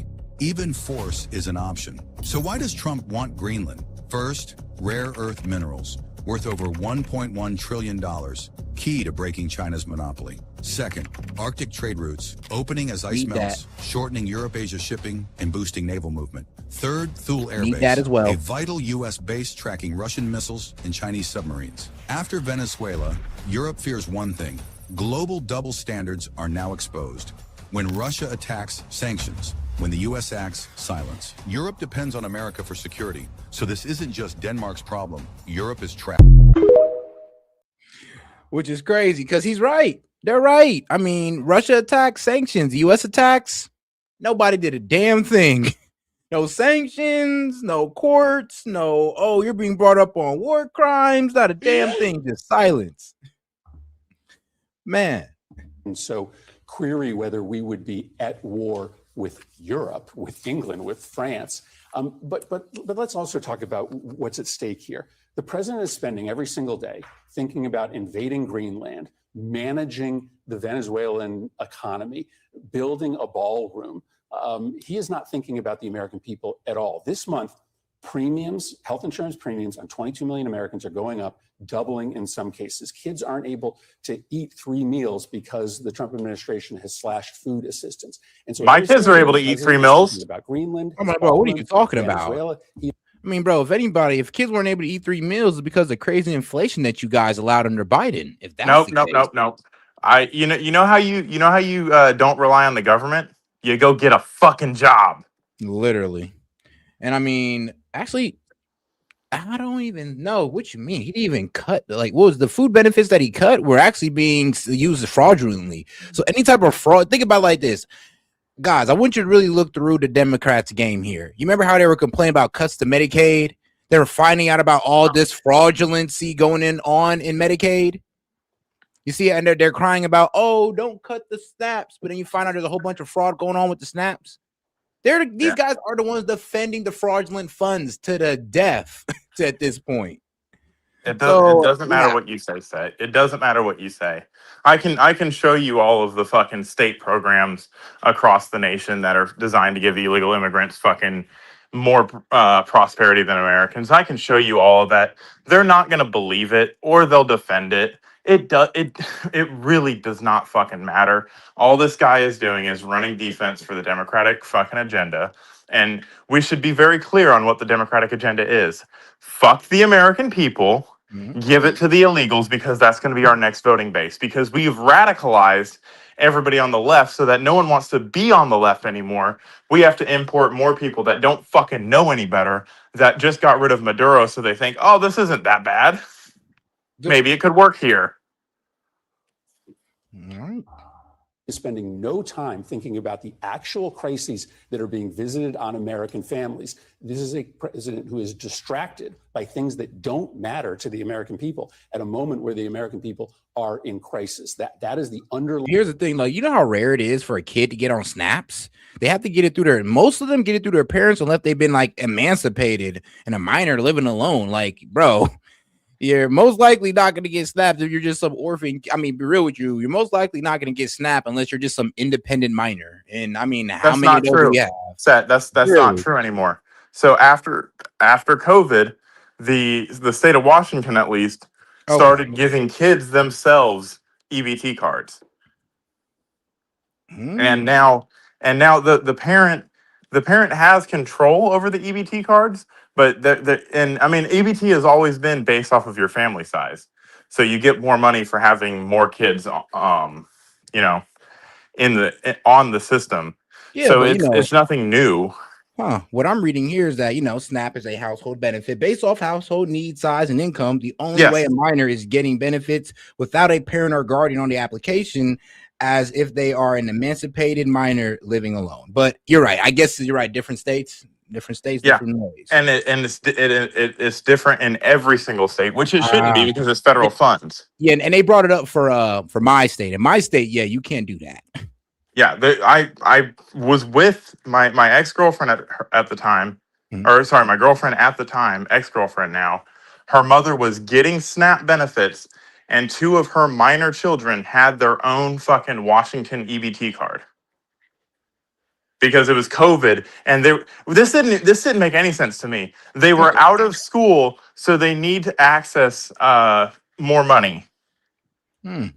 They need access to it themselves. You know what they did? They went to 7-Eleven every single day and bought Slurpees and frozen pizzas. That makes sense. And we wonder why we have a fucking obesity epidemic in the United States. A Snickers bar is not exactly what was intended for needy families. You're not needy if you got a Snickers bar. I know a good amount of YNs that actually just, honestly, they just get their mom's debit card and go shopping with it. Like, they get so much money and benefits. Like, we're talking about people who, who at least get a good $1,000-$2,000. They'll spend their little monthly. They'll spend a little monthly on the groceries and give it to their kids and let them wild out. Yeah, and you got motherfuckers that are buying lobsters and fucking steak dinners with it. Like, I'd love to just be a fucking deadbeat. It'd be so easy to be a fucking Democrat. Good God. Oh my God. I'm a victim in everything. I just got to be gay and now I'm oppressed. Like, can you give me a fucking break with this shit already? Agreed. Reality of a White House that has become out of control. Senator Chris Murphy, thank you for being here. Thank you for being here in person. We really appreciate it. Thank you. All right, when we come back, Minneapolis Mayor Jacob Frey joins me next.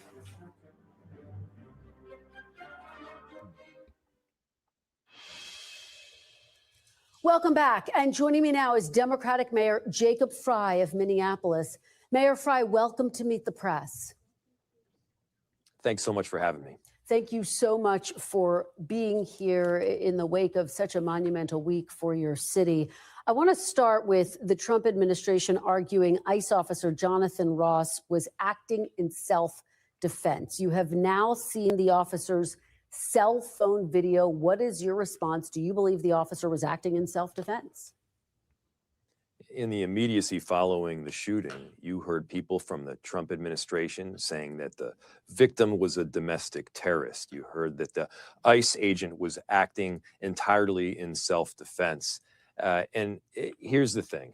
You don't need to take my word for it. You don't need to take their word for it. Watch the video. The ICE agent was not run over, as Trump stated.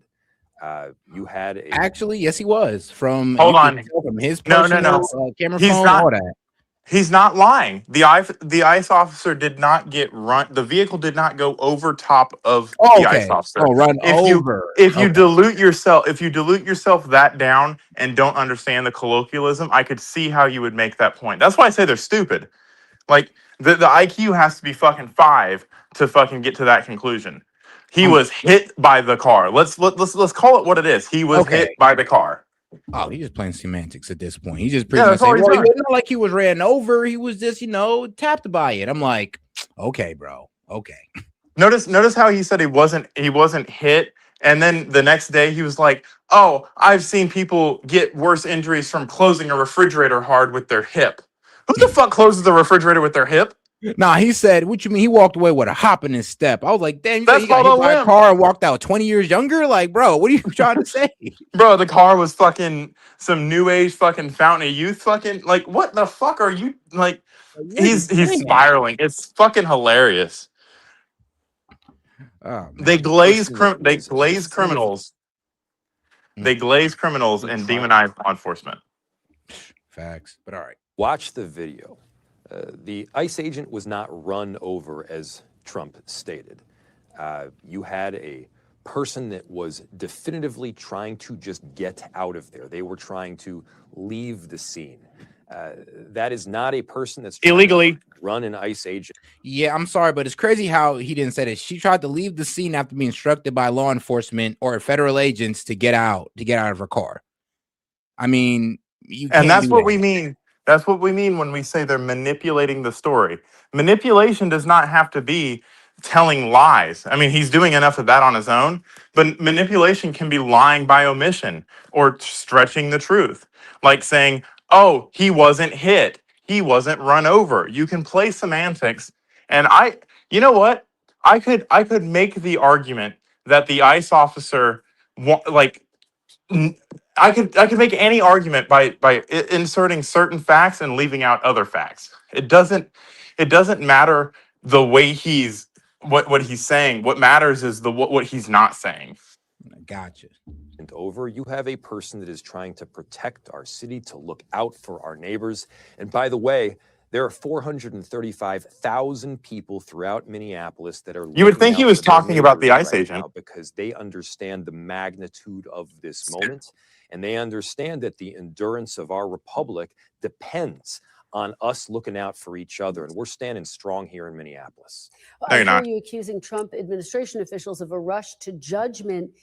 Is it imperative for leaders like yourself to wait for this investigation to play out before making any type of determination about what exactly happened here, Mayor? I think that's a fair point to make. And so let's have the investigation in the hands of someone that isn't biased. Let's like not you have it exclusively run through the FBI at the federal government or the Department of Justice. Hold on, Monty, chill. Let's have it with the Bureau of Criminal Apprehension at the state level. This is an entity that has expertise. They have a long history of investigating cases just like this, and they have had investigations come, by the way, to both conclusions with I'm sorry, but to trust. So hold on. Is he saying, oh, it's not fair that it's being left up to the FBI because, FBI led by Trump. So he wants it to be left up to the state so you guys can sit here and demonize this man just like you did Derek Chauvin and falsely imprison him just like you did him? Yeah, no. Again, it's not about what he's saying. It's about what he's not saying. What he's saying is that it should be left up to an independent agency. What he's not saying is that independent agency has direct influence. If the FBI has direct influence by Trump, then the fucking Criminal Bureau of Apprehension has direct influence from Tim Walz. So the same guy that said it was complete bullshit and that we should get the National Guard against ICE, and has direct influence from fucking dumbass French fry. The same guy that said that's bullshit, it was murder. So I don't want to fucking hear how you want to be impartial after you said that shit. Literally. Charge and without a charge. We need to be doing this right now. We need to be doing this transparently. And what I was pushing back on from the very beginning was a narrative that had jumped to that conclusion right from the get-go. And when you've got a federal administration that is so quick to jump on a narrative as opposed to the truth, I think we all need to be speaking out. Will you accept the truth is he was hit by a car of the FBI? I'm weak. All right, now I guess we got to go over, because there's guys saying, "Oh, I'm a Trump supporter," but how did he get hit and shoot at the same time? I mean, obviously, like I said, a lot of y'all ain't even watch all angles, so I guess we got to go over all angles. No. Let me if they're actually a Trump supporter, it doesn't matter if they're a Trump supporter or not. Clear as day with your fucking eyeballs, you can see the bullet hole in the fucking front windshield. How can he get hit and do all that? What are you even asking? It doesn't that's a dumb question. There are plenty of people that can be hit and return fire. There's people that have gotten shot and returned fire. Like, he got hit by a car, so that means his arms don't work anymore. Like, he loses all of his dexterity. Now the worst part is that they don't see the part where she moves her car and literally puts this man in front of the car. Not this man jumps in front of the car. No, she moves the car and puts him in front of it. Do what you did last time. Pause it right as soon as she moves the car. Move the car, right? She's moving the car right now and puts him in front of it. And he's moving laterally and shoots. Yeah. When she was moving that car, look, think about it like this, guys. If you're using common sense here, he heard those ICE officers say, "Hey, get the F out the car." So in his mind, he's like, "All right, let me move across here. Let me help my guys." But unbeknownst to him, she actually starts moving the car. But in his head, she's not supposed to be moving it because law enforcement or federal agents told her, "Yo, get the fuck out the car." So he's moving across to help them. She moves her car when she's not supposed to, with an ICE officer's arm basically in the car, and attempts to drive off towards him. In front of another ICE officer. But in his perspective, the car has been lined up towards him. He didn't jump in front of it. The car moved in front of him. That's what you guys don't see. And that's why I was talking about how it was intentional. Because if you run it back, run that video specifically back. And I'll tell you when to pause it. As the vehicle passes, not that one. The dark. The video of his cell phone. Oh, got you.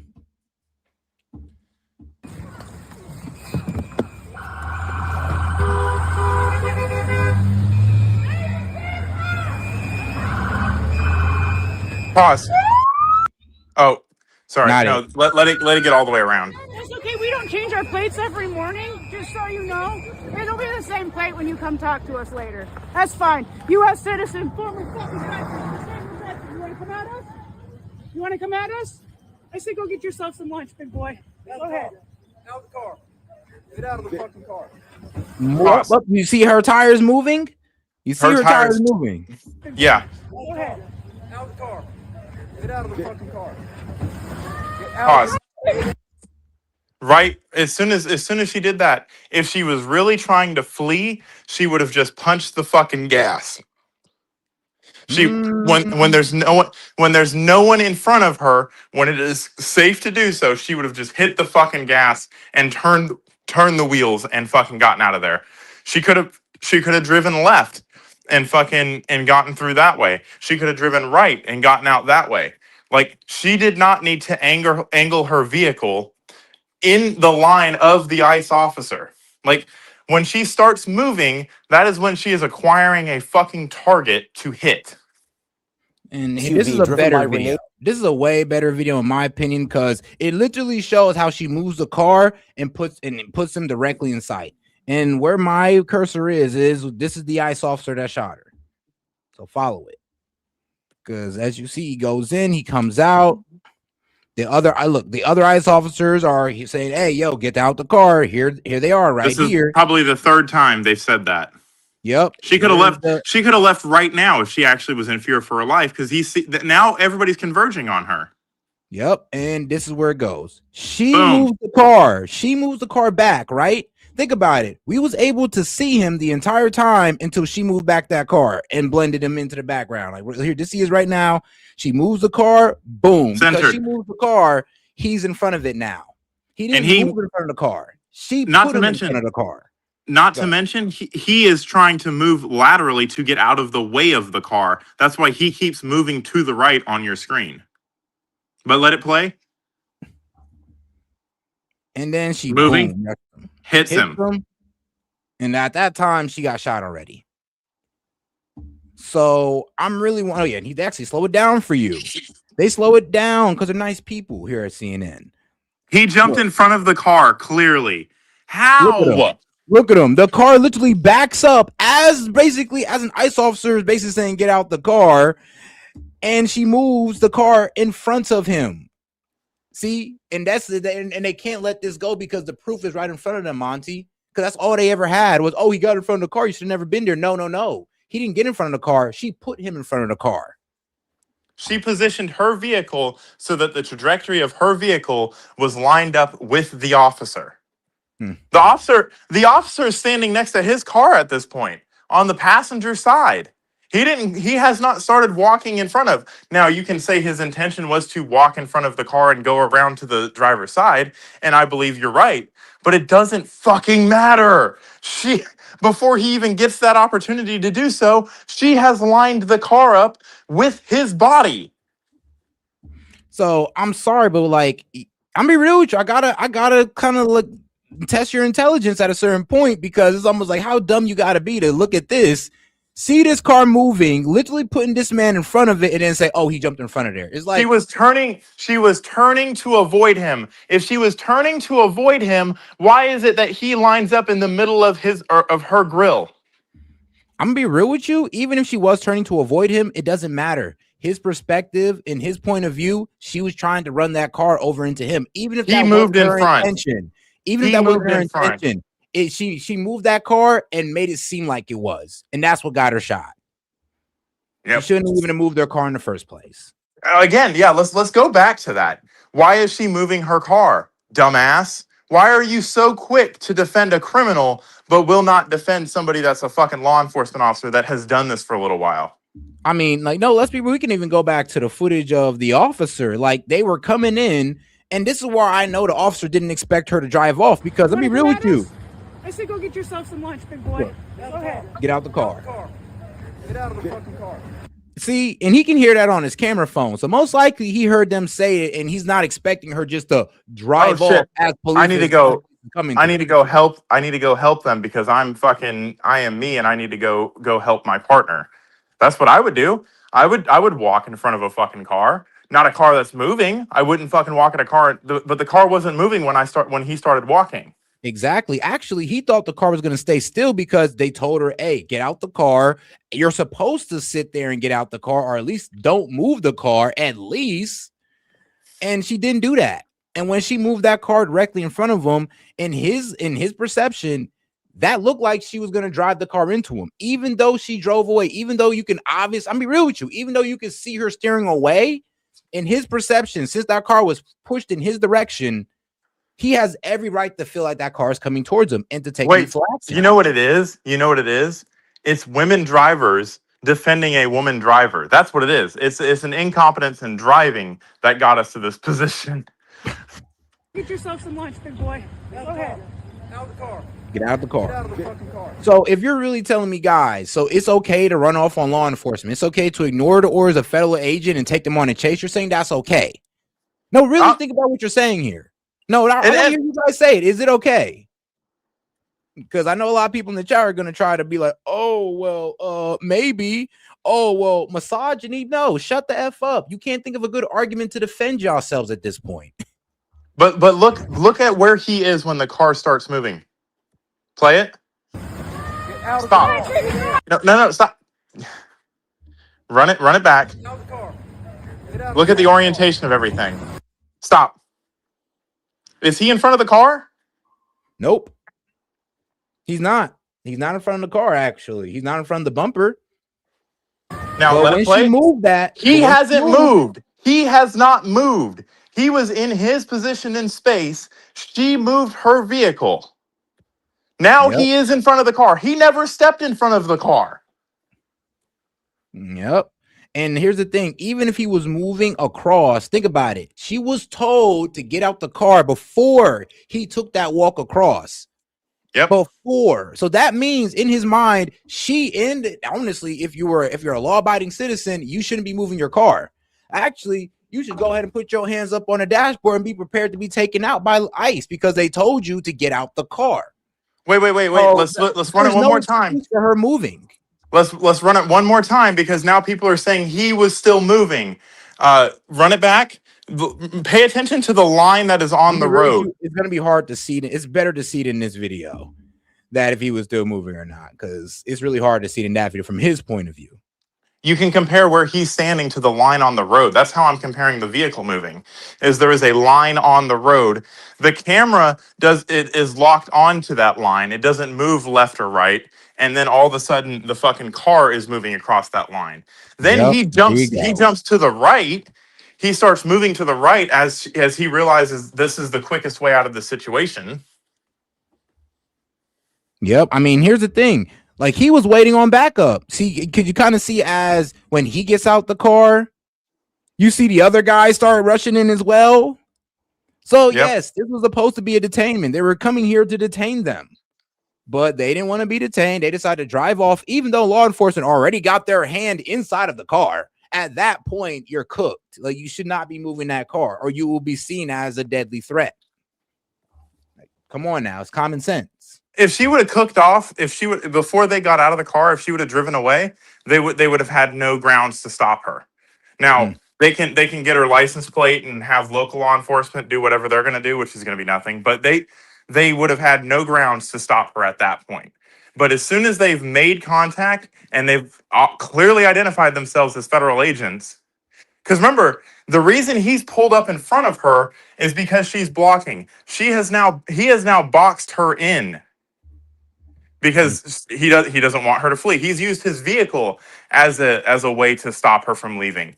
So then another officer, because you see he goes around and is recording the car and all that fun stuff for evidence. That's why, because they're waiting for the fucking other team to arrest her or detain her. And that's why he doesn't engage her. He just starts recording, gets her license plate. So if she does run, they have her plates. So, yeah, I'm sorry, but her moving her car put that guy in the line of sight, which ended up getting her shot. Because, like I said, it's not really about her true intentions. It's about that man's perception of what was going on. And you got to think, you can reasonably believe that she's not going to run you over. Why? Because you walked 360 degrees around her car, and she hasn't shown intent to hit you. She sits there, and like you said, oh, I'm not mad at you, as every fucking psychopathic woman says before they hit you with a frying pan. I'm not mad. Fucking, and then he should reasonably assume that someone's not going to be fucking crazy and try to hit him with her car. After being surrounded by officers, I mean, you're surrounded on both sides by officers. For one, she knew that officer was there and was on the other side of her. She was tracking him. Yeah, and then she knew that the other 3 officers was all right there. At that point, she should have just said, yeah, let me just stay here because that taking off is obviously going to be a crime. And we're talking about a lady who has no criminal history outside of a traffic ticket. So that's the sad reality of this right here. And it's sad that people want to sit here like this son of a bitch and sit there and make excuses so people don't better themselves. Stop defending that murderer Gestapo fuck, Jonathan Ross. Oh, yeah, well, Jonathan don't know what he's talking about. And they never said get out? Bro, like I said, bro, some people are literally bro, some people are that stupid. I guess we have Were they speaking Spanish? Am I fucking speaking some sort of fucking language that the rest of the world said? Am I crazy? Am I hearing things? I mean, I'm bro, pretty they're sure. just that crazy. No, look, bro, they're just that delusional. They truly want to believe this is murder. They don't want to think anything else. They don't want to hear anything else. They truly believe that it's just undeniable murder. When Get you out of the literally have car. to be Get like out of the car. brainwashed. You would have to Get be out of the brainwashed to car. believe that. Hold It on, takes a Set. certain type of brainwash. Okay, now I'm gonna Get play out the of sound for you. Get out of the car You should go times get 2. yourself some lunch, big boy. Go ahead. Get out of the car. Get out of the fucking car. Man, that's 3 times. Actually, wait, didn't they say that in the original video? This is how you know some Yep. people are uninformed. Because it was even said in the original video shown around the world. So how do you come up with that dumbass comment?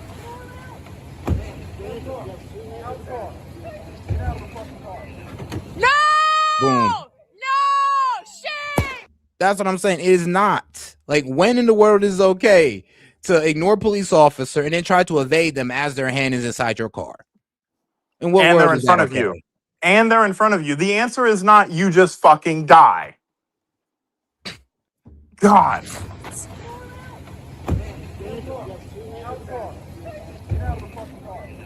No! No! Shame! Shame! I'm gonna be real with you, and I wish she didn't have to get shot. I'll be so honest with you, because I truly don't think that she had like the intention to hurt this man. But when she moved and put him in line sight of that vehicle, he had every right to defend himself, even if the perceived threat wasn't valid.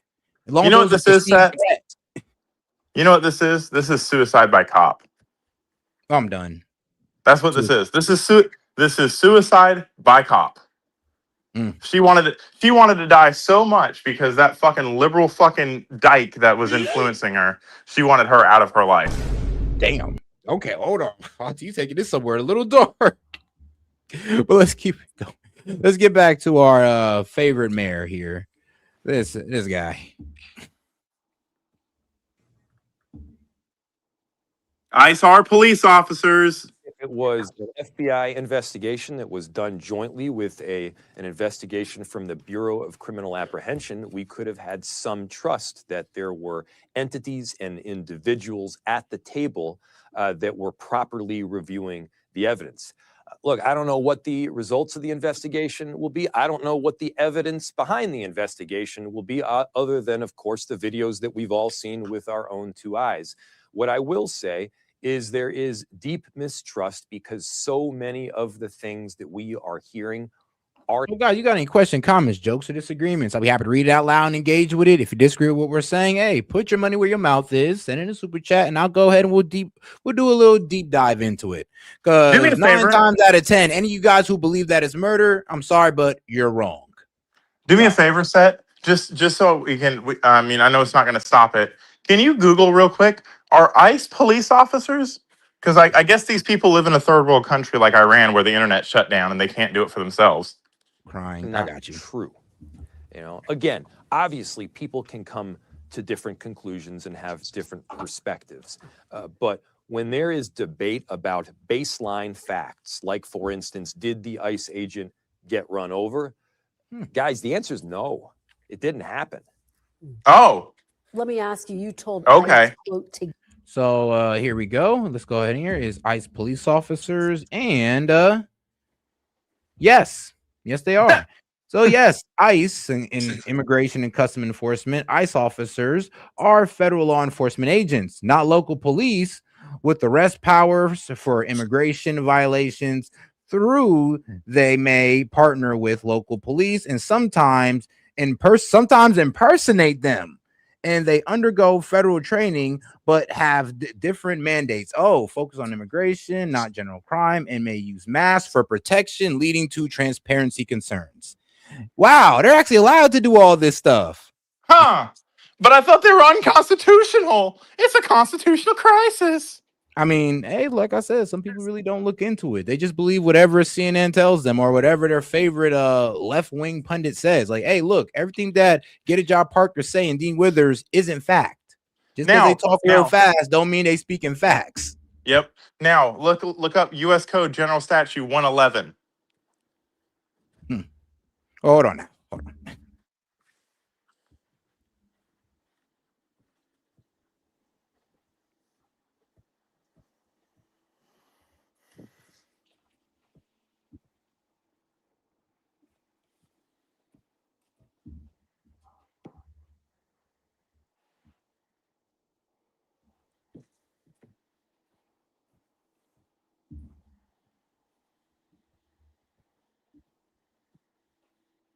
You put 4 ones in, Set. It's 111. Oh, okay. My bad. So I was like, hold on, U.S. Peaceful stature. expression of First Amendment rights. And, you know, to those that are offended, I'm sorry I offended. There we go. Here we go. All right, here, U.S. Code 111C could refer to a few different legal and government topics within the United States. I mean, there's a lot of them here. Oh, here it is.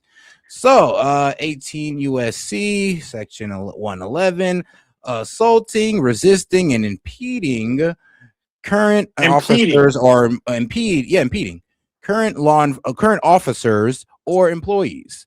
I mean, let's see here. This federal crime law makes it a crime to forcibly assault, resist, or oppose, or impede, intimidate, or interfere with federal officers or employees while they are engaged in or on account of their official duties. AKA, that's exactly what she was doing. Penalties may be the severity of the offense. Penalty may be the severity of the offense, ranging from misdemeanor, simple assault, to a felony involving deadly weapon or bodily injury. Mm-hmm. All right. So she committed a felony. Now let's put it. Let's round the corner.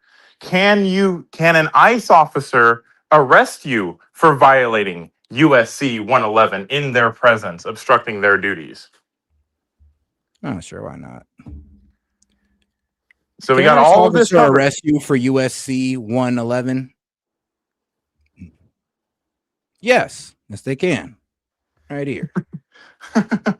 Yes, an ICE officer can arrest you for violating 18 USC 111 if you forcibly assault, resist, impede, intimidate, or interfere with them while they are performing their official duties as they are federal officers.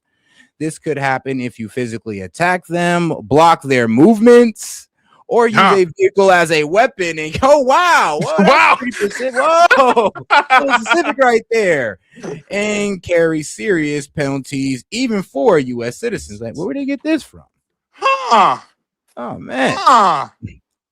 Wow. Almost like the whole "he shouldn't have been there" justification goes out the fucking window. Goodbye, chat. So, I mean, the facts are the fact, guys. Don't get mad at me, man. Get mad at Monty for making me bring this up, okay? I wasn't even going to try to cook you this hard. This is Monty's fault. What? Like, hey, I was apparently I was only going surface level. Shout out to Monty though, because you made me go a little bit deeper into that, and you proved a very good point. So now that we've established that he is there constitutionally, because that USC has been upheld under the Constitution, he does have the authority to effect an arrest for violating 18 USC 111.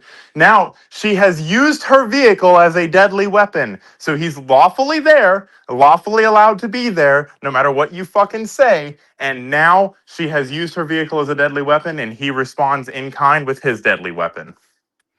And I'm sorry to say, but those are the facts. Shout out Monty. Get the buckets out, Jack. You need a lot of buckets for this one. Nah, I'm telling you, bro, they're gonna be crying their eyes out all stream. People that were protesting and marching yesterday, and virtually all of it was very peaceful expression of First Amendment rights. And, you know, to those that are offended, I'm sorry I offended their delicate ears. But as far as who inflamed the situation, you know, I dropped an F-bomb and they killed somebody. I think the killing somebody is the inflammatory element, not the F-bomb, which I'm sure we've all heard before. Well, let me ask you, because bigger picture, before this week, Mayor, ICE had already been ramping up its presence in Minneapolis. You said your police officers would not cooperate with them, that ICE enforcement was unconstitutional. You warned before this deadly shooting, quote, somebody's going to get seriously injured. Would you go so far as saying that you would support abolishing ICE? Well, first off, I did not say that ICE enforcement was unconstitutional. What I said is the way that they are doing it is unconstitutional. You can't. Please explain. No. All right. No. I need to hear him explain that, because I'm just like, bro, everything we read off, ICE is running by the books. If anybody's acting out of line, it's y'all protesters. No.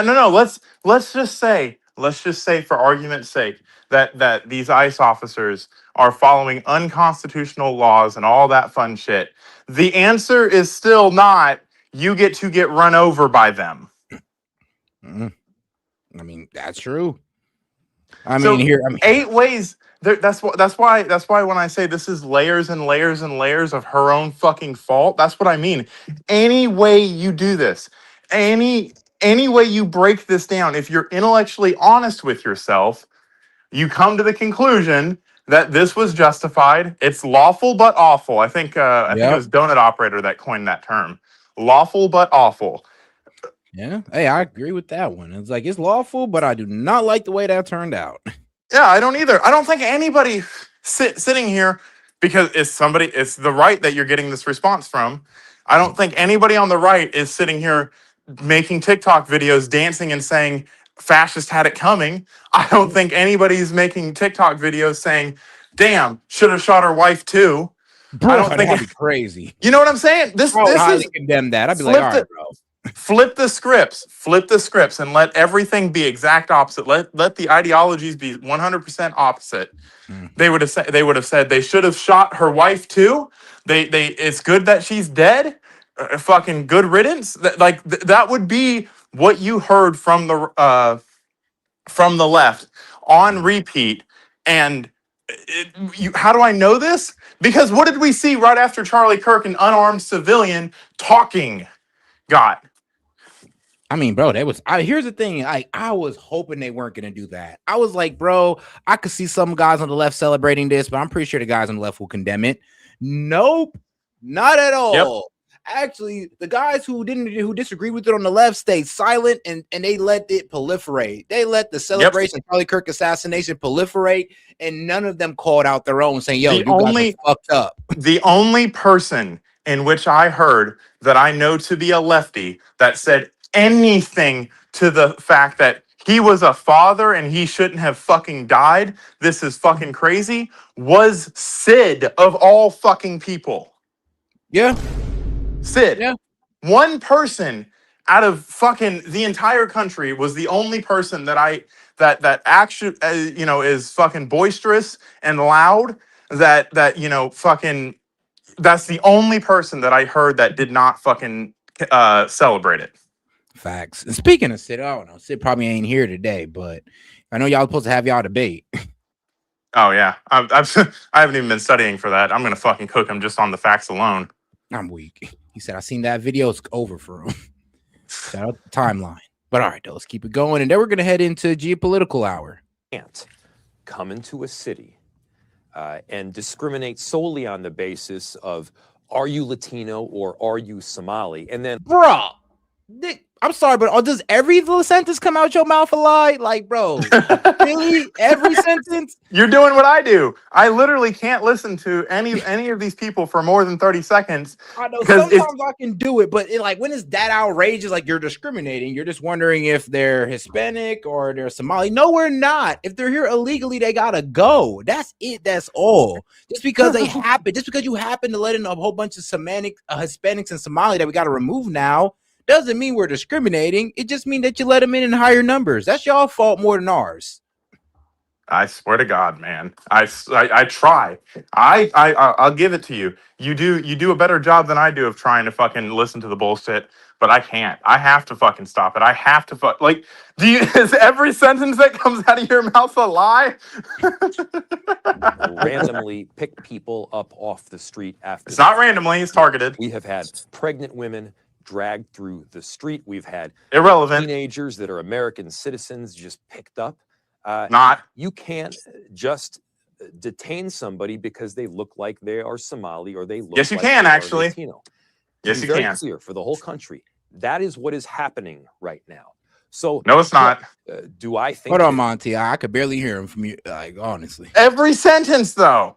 Yeah, every sentence. But hold on. Every 3 fucking words is a lie. You can't just detain somebody because they look like they are Somali or they look like they are Latino. To be very clear for the whole country, that is what is happening right now. I mean, you can ask for them to identify themselves, and if they fail to identify themselves, you can detain them. to be quite honest with you, like, yes, you can. If they're being a dumbass and being like, oh, well, I don't got to show you nothing, then I'm like, all right, bro, we'll do this the hard way. We'll detain you. We'll have to run your fingerprints. If you come back a U.S. citizen, we'll release you, but I'm going to call you dumb for letting us waste your time like this. And you wasted my time like this because you could have just gave me your ID and you'd have been good. But you wanted to sit here and protest ICE. Now I got to detain you. Here you are crying and bitching. And just to prove what? That you're a citizen? Like, come on now. Because it'd be citizens that do this dumb shit. You know the ultimate, you can't do that? You can't run over federal agents. Oh, yeah, that too. I mean, but apparently he was just supposed to take that one to the chin. Like that lawyer said, I guess he's just supposed to die then. Like, you guys, bro. So, look, do I think that we should just abolish the entire entity that does immigration enforcement? No. But the way it is being utilized doesn't make sense. I'm not asking for the DOJ to be abolished. I'm not asking for the Office of Management and Budget to be abolished. You're a nobody. I'm saying that the way that these institutions are being utilized right now by the Trump administration is wrong. And to be clear, is unconstitutional. Well, let me press you a bit, because Tom Homan, the border czar, says Minneapolis's sanctuary city policy, just for our viewers, that effectively shields undocumented immigrants from deportation, makes it harder for ICE to enforce immigration law. How do you respond to that argument that your city's stance in eliminating cooperation with ICE has made it harder for federal law enforcement to safely enforce immigration laws in your city? Look, what our policy says is that I don't want our police officers spending time working with ICE on immigration enforcement. Then why are you asking them to work with you? Primary job. You know what I want our police officers doing? I want them stopping murders from happening. I want them preventing carjackings. And by the way, they're doing a hell of a job right now. We've only had 2 shootings in Minneapolis this whole year. And by the way, 50% of them were from ICE. So I want our officers focusing on safety. You know what I don't want them doing? I don't want them spending a single second hunting down a father who just dropped his kids off at daycare, is about to go work a 12-hour shift, who happened to be from Ecuador. That guy, and who happened to have molested those makes children. Minneapolis a better place. And I mean, yeah, bro. Like, they were actually going after a child molester, and these guys were, well, sadly, Renee Good was impeding that. And here's the thing: they don't know who they're trying to stop. They don't know what they're doing. They don't know what investigation they're impeding on. They just know that they're stopping ICE, and they feel good doing it. But they probably wouldn't feel good about the fact that they're like low key, like trying to prevent a child molester from being arrested and deported. I am proud to have him in our city. So, you know, I want our officers focusing on safety. Pause. He's proud to have the pedophile child rapist in his city. That's what he just said. That's what he just said. Oh, like, oh, that's what he just fucking said. Run it back. Because the person that they're talking about is the person that was dropping it there. That is the person they were going after. And that is the circumstances in which they went after him. All right. Work a 12-hour shift, who happened. I don't want them spending a single second hunting down a father who just dropped his kids off at daycare, is about to go work a 12-hour shift, who happened to be from Ecuador. That guy, he makes Minneapolis a better place, and I am proud to have him in our city. So yeah, who also had child molestation charges. But okay, though, it's all good. He's proud. No, hold him to what he said, and this will all make sense. He is proud to have that guy that has been convicted of doing these things from Ecuador in his city. Hold him to it. I better not ever hear him talk about the Epstein list again. He is proud, and he won't spend a single cent but he wants ICE to share their investigations with them. He wants ICE to cooperate with local law enforcement to conduct their operations. So have it his way, and ICE wouldn't be doing anything because he's proud. It doesn't matter that they're violent criminals. He's proud of the violent criminals. All right. So he said it. He let the mask slip. All right, officers focusing on safety, not randomly plucking people off the street and hunting them down. Let me ask you about the leadership in your state. Dozens of people in Minnesota have been charged and convicted with stealing millions of dollars of taxpayer money for government programs. Do you think Governor Walz did enough to stop the fraud in your state? And do you support his decision not to run for re-election? Well, look, Governor Walz is the reason that we've got paid family leave in Minnesota. He's the reason we've got free school lunches. Him and I, we've been through thick and thin. But did he do enough to combat fraud, over these Mayor? last 5 Did he do years. enough to combat fraud? Look, obviously everybody could have done more to prevent fraud. And I mean, no, especially yo ass. But I mean, he ain't stepping down. That's a fair point to make. Do more to prevent fraud. And you look what he's doing right now. He's setting up a whole bunch of infrastructure to do that. And by the way, look, the fraud's real. We've all got to acknowledge it. The fraud is very real. And by the way, when somebody commits fraud, and there are many that have done that, you investigate it, you charge, you prosecute, and yeah, you put the person in jail. Bye, Tim Walz. You put the person in jail as an individual. You do not hold an entire community, any community, accountable for the actions of individuals. Yeah, but here's the problem. We're not trying to hold the entire Somalian community accountable for what a few's doing. We're sitting here trying to figure out what the hell's going on, and you guys are calling us, oh, we're Islamophobic, we're racist. To what? Just because some of the people who are doing the fraud are Somalians? You guys are making it worse. You guys can let us call out the fraud and not make it about race, and it would just be about the fraud. But when you guys make it about race, it's your fault why it's like this. Go ahead. You're a white supremacist. Well, I mean, bro, they call me that all the time. It's all right. There was you're a white supremacist said, like, man, dude, I care about the black community more than you do. Trust me. Like, trust me. If you cared about the black community, you wouldn't be a Democrat, to be real honest with you. I mean, if you're honestly care about our community, you sat there and watched the black liberals, the Democrat Party, destroy our neighborhoods, destroy our cities, destroy our schooling, all that. You sat there and watched them do it, and you're still on their side. And I'm the white supremacist, but you're being held, walked around like a fucking dog by the collar by the white liberal woman and man. But I'm the white supremacist. Hold on. ICE doesn't investigate fraud. We're not talking about ICE investigating fraud, you fucking dumbass. Try to keep up. Yeah, but let's leave him alone in the chat. Let's leave him alone. Now they got to pay, Monty. Now they got to pay. Yeah. All right, Mayor Jacob Frey, thank you so much for joining us. We really appreciate it. But all right. Now we're going to go ahead and get into political hour. And you know what? I'm going to play a nice little action-packed cartoon, pretty much explaining everything that's going on, as we know. It's actually pretty damn entertaining. And if you can't read, you're going to be overly mad about what I'm about to play. So it is what it is. Get your reading skills up. But all right, now we're going to take a quick little 4-minute break, and then we're going to go ahead and come back and get on geopolitical stuff. But enjoy this Japanese anime rendering of what's been going on in the past, week or so. All right, guys, let's go ahead and get straight to it.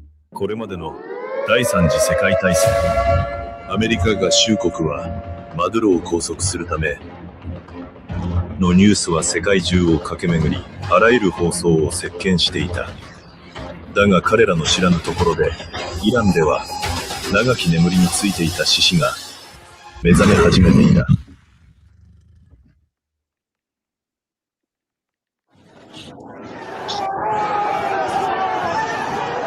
通信を遮断しろ！こんな姿を世界に見せるわけにはいかん！しましいモサドめ！奴らが裏で糸を引いている！フィレラ私がマドロのようにただ横たわると思っているのか！全員撃て！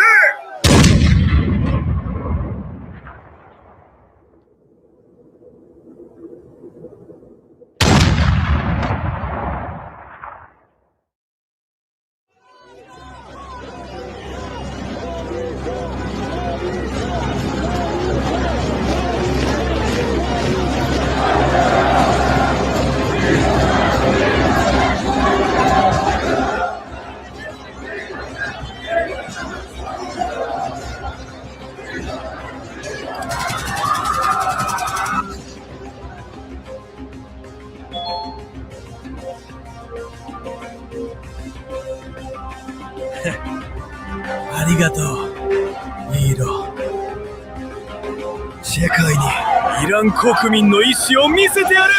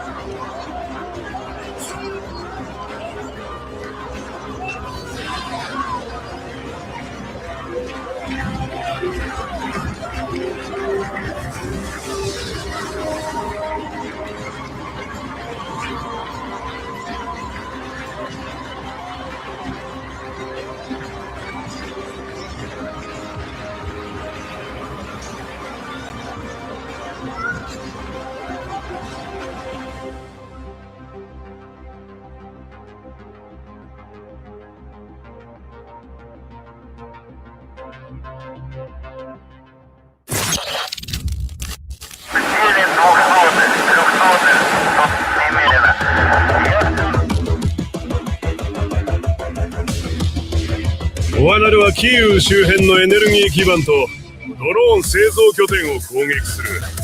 これにより敵の電力を断ち、生産を締め上げることができる。ただし標的はポーランド国境のすぐ近くだ。やれ、すべてを灰にしよう。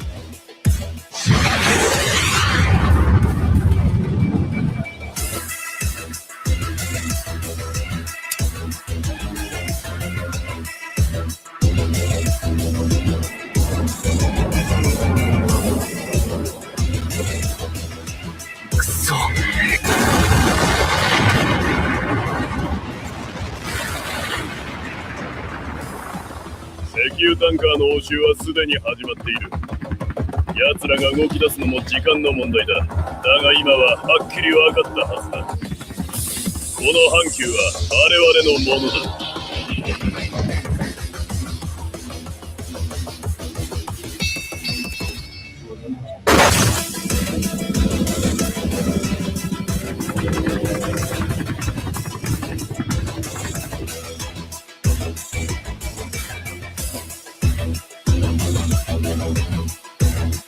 やれやれ、イランも追い詰められたものだな。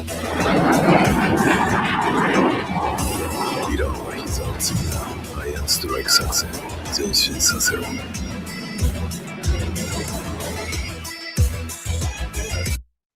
And all right, there goes a little nice little anime and my bad.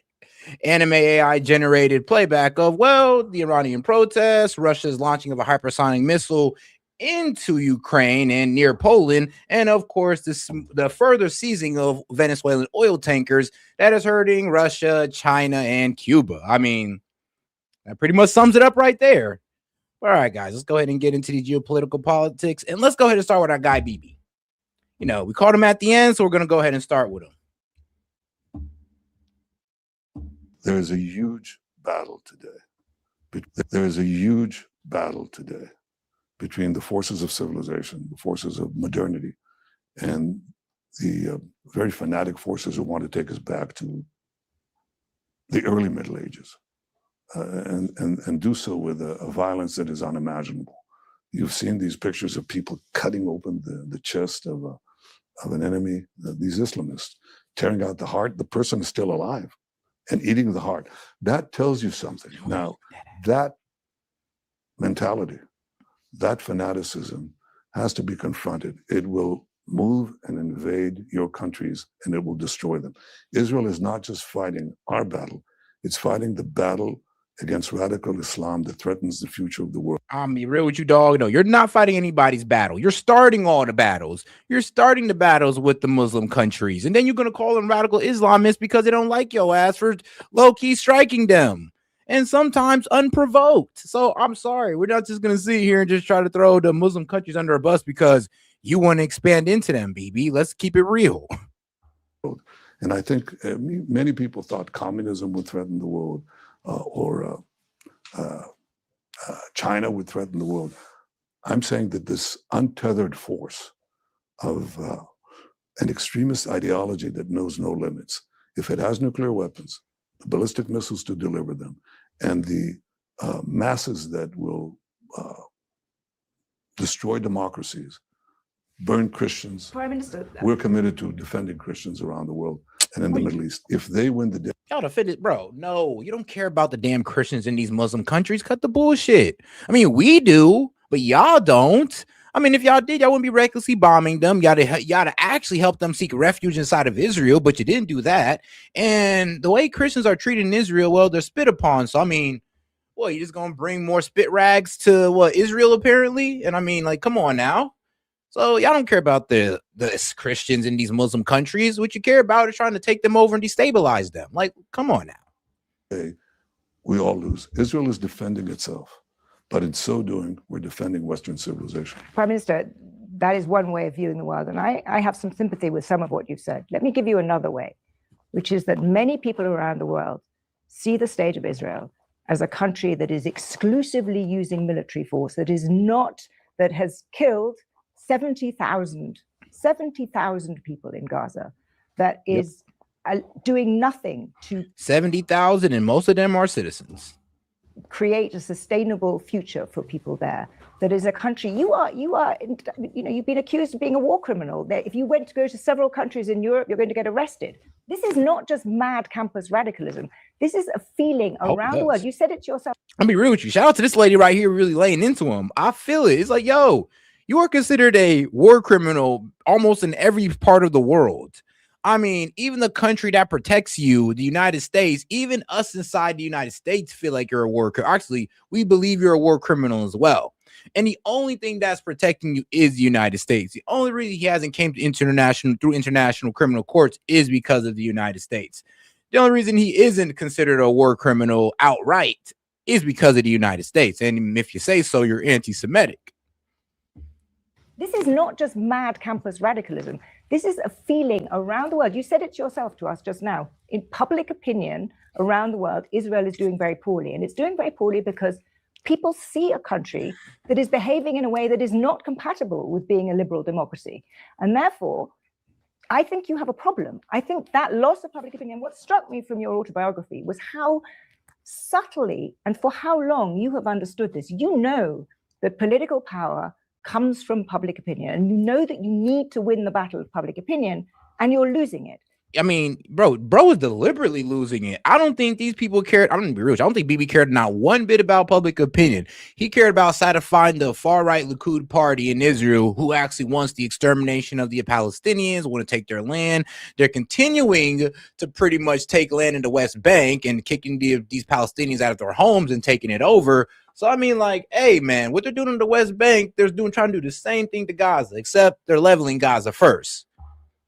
You've absolutely lost it in Europe, but much more worrying. I mean, let's be honest. I mean, if you wanted to win the public opinion, yeah, bro, try to prevent as much civilian deaths as possible. At least make it look like you're trying. Because, you bombing like multiple hospitals, schools, tell them to go one area and then bombing them, it doesn't really seem like you were trying. You know, just an honest, I'm just keeping it real with you. Worryingly for you, you're losing it in America.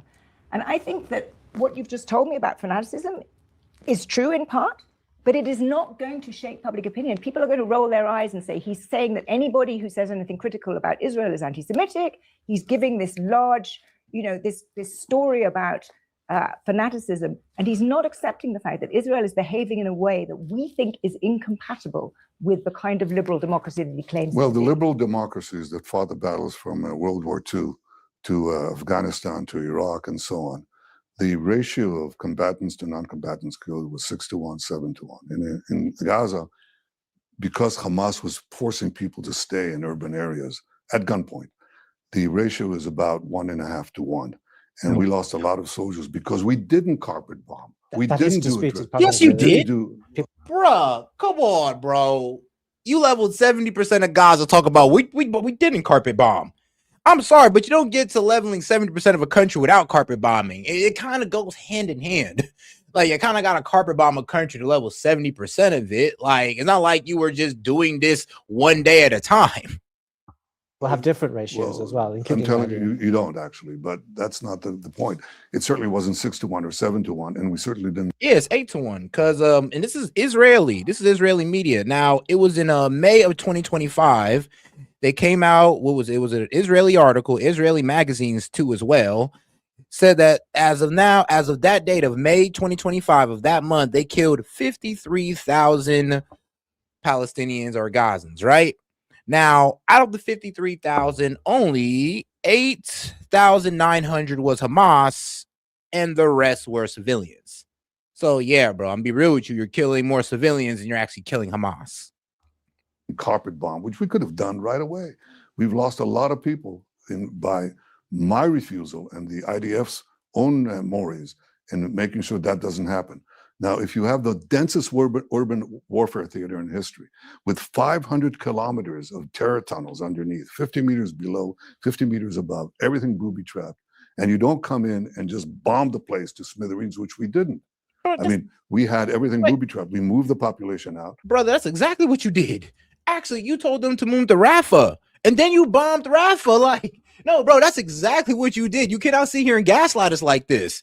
It's all out there for the world to see. And then you have to fight the Hamas in there. No, you'd have to be a real Zionist to eat this up. You literally have to be a completely pro-Israel to eat this one up. The ratios in Mosul, the ratios in Fallujah, the ratios elsewhere, there's nothing comparison, and that was nothing compared to what our soldiers, our brave soldiers, had to face in Gaza. So, I dispute the fact. The argument that you put forward is being put forward. It doesn't make it true. What is true is that Israel is fighting these worst killers, these people who took not only beheaded our men, raped our women, and then murdered them, burned our babies alive, and took 255 hostages, which we took out. Nobody believed that we got them out. These are barbarians, and they're given a free look. I have demonstrations on behalf of Hamas. Notice that they're burning the flag of Israel and the flag of the UK, the flag of Israel and the flag of America. When you have We not believing this bullshit, bro, because I'll be real with you. I ain't see no videos of Hamas burn the UK flag. I ain't see no videos of Hamas even burn the Israeli or the American flag. I've seen no videos of that. I'll be real with you. And I look very deeply into these terrorist organizations. I look very hard into them because I need to know what they're about, especially if I'm going to cover them. And Hamas' main gripe is with the occupation of their country, or I'm sorry, the occupation of Gaza by Israel. That's their main gripe. Honestly, they really don't give a fuck about anything else outside of that. Anybody who tells you different, they're lying to you. That's all they truly care about. That's it. That's all. I mean, you could tell due to their actions on October 7th, that's really all they care about. They have a special hatred for the Israelis, and that's it, and that's all. And I'm not saying that I agree with it, but I'm saying that's literally their only gripe. And anybody who tells you they differently, they're lying to you. And honestly, well, hold on now. They might hate America because, I mean, everybody in the world knows we back Israel to do their atrocities. So it is what it is. Israel demonstrations, they wave Israeli flags, they wave American flags, they wave British flags. These people are against you, whether you recognize it or not. They will sweep away your societies, your freedoms, your ideas, the values that we cherish. Exactly. Prime Minister, it really isn't. I mean, like, it's like he goes from condemning Hamas to condemning like damn near all Muslims, if you think about it. And this is why I say, if you have a radical hatred for Muslims, I'm sorry, but you've been propagandized to think that through Zionist propaganda. Because if you hate Muslims, that means you hate each and every one of their enemies. And when they try to get us into war, your ass gonna be sitting there cheerleading for it. So trust me, I mean, you might really want to investigate where that hatred of Islam comes from. Is it truly organic? Just extreme radicals. There are huge numbers of people who are concerned about Israel's behavior. Frankly, including people like me. Well, you know, I think that if Britain was invaded, forgive me, you know, if Britain was invaded and you had the equivalent in Britain, your population is what, 65 million, something like that, 60 million, right? Mm-hmm. So you're about 6 times our size. So if you had on one day about 8,000 Brits murdered, mutilated, raped, and kidnapped. Yeah, here's the thing, though. I know the Brits, and they wouldn't approve of the British just going over there, the UK military just going over there and decimating a whole bunch of women and children. I'm sorry, but I even said it to somebody on chat. I was like, bro, if they killed if there was your family, what would you do? I'd be like, bro, I would want the group to be eliminated. But I wouldn't want the reckless bombing of women and children around that group just because that group is there. Like if Mexico came over here and did that, and let's say one of my family members was caught up in it, let's say my mom was caught up in it, and she was brutally killed by this group of, I don't know, radical cartelists, whatever, right? And they go back. And they're like, oh, well, what do you want to happen? Oh, I want that group to be eliminated at all costs.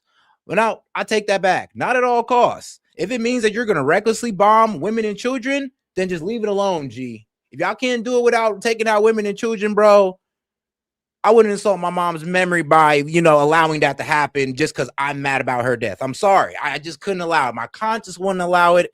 I don't even think my mom would even like that. So I don't even know how you guys get to that level to where you're just like, oh no, all of them needs to be eliminated. I'm like, dog, a terrorist group could have came over here and killed my whole family, and I wouldn't want all of their people to die. Of course, I'd want that group to be gone, but not their people. And they came right next to London. What would you do?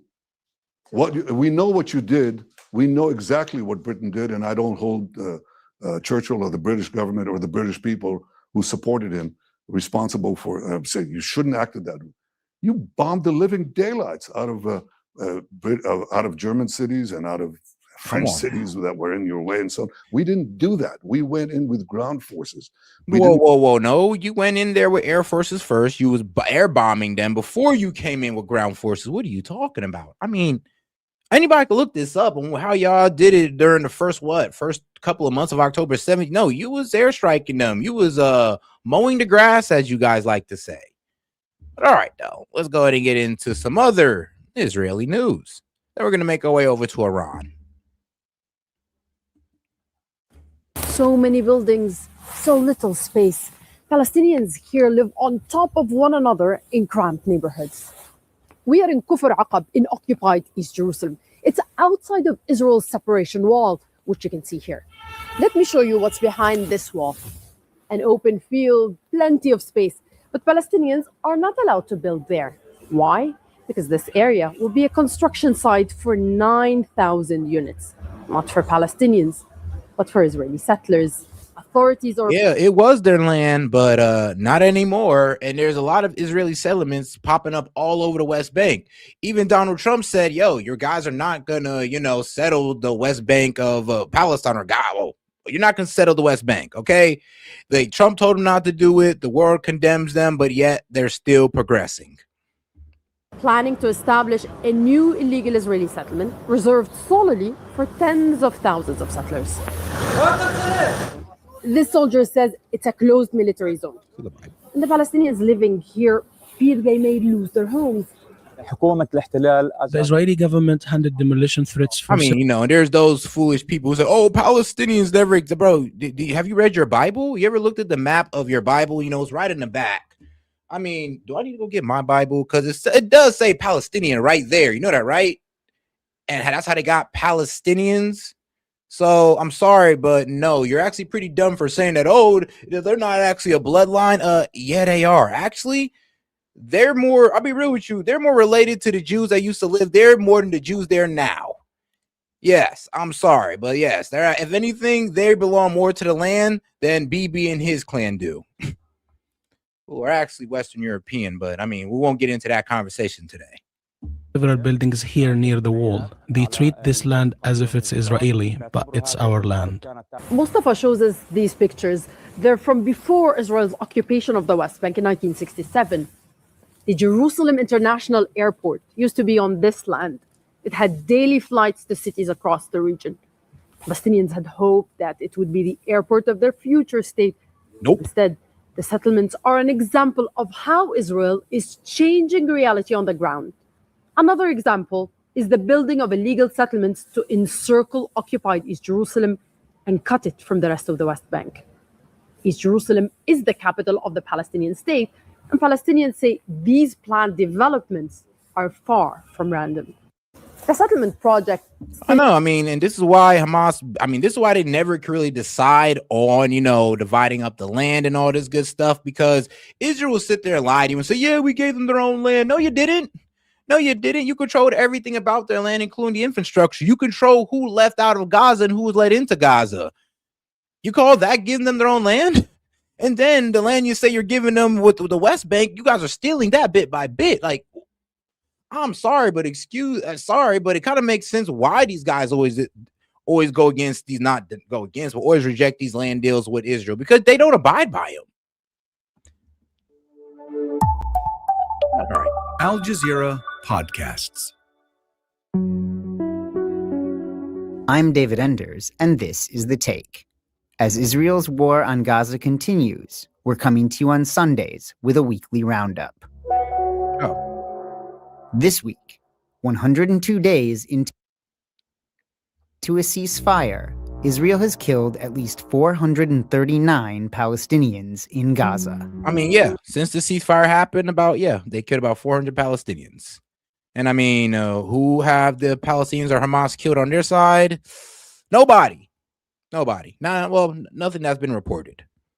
Weather continued to threaten the lives of displaced Palestinians in Gaza. That's pretty convenient that it hasn't been reported. Orders for a playground in the occupied. I mean, yeah, low key though. Like, there hasn't been any report of any Hamas attacking IDF or killing any IDF soldiers. Like I said, there was that one mishap over the landmine, but that was proved not to be Hamas. But I mean, hey, it's just definitely been, doing their thing to them. In Gaza. Weather continued to threaten the lives of displaced Palestinians in Gaza. Israel issued demolition orders for a playground in the occupied West Bank. Today is Sunday, January 11. Damn. Israel has killed more than 71,409 Palestinians in Gaza since October 7, 2023. Israeli airstrikes killed at least 14 Palestinians in the Gaza Strip on Thursday. But as Al Jazeera's Hind Hodri reported on Saturday, weather remains the most pressing concern for Palestinians there, as much of the area's population have only makeshift tents for shelter. An infant reportedly froze to death on Saturday morning, as another winter storm brought high winds and rain. The violations continue, and the Israeli airstrikes and attacks continue against the Palestinians in the Gaza Strip. But also, in the past hour, we made a tour on the tents and visited a couple of families where their tents have been completely destroyed, collapsed, and there's no way they could fix them because they do not have any materials. Most of the families do not have enough blankets, do not have enough winter clothes, and we saw a lot of children barefoot. Most of the streets are completely collapsed, where the infrastructure have been completely destroyed by the Israeli attacks in the past 2.5 years, where also Palestinians are witnessing not only rainfall, but also sewage that is going and entering their tents. Most of the families are saying that all night long they did not sleep because the rain was pouring and they were scared that they were drowned along with their tents. Damn. The ICRC and Hamas on Wednesday resumed searching for the body of the last Israeli captive still in Gaza, the recovery of which is linked to the reopening of Gaza's border with Egypt. Here's Al Jazeera's Tariq Abu Azoum. The search for the body reflects a level of operational coordination and compliance with humanitarian and verification mechanisms built into the first phase of the ceasefire agreement. This step remains politically very... I mean, that's tough. So not only do they got to fight an Israeli-backed Palestinian paramilitary group or militant group, but they also got to go ahead and find the body of the dead Israeli as well. Like, they got to do all that while also having to disarm right after. I mean,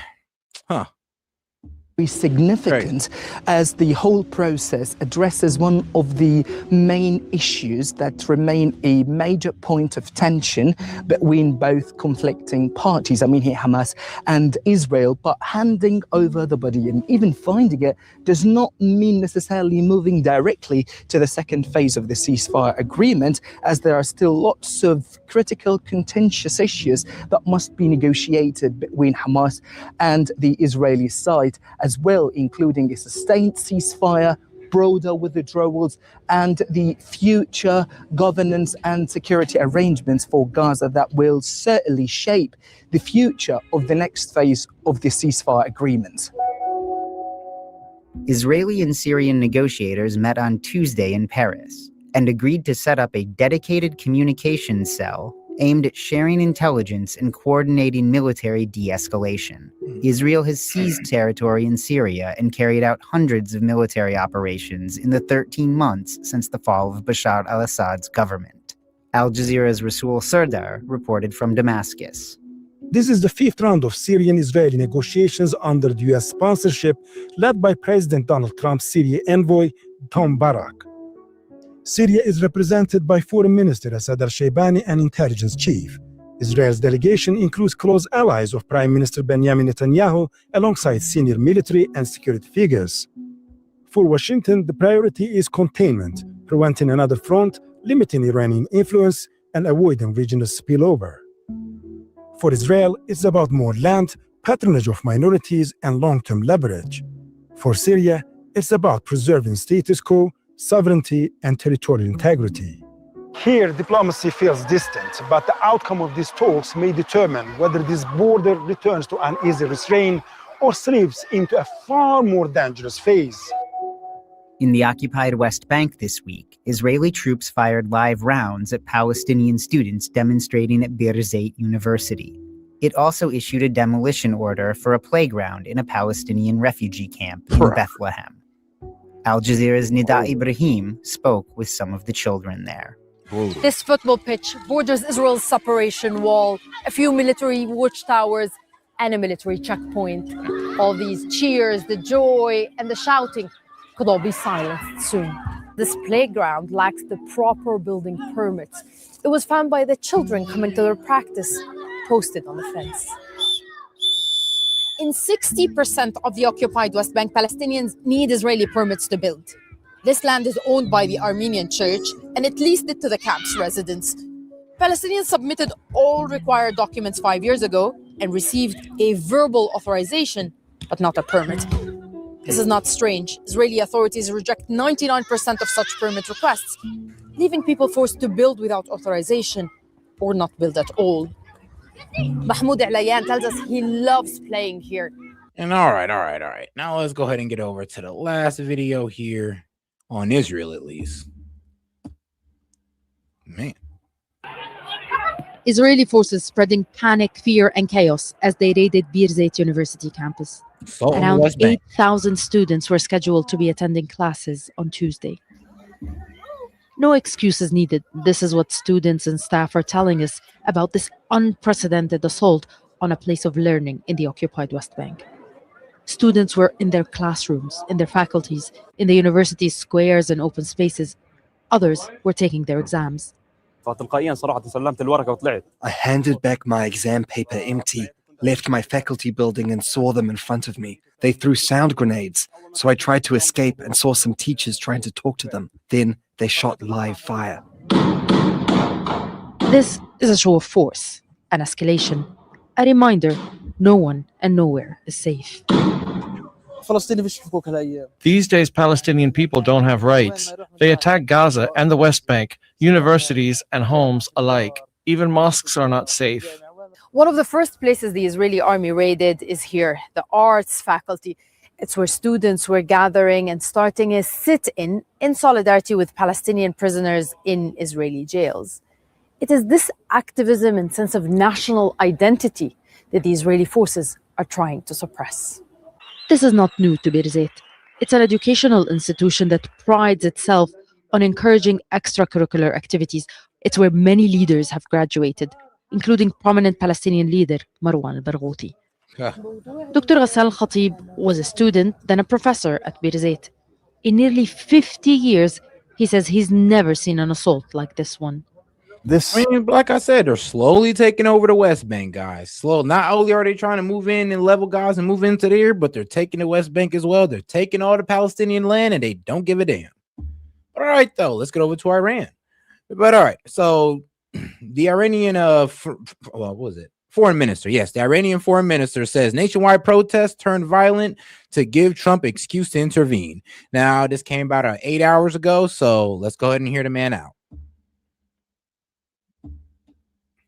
To their concern and demands.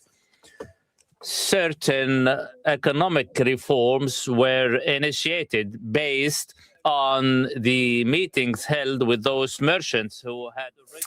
All right, you're watching Al Jazeera. We apologize for interrupting your programming. We're going live now to a meeting, with the Iranian Minister of Foreign Affairs, Abbas Araghchi.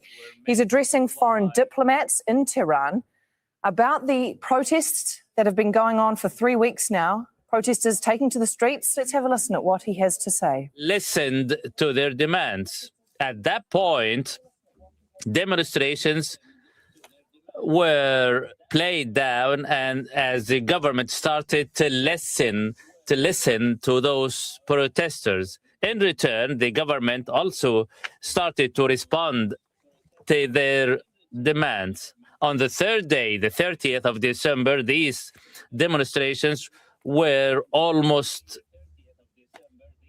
absent. However, with the 1st of January, protests reignited, yet in a different fashion. I would like to make clear that these protests went through a number of phases. First, it was calm and peaceful. Then it started to reignite in a different fashion as new individuals infiltrated these protests and they turned violent. As we witnessed in many countries, including those in the West and the United States, when protests turn violent, they are met with the security forces. I mean, our security forces started to respond. I mean, nah, bro, we get what you're saying, but we don't shoot our protesters, bro. We don't start out. We're not out here killing protesters. I mean, let's be honest. Unless their name is Renee Nicole Good. Yeah, I mean, maybe. But, bro, I mean, if we had a protest over our currency going bad like that, which, I'm be real, that may be coming up in our future, but I don't think that the government is going to go out there and be like, yep, go ahead, just start killing them. No, detaining us, maybe, but killing us, I mean, let's be real, that's going to start a revolution. And if that's what you guys are doing, then that's what you guys have on your hand. But, hey. And they stood up to the violence. At the same time, the government continued with their meetings with the protests. And up to the 7th of January, we continued to respond to their protests and demands. However, the demonstration started to turn violent, and we addressed these violent protests were addressed and met with self-restraint by the Security Council, by the security forces, sorry. As of January, these demonstrations took a different shape.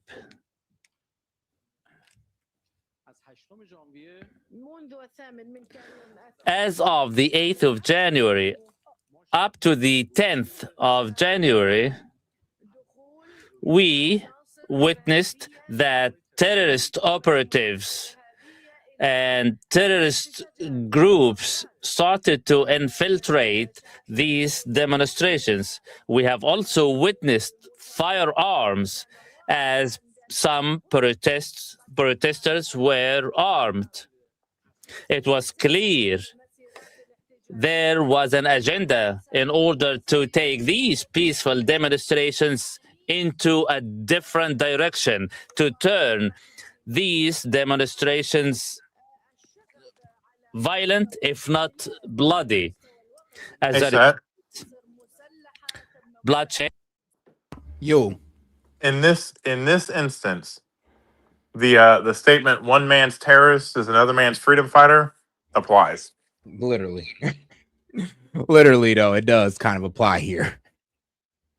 It's like, hey, bro, they may be terrorists to you, man, but hey, they might be freedom fighters to your people. It started.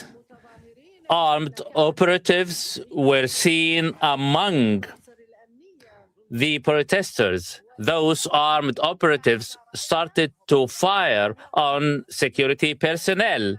And above all, they are not firing on the security personnel, but they are also firing arms on civil protesters. The aim was to raise the number of fatalities among demonstrators. Their goal was clear, and this goal is to increase the number of victims. Why?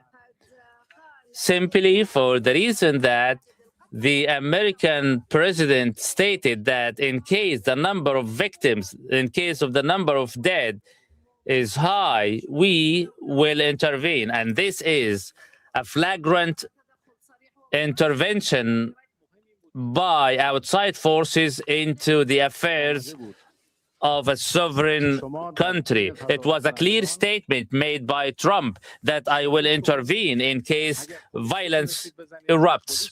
That's why the demonstrations turned violent, bloody, simply to give an excuse. All right, so he's pretty much saying that Trump might have incited more violence in Iran because he's saying, yo, it's like because you said you're going to get involved, that's inciting these terrorists, rioters, that's inciting them to do even more damage. So we take more force on them to get Trump involved. So he's like, yo, you're pretty much opening a door to intervention.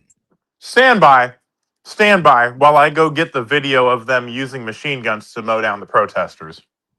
All right, cool. To the American president to intervene. We have recorded audio messages received by those terrorist operatives, giving them orders to fire on protesters, to fire on the security and police personnel, to fire on peaceful civilians, to fire on anyone coming their way, women, men, young or old. Their goal is to kill the highest possible number. As a result, many were killed in these violent demonstrations. And a living proof to this is that many of those killed, they received gunshots from behind.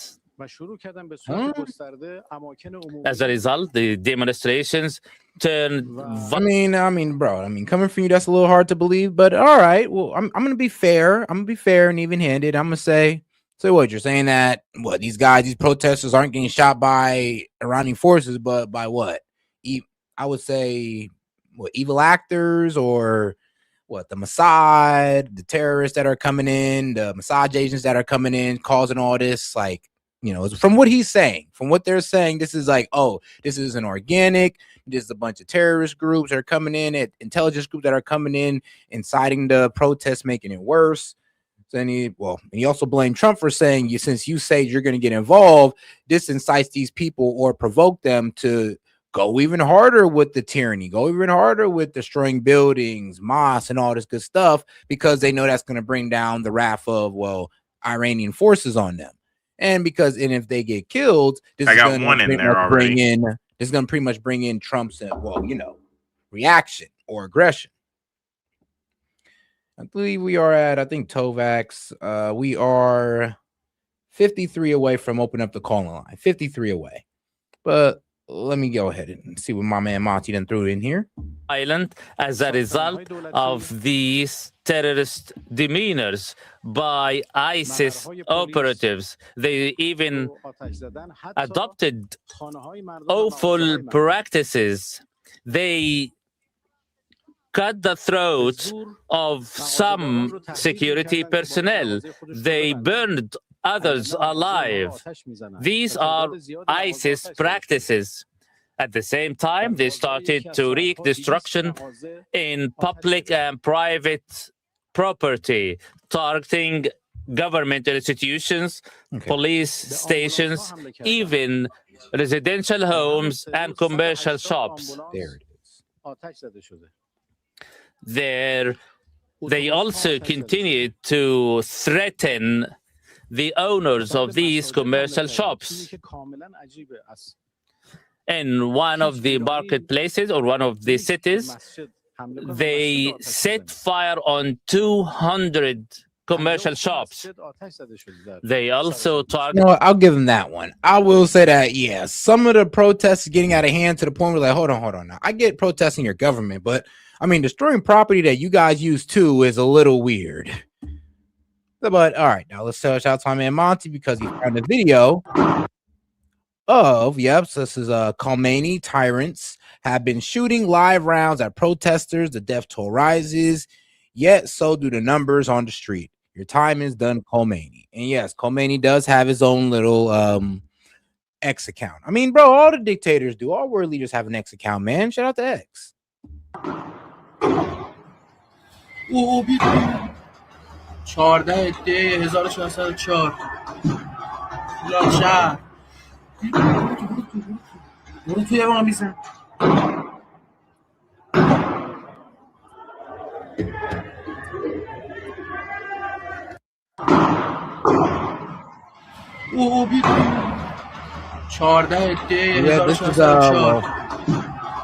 Iran's military or police force walking through the streets shooting either at the civilians or just shooting to scare them, but most likely shooting at them since I'm trying to look for dead bodies on the street. Sorry, sometimes you got to confirm this stuff. Maybe that guy. Nope. No, yeah, he got shot. All right. Okay, yeah, they are shooting because that one guy, he started limping off, so he got shot for sure. So they are shooting at their citizens. Confirmed by this video that Monty sent in. So shout out. But I sent another one. What can I say? I had to double down on that. I sent another one. All right, I got you. Then there's you. I mean, if you want to, you can literally just go on X and find it. But I want to peel through ones that aren't super gruesome because if you just scroll past it, I don't want you to get age restricted. I got you, man. That's all good. Let's see here. Let me go ahead and because there's a lot more gruesome ones that show the a guy gurgling on his own blood after being shot in the head by the police.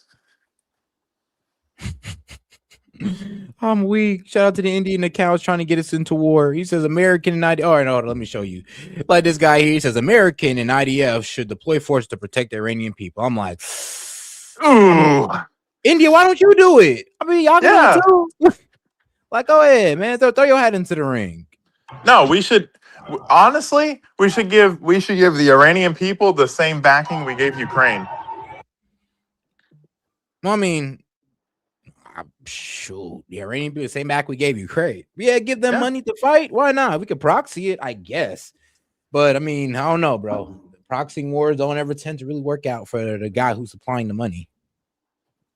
Give him guns. Don't give him money. Give him guns. Good point. I mean, yeah, give him guns. That might work. Colt can get a real big contract off of this one. Oof. But oh yeah, like I said, they're setting things on fire, and this is why the Iranian police is coming around, and this is why I think that the agitators are actually harming the Iranian people because they're really coming around every time you start seeing cars on fire and all that good stuff, and it's like, yeah, maybe if you all weren't doing that, maybe this right here. I'm just saying. It's not a. Let's stop calling it a peaceful protest and start calling it what it is. It's a revolution. Yeah, it's an attempt. It is a war. They are fighting a war against their government. Man, I don't know about that one. I mean, they're trying to. They're trying to. Yeah, about to say, give them some guns too. Then we got a war here or a civil war. But now they're killing guards and taking their guns, and they're arming themselves with the loot drops. I'm weak. And right now it is reported though we have about over 500 protesters dead. Now you can say they're protesters or Mossad agents, don't matter. They're dead. Yeah, they're all Mossad agents. Israel is fighting a war in Gaza, fighting a information war, and there are also 500 of them in Iran. Good God, that's some. I know you don't believe that, but Jesus, like, man, you never know. But it's always Israel, guys. Where are the people in Israel? Is Israel just an entire military state? Like, I mean, well, kinda. They have obligatory military service, but that's not what I mean. I get it. But all right, let's get back to our. Let's get to this. Israel is just a giant military base. The foreign minister of Iran, because he came out talking to reporters saying that the protest is now stopped. It's all good, but I highly doubt that since there's a media block going on. Oh no, it's not. There are posts as of recently of the same shit. Okay, great. Ambulances 180 ambulance vehicles were targeted and destroyed over 3 days only. Public transportation buses were also targeted. And above all, they strangely targeted mosques. And this is really surprising. No Iranian could dare to set fire on a place of worship. 350 mosques were set fire on. Even the injured, these operatives ended their lives. On one occasion, 11 injured were on their way to the hospital, yet they were fired upon. They received live gunshots. It turned out that those injured persons were killed by those terrorist operatives. Many were radicalized through large payments. I see. Million tumens, 50 million tumens were paid to certain individuals only to target police stations. All these pieces of information are documented and well proven.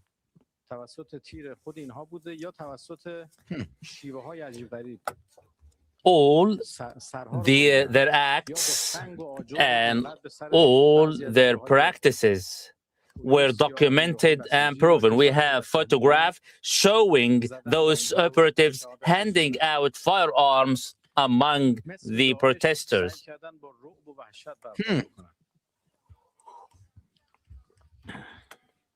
The individuals who were killed, were killed as a result of gunshots by those operatives. Some were set fire on, others were slain.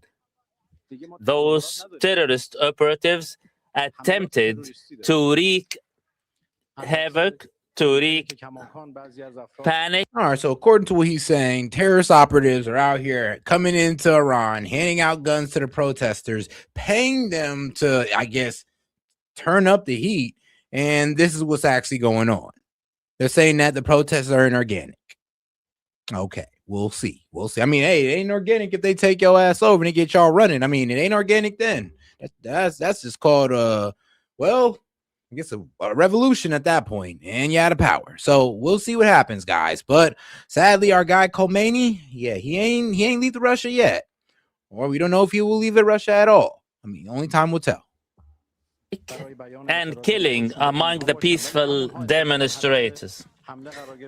This is not a peaceful way of demonstrating. It is nothing but terrorist attacks among the civilians, starting from the 8th of January. At that point, it turned from peaceful demonstrations into terrorist acts. Even peaceful demonstrators who were among them, they themselves were either killed or injured. As of today, we have entered into another phase, as all the situation has come under total control. The security personnel were deployed, stood up and confronted the terrorist operatives infiltrating the demonstrations. Many were arrested red-handed with the firearms in their possession. And soon we will broadcast their confessions. We have many proofs that these operatives received direct orders from outside forces, and we have a lot to show to the public opinion. We have a lot to show to the public.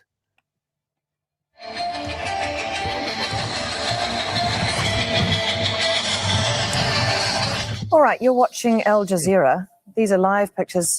We've just been watching a live speech, rather, from the foreign minister of Iran, Abbas Araghchi. He's been addressing diplomats about the civil unrest that's been unfolding in Iran, mostly in Tehran, but across the country for a number of weeks. Nearly just going on 3 weeks now. The protests, he said, started out okay, but quickly turned into violence. He said security forces were not involved initially, but then turned to violence, and that forced the security forces to be involved. He claimed that there was involvement within the protest groups of terrorists. He attributed them to have been infiltrated by ISIS. He called the armed protests and said that there was clearly an agenda. Infiltrated by ISIS or the Mossad. I mean, damn near go hand in hand. And that involved them firing on security forces and committing what he described as very violent acts on those security forces. What you're seeing now are some pictures that the government is showing. They claim these pictures are violence within the protests and the people that they attribute that violence to, that they claim, or they are using the words terrorists and saying that they have infiltrated these protests. That the only reason that these protests have turned so violent is because of a small number of people within these groups who are armed and have been carrying out violent acts, not just on security forces, but on the fellow protesters as well. We know the government has, in recent weeks, promised to dialogue with the protesters, but also threatened the death penalty for those who set government buildings alight and take part in violence. We're going to go now live to Tehran, to our correspondent, Tawhid Assad, who joins us. This was an extraordinary speech by the foreign minister to give to diplomats. It was really more than we have seen in terms of detail about the government's perspective in the last 3 weeks. What comes from Iranian Foreign Minister Abbas Araghchi is the part of the same rhetoric that we have been hearing from different Iranian political figures, including the supreme leader, the president, as well as the speaker of the parliament. Basically, there are three components that we have to keep in mind when it comes to this particular discourse. First, Iranian officials are trying to say that they recognize the right of people to take part in peaceful protests, basically because of the economic difficulties that they are facing. The supreme leader and the president came out to recognize the legitimate right of people to take part in peaceful protests. Meanwhile, there is this possibility, and we have been witnessing that specifically from Thursday night onward, about the further escalation. And in many cases, we have been witnessing the unrest flaring up into violence, leaving fatalities, injuries, and actually arrests. But when it comes to the security forces, the latest reports say that over 100 security forces were killed across the country following the latest developments. Also, when it comes to the protesters, or what the state calls it, rioters, we have been witnessing fatalities, even though when it comes to numbers, there is no statistics that could be independently confirmed in that regard. And there is a third component which makes the situation even further complicated. And of course, when it comes to the statements that we heard from the foreign minister, as well as the other statements that we have been hearing over the past few days, we can see that they are worried about rising security concerns related to foreign intervention. And that has got two aspects. First, now we've got reports about at least 3 Mossad agents being arrested, one of them a foreign citizen, the other 2 remains to be seen. And that is a security concern. Added to that is the threats that we have been witnessing from the US President Donald Trump, and that faced a criticism, a response from the Iranian side as well. We have to keep in mind that back in June, Iranians experienced a campaign of strikes by the Israelis and Americans, and now shadow of another war is out there, specifically seeing the statements that we have been hearing from the US President Donald Trump. And on that, Iranian president and the Speaker of the Parliament sent strong messages of warning. The Speaker of Parliament said, in case of any attack on Iran, the US bases as well as the U.S. ships and Israeli territories are going to be, quote unquote, our legitimate target. That is a developing story, a complicated one, and we are following to see what comes next. All right, Tawhid, thank you very much. We'll come back to you shortly if we can. At the moment, we're going to go again, excuse me, live back to the Foreign Minister, who's now addressing questions from diplomats, and we'll listen into what he has to say.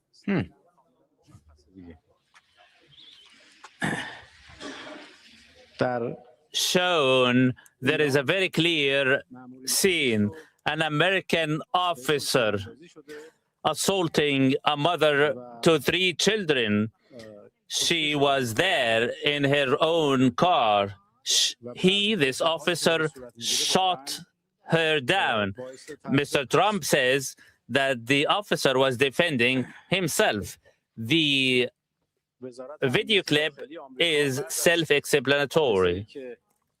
In Iran, the police and security personnel were fired upon. Some were killed and fallen. They fell in the line of duty. However, these allegations are really odd. Since the incident of killing of this woman, the U.S. administrations issued a statement saying that if any police... All right, so, I mean, they're not taking no responsibility. They're saying Iranian foreign minister blames armed operatives for killing protesters and security guards during protests. AKA, I mean, they ain't, if they did, they ain't taking no accountability. Iran's pretty much claiming innocence in a way. They go like, hey, it wasn't us. It was these operatives from these other countries like Israel and, I guess ISIS and all those guys. Those are the guys that, are causing this. And I'm like, I don't know about that, buddy. That's a hard sell. Extremely hard sell. Personnel is assaulted. A foreign officer agent, if he is assaulted, our response will be harsh. Here, the demonstrators are firing upon the police and security personnel, and yet described as peaceful demonstrators. We have living proof that the U.S. and Israel have a big hand in these terrorist acts. The Israeli media is rife with false allegations that, and they are now claiming that Israel is preparing certain plans against Iran. The former head of CIA said the Iranians who took to the streets will have a new year assisted by the Mossad operatives. It is, well, of course we know there's, two sides to every protest. I mean, there's your anti-government or anti-Ayatollah, and then there's your pro-government rallies going on as well. So if they're telling you that there's nobody on the Ayatollah side, I mean, that's obviously propaganda. Like, of course, you're going to have pro-government rallies. Are they as big as the anti-ones? I doubt it. I mean, let's be real. Those guys are the ones getting a bit wild out there.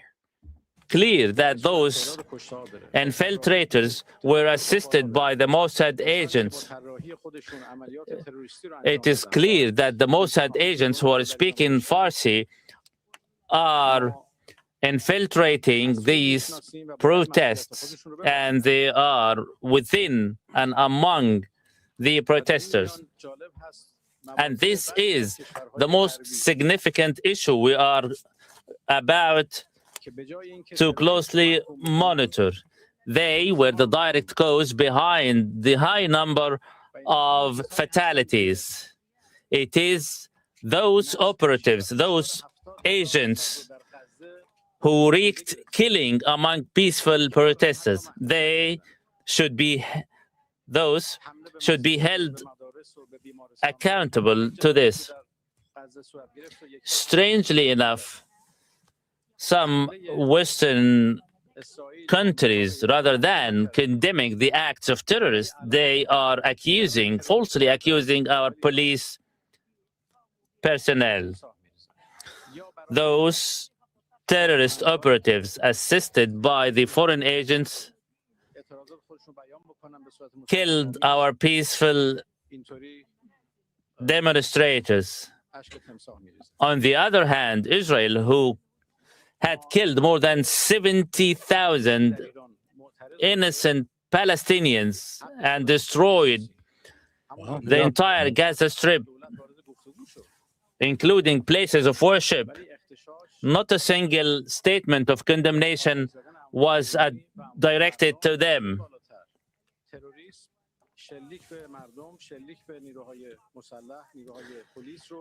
Now they are shedding false tears on our fallen victims. To all the protesters, we say, you have lawful demands, and we accept and listened to those demands.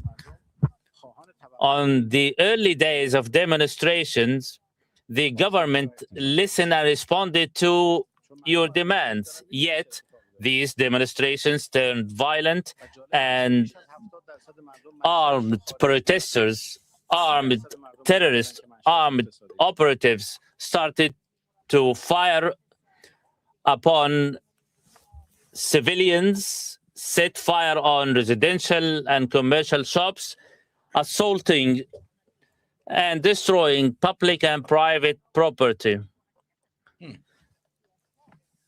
All are closely monitoring what's unfolding on the street.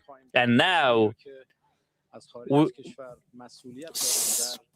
we are all aware that these demonstrations were stoked and fueled by outside forces, 70% of them. However, 30% of them are peaceful with lawful demands. Through the legal channels, courts and the judiciary, we will continue to follow up with the developments, and we will hold all those involved in the killing of innocent civilians accountable. We will hunt down those inside Iran who were behind these terrorist acts. We will also strongly demand all those behind these terrorist operations, which claimed the lives of hundreds. We will demand the United States to be held to account. We will. Hold on, bro. You saying that? Well, okay. Now, I don't think he's saying that, oh, we were the ones sending in those operatives, but he's pretty much saying that, since we were the ones saying that, oh, we'll help the protesters if they get shot, this would lead these operatives to act more brazenly, trying to get more protesters shot. And this is what he's saying, not what I'm saying, what he's saying.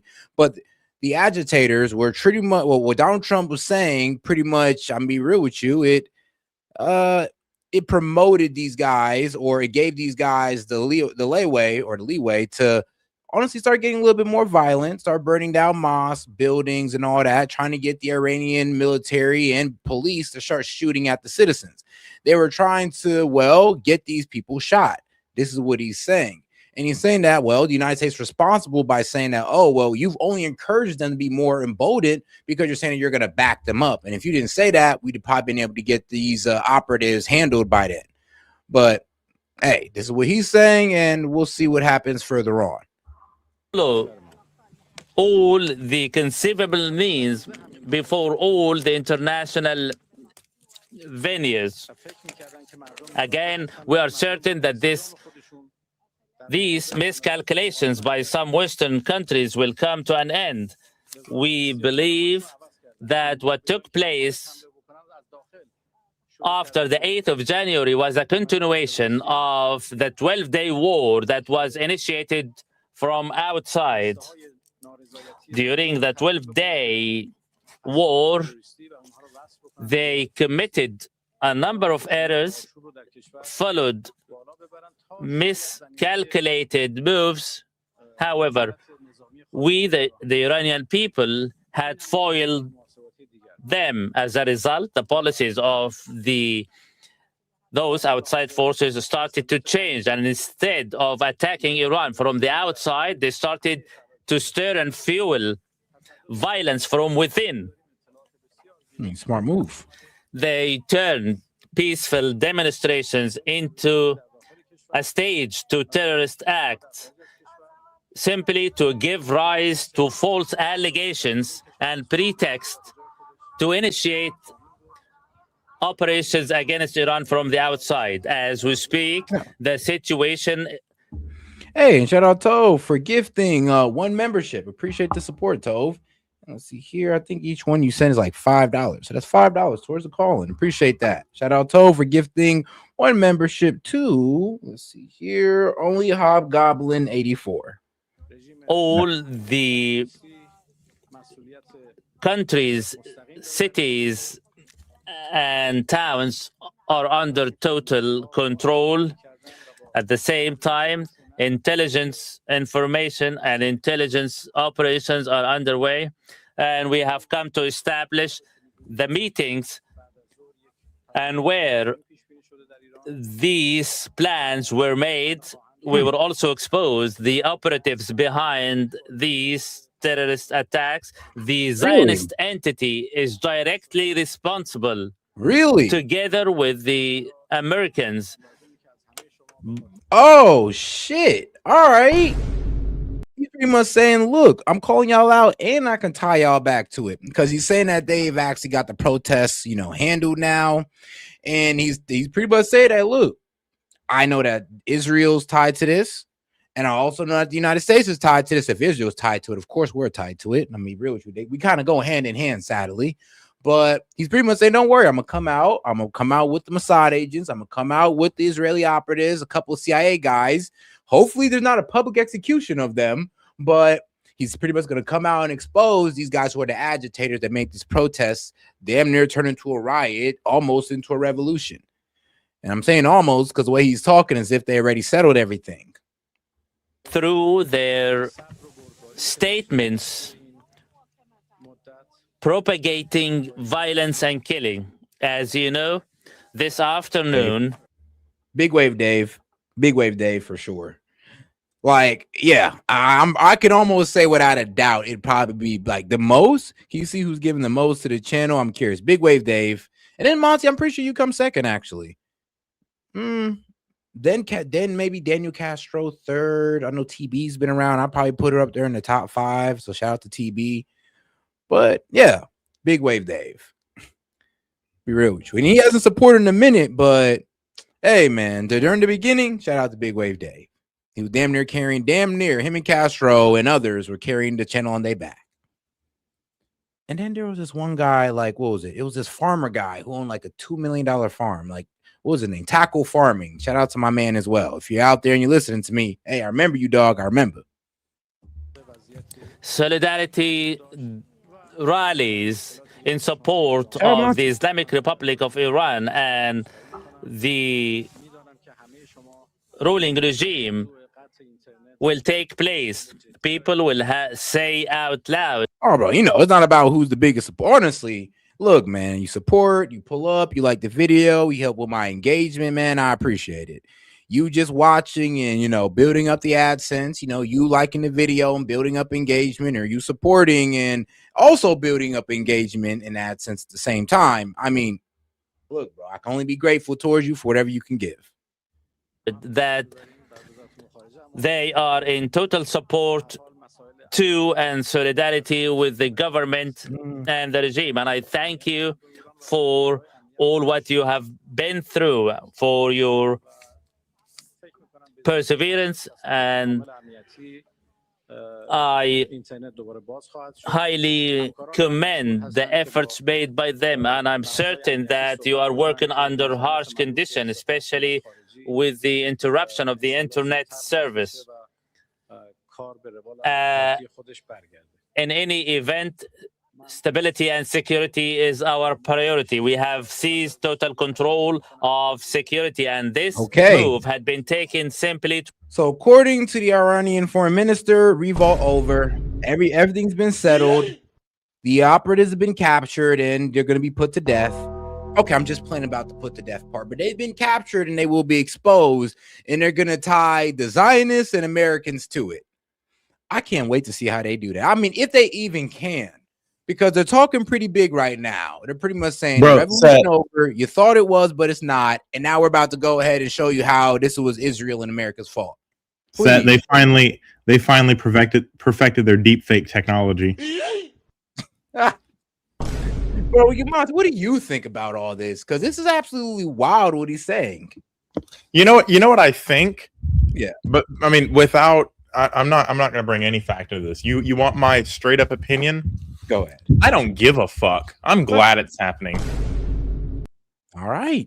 If they're getting American support, which I don't doubt, if they're getting Israeli support, which I don't doubt, I don't care. I really don't care. It doesn't delegitimize it for me, because why? The Iranian people fucking have had enough. And if they can be led in this manner to do this, then they obviously want to change. So I don't really care. And strategically, as an America first fucking ideology, Iran is not our ally. So I don't care what happens to the regime. True. They say death to America. They say death to America, and now they're about to be put to death. So it is what it is. And look, man, I know we was all I know I was hoping for that regime change a little bit, like at the hands of the Iranian people, like, it's like something that, respectable. They're able to build off it. They don't get mad at us for interfering. They hold they hold whatever election, they appoint whatever king, whatever the Iranian people want, I'm okay with.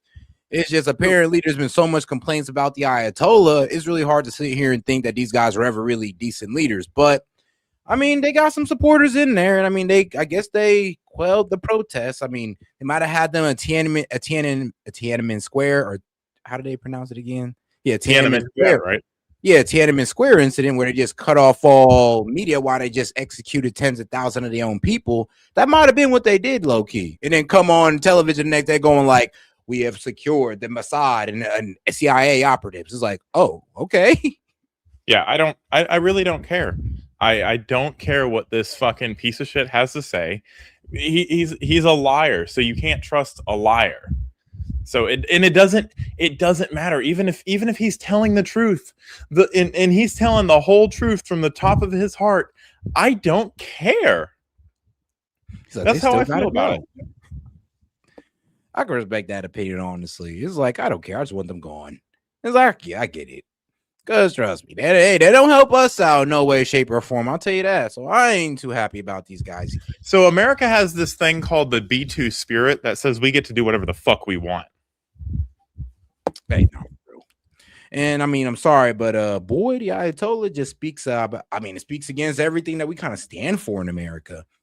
Now, I'm not really sure about all that, because what I've been seeing lately, as I've been trying to get past the media blockage of Iran, it seems like they're kind of leaning a bit more moderate. It seems like the Ayatollah, the Khomeini guy, his son is a little bit, heart is kind of crazy. I'm saying this, but he's a little bit more chiller than his dad, apparently.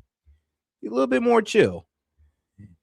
I mean, he allows the unveiled to walk around without getting publicly executed. So, I mean, but, he's still an authoritarian. He still makes people listen to what he say, abide by what his government say. And if you go outside of that, outside the guidelines or parameters that he set, then your ass is grass. So to shout out Explainist well, show us the streets.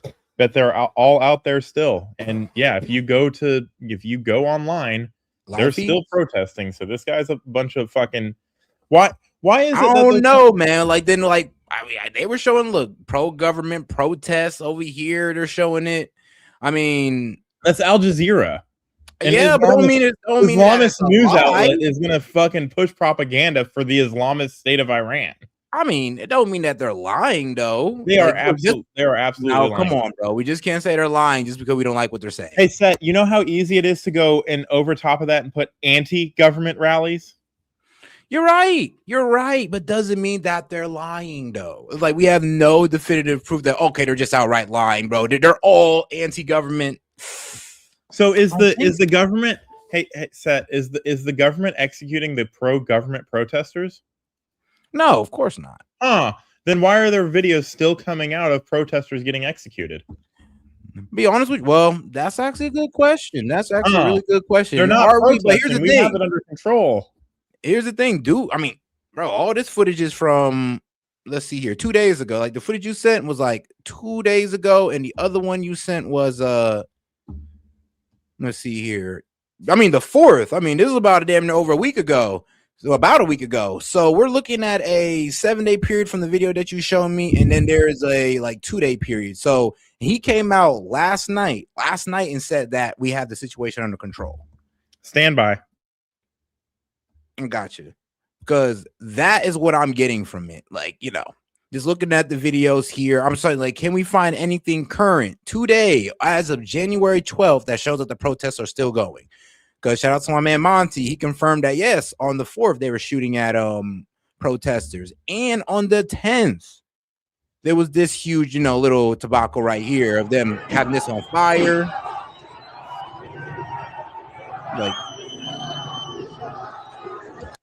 This was on the 10th. He came out on the 11th and said that everything's under control. And on the 12th, he comes out today and says, yeah, don't worry. We got everybody. We round everybody up. Protests over. I'm like, whoa. Okay.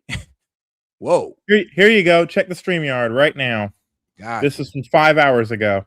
Let's see if we can go ahead and track that down and all that good stuff.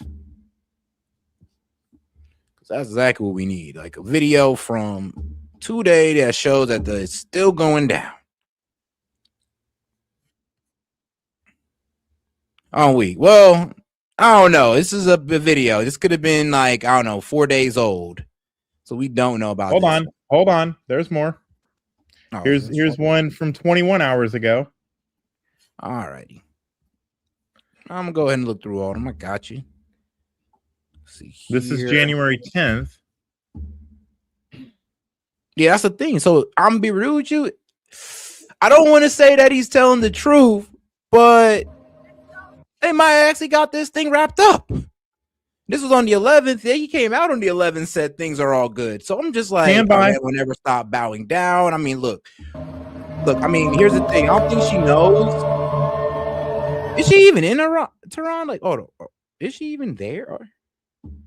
Do you see the Iranian flags and the architecture? I mean, I also see the Israeli flag. All right. I mean, let's see. And here's your third one. What's this today, though? Look at when it was posted. Can we confirm anything? No. Well, I mean, yeah, when it was posted, but does this mean that this was the day of? Well, F it. I mean, why not? Let's say it is. Does this say that there's still a revolution going on? Because and then there's another video right behind Unveiled it. has always been in. I'm be real with you, not this unveiled. I mean, I'll be real with you. Yeah, you getting executed. You getting executed if you just walk out like this. You can walk out without the hair. You can walk out without the little hair thing on, but this, oh yeah, I ain't gonna lie. You asking for a stoning.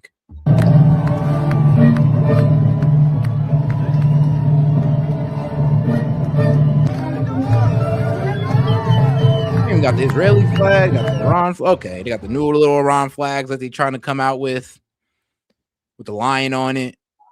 I posted two more. I like that. I like that flag better. I'm not gonna lie. I do like the Iranian flag with the lion on it better.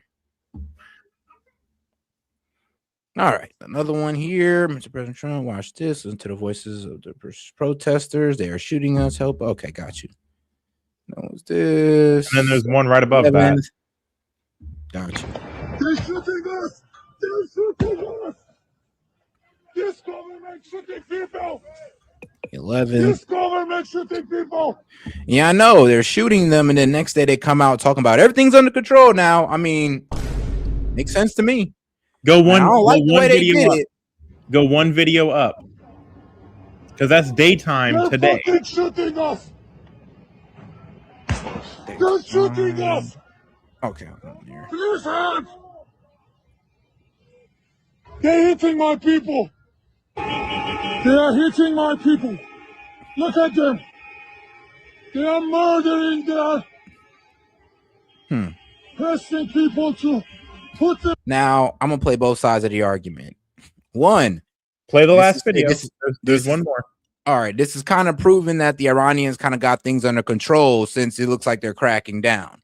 Two, this could be, well, I'm gonna tell you the devil's advocate side. Well, this is actually a Mossad ISIS guy who's causing dysfunction, who's trying to create a video to further push the propaganda. But I mean, you can say all those things. That doesn't make them true. Of course, but neither does the lighter side does either. I'd rather the other side be true. Trust me, Monty.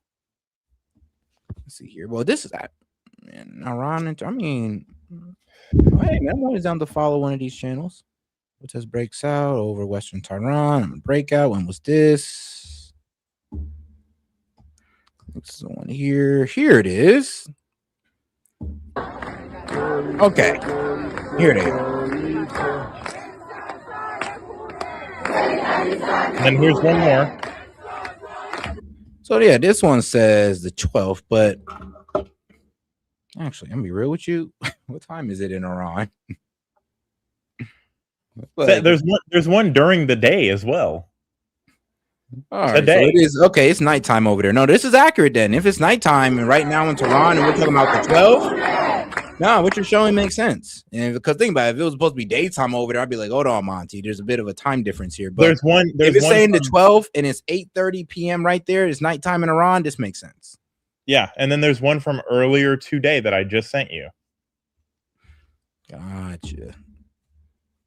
Or earlier today in their time. Excuse me. Gotcha. Because as of right now, it is 8:13 in Iran. All right. Let's see here. Oh, and that one's at sunset, or it's getting dusky.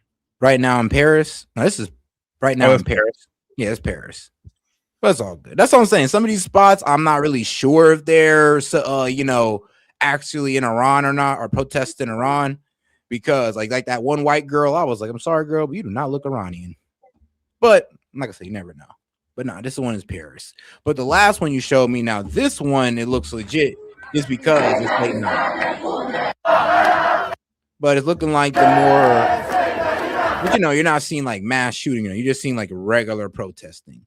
So did they get the agitators under control or not? Did they commit a Tiananmen Square? Now coming out to the public going like, well, problem's fixed. Man. And then they've also led with the threat, not really a threat, but the saying that, look, we're about to reveal the Zionist agitators and the American agitators. And I'm talking about, damn, what you about to pull out? Like Mossad and CIA operatives and just show them to the world with the public execution in hand? Like, damn. Oh, man. Yeah, so we can just call what he said complete fucking bullshit. If they had it handled, they wouldn't still be protesting. Yeah, well, I mean, they could protest, but as long as they're not attacking them. I mean, I think for them to still be protesting, that might mean they have it handled. It means that they just got all the rioters out the way, and it's now it's just the protesters left. But they are still protesting though. And I think that's kind of what he was saying as well. Like, people are still protesting, but they got all the agitators, the revolutionaries. I don't know, we'll see what happens. And let me see here. Well, let's go back to our guy, man. Let's see what he's talking about, because he was talking a lot. Assaulting a mother to 3 children. She was there in her own car. This officer, shot her down. Mr. Trump says that the officer was defending himself. The video clip is self-explanatory. In Iran, the police and security personnel were fired upon. Some were killed and fallen. They fell in the line of duty. However, these allegations are really odd. Since the incident of killing of this woman, the U.S.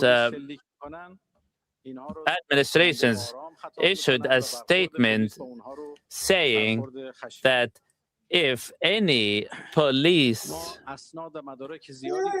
personnel is assaulted, a foreign officer agent, if he is assaulted,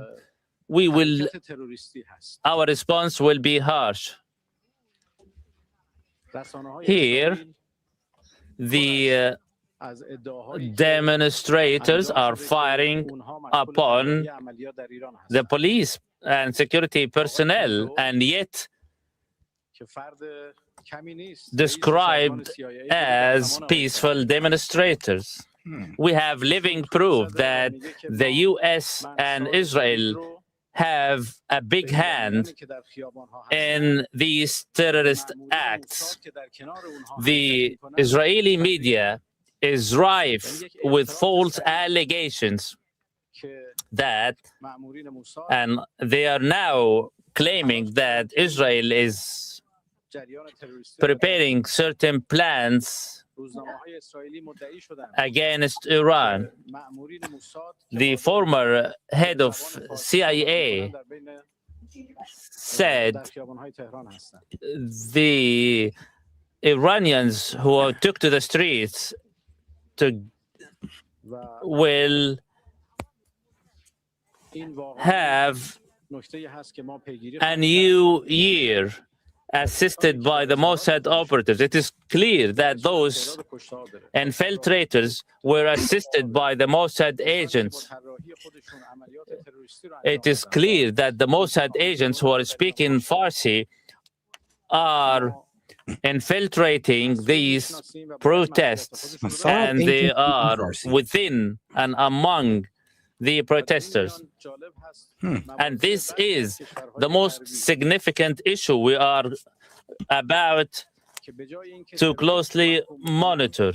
They were the direct cause behind the high number of fatalities. It is those operatives, those agents who wreaked killing among peaceful protesters. Those should be held accountable to this.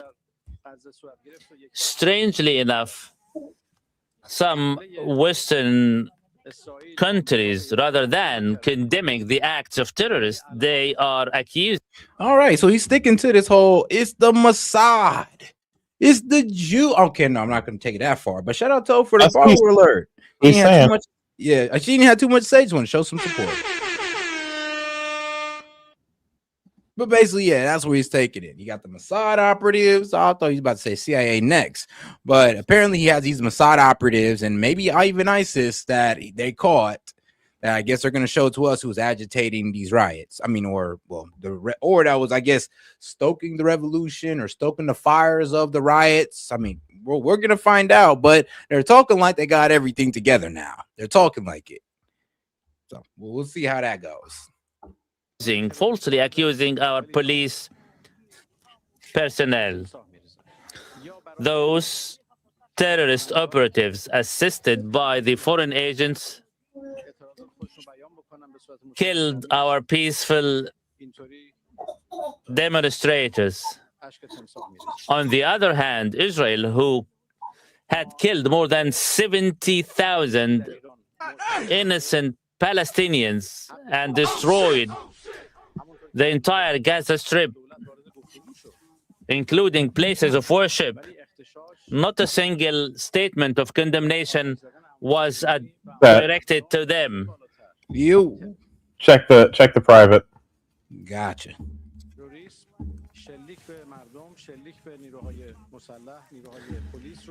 Now they are shedding false tears on our fallen victims. To all the protesters, we say, you have lawful demands, and we accept and listened to those demands. On the early days of demonstrations, the government listened and responded to your demands. Yet, these demonstrations turned violent, and armed protesters, armed terrorists, armed operatives I ain't gonna lie, dog. I'm like, you say listen to demands, but offering the Iranian people only $7 what a week? I mean, I guess you heard them out, but you ain't really got much to give them. That's why a lot of them are fed up with you. But like I said, but we'll see. We'll see. Now, shout out to my man Monty for sending this in. This came out about 2 hours ago. Not 2 hours, 5 hours ago from News Nation. Also, for the record, there's been a terrorist attack in Los Angeles of someone ramming a U-Haul through a crowd of pro-revolution protesters. What the?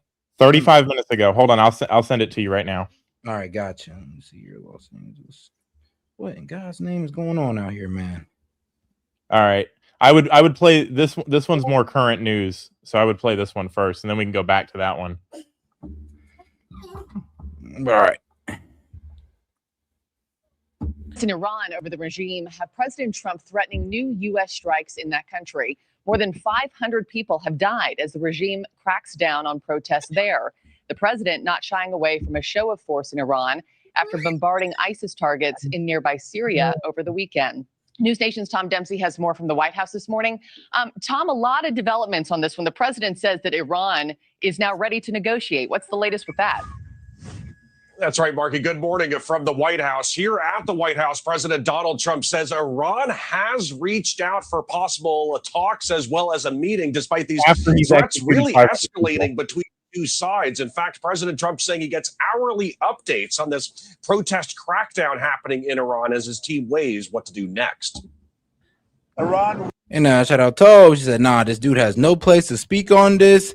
Hell, he sounds like a damn computer talking. I know 2-year-olds who speak better. I'll be a damn Tove. Give him a little grace now. You know that English ain't his first language. He's speaking through the translator, which the translator is complete crap. I'll give you that one. The translator is crap.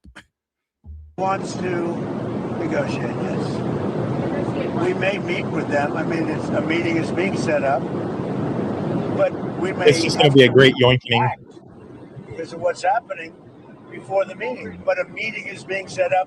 Iran called. They want to negotiate. Those comments from the president came after the speaker of Iran's parliament issued a threat against the United States and Israel if they forcefully respond to the protest crackdown, saying, quote, in the event of an attack on Iran, both the occupied territory and all American military centers, bases, and ships in the region will be our legitimate targets. President. Yeah, I mean, you know what? Look, they can F around, find out. I get it. We can low-key decimate these guys, but let's not. Like in the event of an attack on Iran, both occupied territories and all American military center bases and ships in the region will be our legitimate targets. Yeah. Hey, they got hypersonic missiles, so you know what? They're not gonna hit all of them, but they're gonna hit some. When they miss by 6 miles, when they can get it down to missing by a mile, I might take them seriously. I don't know. That's the Houthis you're talking about. Actually, it's all Iranian equipment. I mean, not really. It's all Iranian equipment. Not real. Well, actually, it's Iranian equipment. You're right. They send them money. You're right. They send them money. Well, do Iran make and they send them weapons? Those are the same weapons they would be using. The Houthis don't got hypersonics though. Maybe because they can't afford it. Maybe because they can't afford it. I don't know. No, it's Iran supports them. They can afford it. If they wanted to. They don't have fucking hypersonics. Yes, they do, bro. That's been proved in a 12-day war. They have hypersonics. Are you talking about the ship killers? No, the hypersonic missiles that Israel shot past the Iron Dome into Iran. They have hypersonic missiles. That Iran shot past the Iron Dome. That's like 25 years old. Multiple times. That's 25-year-old with Patriot 3 generations behind. Nah, actually, they recently, they've upgraded their missile defense system a lot. They've upgraded the warheads. They have not upgraded the targeting. Bro, I'm be real with you, Dave. They low-key have. They have. Like they're not no pushover, bro. I'm be real with you. Like, they're not the pushover reframe Iraq, Yemen, Oman. I mean, they're not them, okay? They're literally like they're not. Also, they used all their hypersonics on Israel. That's why the war didn't last longer, because they ran out of hypersonics. No, the war didn't last long because Israel was running out of missiles to defend themselves with. Wait, Iron Dome. If that's the case, Set, then why didn't Iran just keep barraging Israel? Because we bombed them. They'd have kept doing so if exactly. we didn't hit them. So it's like we said. I know that goes into my point. We basically saved Israel. We swooped in, or they wouldn't have had a chance against Iran. To be quite honest with you, like, so Israel got a fire weapon. Us, Iran just makes them. And think about it. One of the main reasons Israel wants to take down Iran is because of the advancements of their missile defense system and their missiles overall. So against us. They see us as a big enough threat to stop, but they want to threaten us. How to make that make sense, Set? Because the problem is, look, I'm not saying they'll come out on top. No, we're going to decimate their ass, but we will lose soldiers recklessly if we do so. Because, like I said, we don't really got anything to stop those hypersonic missiles unless they're closer to home. Guess what? Guess what, Set? What's up? That's not how it works. I'm here to tell you, our U.S. Navy could fight off Iran in 6 hours. Yeah, but to protect all the military bases in the area, we literally sank half of Iran's functioning navy in an 8-hour workday. No, I get what you're saying, bro, but this is way different than just sinking their navy, bro. They're striking our target. They're striking all military bases in that area, bro. I'm be real with you. We cannot protect all of them.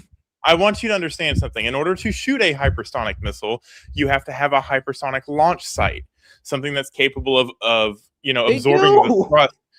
But not if we take them the fuck out. Okay, cool. I hear you that. Okay, I get that. If we just take them out before they, we know where they are. You know what? Actually, I believe that. I think we do. Actually, more than likely, we do. You can't shoot a bullet without a gun. That is true. That is true. You're gonna throw the bullets. They're just gonna pick them up and fucking on their shoulders and yeet them at us. I mean, but then again, that means we'd have to attack them. And when we attack them, we gotta make sure it's the final attack. I mean, we gotta go after all military targets, all firing bases, all of them. Don't leave none of them untouched, or we risk getting fired back on. If we the president has the authority to act in retaliation to imminent threat to U.S. service members. That's Article 2. He doesn't even have to go to Congress. He can say, they spun up a missile site and they just threatened to bomb us or threatened to shoot us. Take it out. And boom, they all get fucking taken out simultaneously. I promise you, this president is not going to fucking leave anything for them.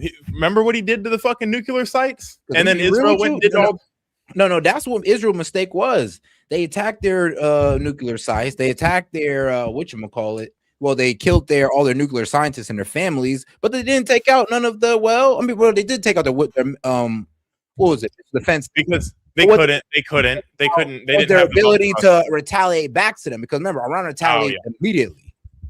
Yeah, we will as soon as we get a radar lock from Iran of any sort of fucking retaliation or any sort of aggression, that is and they've now threatened us, so that is acting in self-defense, and we will fucking go and take them, not take them off the map.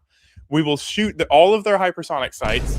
It would be literally, I guarantee you, the same fucking aircraft carrier that was off the coast of Venezuela is now in the fucking Persian Gulf.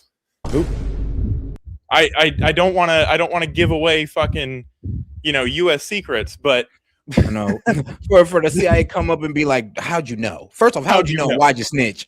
I'm speculating based off of what I do know. I guarantee you,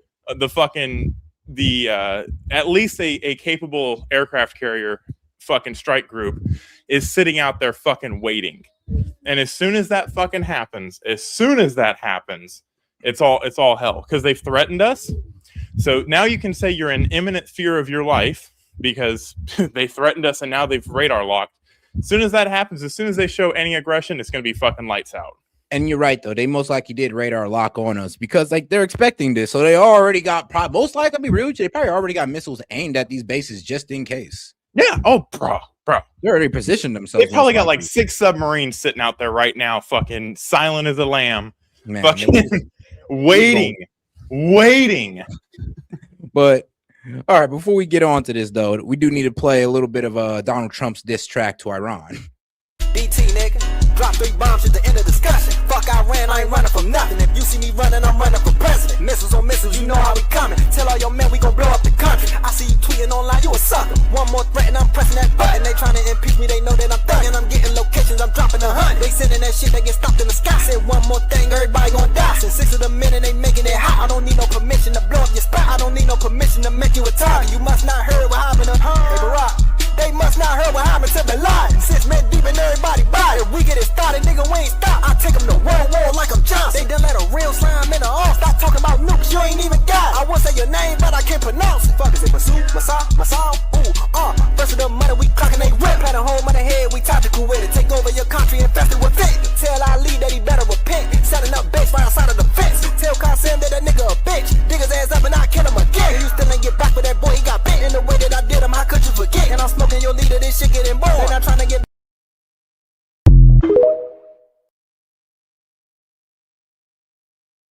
Damn, Monta, I ain't gonna lie, he was kind of talking like you a little bit.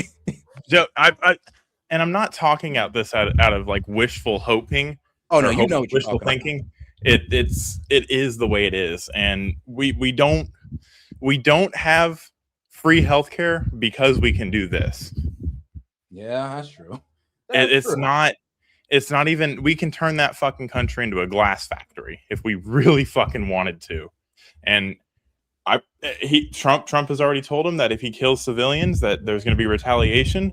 So that tells me that he has already fucking gotten the stick ready to hit them with, right? Yeah. They're already in position to make good on that threat.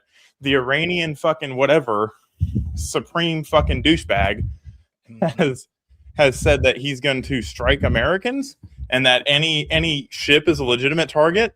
I can aim at something. Doesn't mean I'm going to get a round off before the U.S. kills you.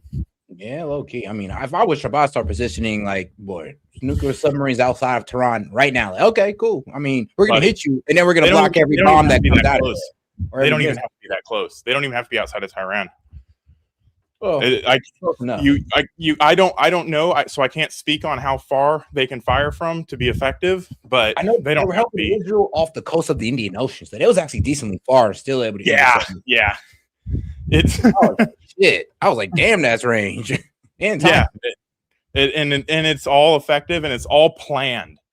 That's what people don't understand is it's not just one ship. It's not just a battle group. It is a planned. Everything happens at once. Remember that video that I showed you with them training for the Maduro raid? Yeah. How everything all happened at one time. Could you imagine the logistics it takes to plan in flight routes and everything so that everything happens within 2 minutes? Bro. And they're just doing that for training. When they actually fucking go and are ready to fucking go, it is literally you have like plus or minus 3 seconds to execute your mission. No, you know what blew me, bro. I'm sorry, but they made the training look harder than the actual mission. Bro, they were having fun. That was a fucking random Tuesday for them. Bro, I do not sleep on us. You might say, oh, China has a bigger military, more boats, blah blah blah blah blah. It doesn't matter. You're right. It doesn't matter. We can do that in 2 minutes. So just imagine like a 6 hour mission. Hold off all of China's Navy, probably like 9 nuclear submarines, maybe less. They have nuclear submarines, but they don't have we can hold them off. We can hold them off with just 9 of ours. Oh, okay, yeah, the entire Chinese Navy. So here's the issue about the Chinese Navy and most navies. They might look like on their face, it might look like, oh, they have aircraft carriers, but the thing is they have a ski ramp system. They don't have a hydraulic or pneumatic or magnetic launching system, so they can't open their planes up with full fuel or full weapons. So they can show a demonstration where they're putting planes in the sky, but they're fucking empty. They're just flying. They might as well be fucking Cessnas in the sky. God damn.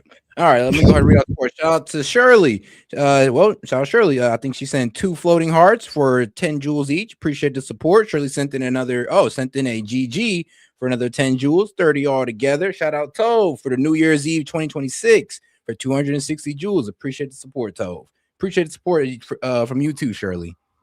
Trump, though, saying that if that happens, the U.S. military. I mean, I ain't gonna lie, man. Shout out to gifts. I mean, it's like a way to low-key donate like cents if you want to. Like, don't a little bit into the pot. I ain't tripping about it. You could treat me like an old man on the subway, holding the little cup, going like, "Can I get a little bit of change?" And if you do, you're a nice person. I appreciate you. Will act. We'll consider things targets they wouldn't believe. If they do that, we will hit them at levels that they've never been hit before. There we go. Iran there has we go. accused the United States without evidence of fueling the protests, which began last month. Bro, you're right though. But hey, the Iranian foreign minister said we got the evidence, we got the Mossad, we got proof of U.S. intervention. Now we're just sitting here like prove it. Prove it. Yeah. Go ahead and prove it after we fucking yoink your ass up and you're dead. Yeah. I'm gonna be real with you. If we even let you prove it, to be honest with you, with the whole way, if he's right, I can see the President Trump being like, all right, but before he go ahead and expose us, I'm sorry, but we got to get them up. Gone. They about to expose us and our tactics for regime change. That's a threat to national security. Like, gone. Go and expose. He's gonna get Maduro'd. CIA agents. Go ahead and get Maduro'd. And you know the worst thing they could possibly do? Like, my worst fear is that they did actually catch some Mossad agents, CIA agents, and ISIS, and they just hold public executions. That they would have already done that if they had them. You know how they are. Actually, I think they would slow roll it. Because think about it, he said, but like I said, well, we're assuming they have nothing, but let's assume that they do have it. I'll buy it. I'll bite and say they have something. I don't care. I already said my opinion. I don't care if he's already right. What is it? Great claws, great ice. Come and get that guy right out of bed. Is that we're gonna hit him with the Maduro? All right. First about economic and inflation concerns, and now anti-government. According to the human rights activist news agency, the crackdown by Iran law enforcement has led to over 500 people being killed and another 10,000 being arrested. Iran has also shut down the. I remember it went from 3K arrested, like 3,000 arrested, 36 killed. Now it's 500 killed and like 10,000 arrested. Where are they putting these people? They don't have a jail for 10,000 people. I mean, shoot, you'd be surprised. You'd be surprised. I remember when they captured that boy Assad. Assad out of Syria when he left. They went to his underground bunker and found all those prisoners. Bro, we're talking about people running on the street. They didn't see their family for like 5 years. Go like, bro, I thought you were dead. No, I was just under Assad's house. I was like, what? Bro, these guys are sick sometimes. We will fucking waste you. God damn. I wish. Man. I want to go join the Navy now. Yeah, I feel it. The internet across the country and cut phone lines. And in response to that, President Trump saying he may plan to reach out to Elon Musk to set up Starlink satellites to fix that. He already did. Blackout happening in Iran. But we also know, Marky, happening tomorrow here at the White House. President Trump plans to meet with senior advisors as far as what the U.S. response could be moving forward. Marky? Yeah, we'll see what more they learn there. And Tom, President Trump focused not just on Iran, but also Syria over the weekend. What's the latest with tensions there? Yeah, that's right. The United States military unleashing a fresh wave of strikes inside Syria, really taking aim at ISIS targets across the country. And Marky, this was a direct retaliation for the deaths of 2 U.S. service members killed last month in an ambush attack, as well as a translator. Last month, the military hit around 70 areas in central Syria as well, targeting ISIS buildings and weapons. And in a statement over the weekend, U.S. Central Command writing, quote, "Our message remains strong. If you harm our war fighters, we will find you and kill you anywhere in the world, no matter how hard you try to evade justice." Damn! Okay, bro. I mean, Jesus. You got it. Literally, you got it, bro. I'm just like, okay. Run that shit.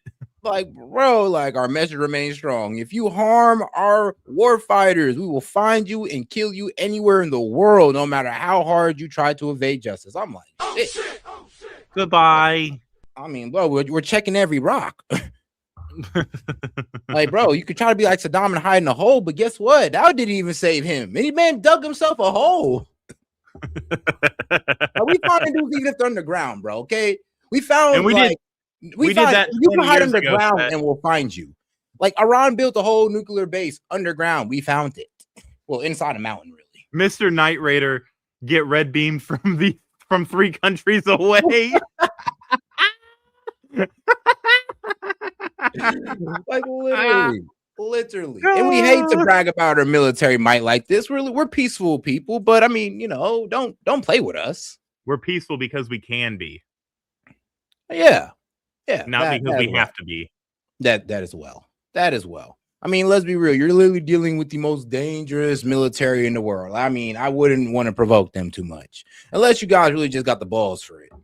I mean, hey, unless you got the balls for it. Oh, and shout out to tenacity.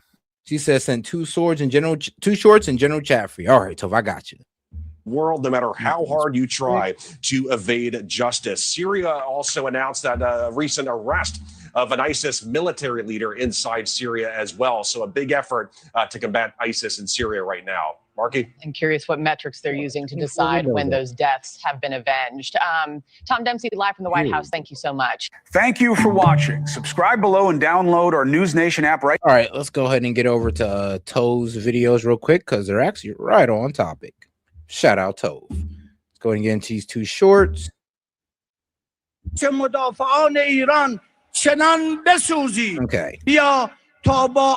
Come and burn in the fire of Iran's defenders. Oh, okay, hold on.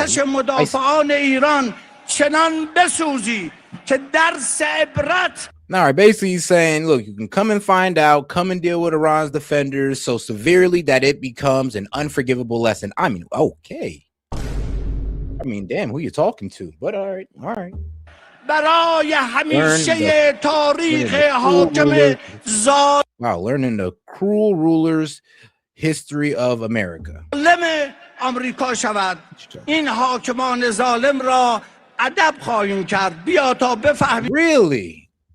We're the cruel rulers. Learn in the cruel rulers' history of America.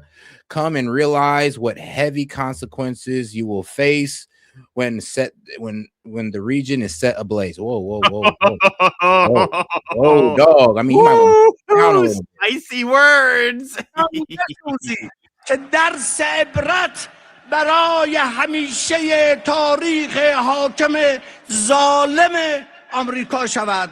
این حاکمان we will teach these cruel rulers a lesson. Damn, we're the cruel rulers, you know.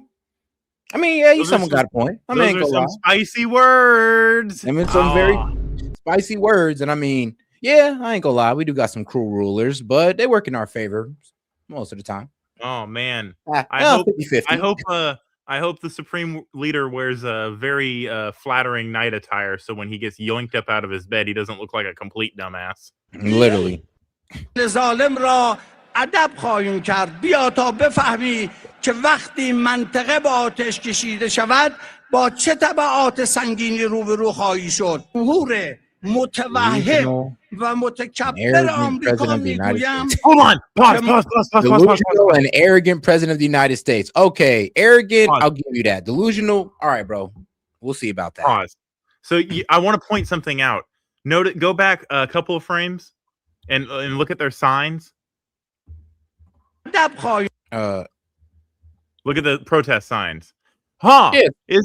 Doesn't it look like the same company that does all the leftist flags? I don't know. How do you tell that? They're all the same.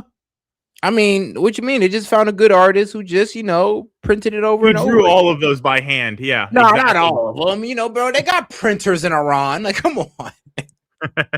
But I feel what you're saying, though. It is a bit weird how they're all just holding the same picture. Yep. Of Khomeini. Oh, wow.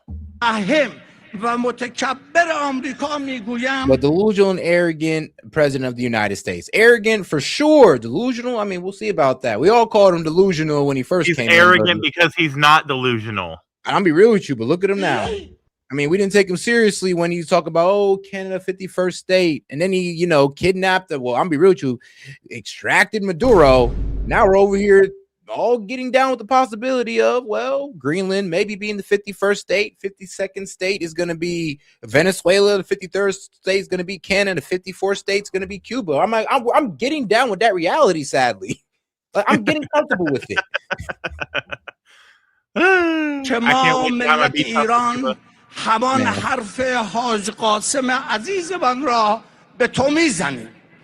ای ترامپ قمارباز، ما حریف توییم. حسینیم. I'm weak. Called him a gambler. He said, Trump the gambler, we are your opponent and we are waiting and we are ready to face you. ما منتظریم. ما مرد میدان برای تو هستیم.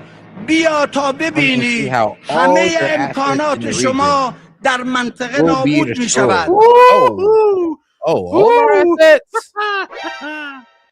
Okay. بیا تا ببینی چه بلایی بر سر پایگاه‌های آمریکایی و کشتی‌های آمریکایی و نیروهای آمریکایی در خواهد آمد. ترامپ متمهل. Throw tomatoes? I'm like, delusional Trump. Do not believe the lies they tell you. دروغ‌هایی که به تو میگویند. Look at this. Look at the chat. Look at the chat. No, they're probably going crazy right now. What are you gonna do? Throw tomatoes? He sounds hilarious when he talks. I can't take him seriously. Oh wow. Oh man. Oh yeah, y'all grilling. به تو گفته بودند مشهد سقوط کرده ولی مریدان امام رضا علیه السلام ایستادن تا پاسخ توهمات تو را بدهند. Oh wow. You should be very concerned. Like, what was it? The Shaw is like, yeah, you delusional. If you want the Shaw back, I mean, y'all could just sit in y'all delusion. And you kind of got a point. You should be very concerned when a power like Iran starts threatening us, and everybody that knows anything about anything just laughs. Literally, we're just sitting there going like, all right, bro, we hear you. I mean, look, man, if you said you were gonna maybe do this to Israel, okay, sure, we'd be like, oh shit, but us. I don't know if you want that type of smoke, bro. Because here's the thing: every time we get involved, Iran always backs down. That's just always been how it's been. Because they don't want to die. I mean, let's be real. They had their chance to come at us when we bombed them like that one time. Like, well, why didn't you do nothing then? I mean, what's so special about now? I mean, if y'all was feeling confident in yourselves to even go against us, you'd have did it when we bombed Fordo. At least. Instead, you just stood there and, said, all right, we'll stop bombing Israel. Okay. I'm like, all right then. 500 people have been killed and over 2,000 people arrested in Iran since late December, as widespread protests grip the country. But what are these protests actually about? The protests were originally sparked by frustration over the economic crisis engulfing the country. Merchants and shopkeepers from Tehran's Grand Bazaar staged a demonstration on December 28, demanding the government take action after Iran's currency, the rial, hit an all-time low against the US dollar.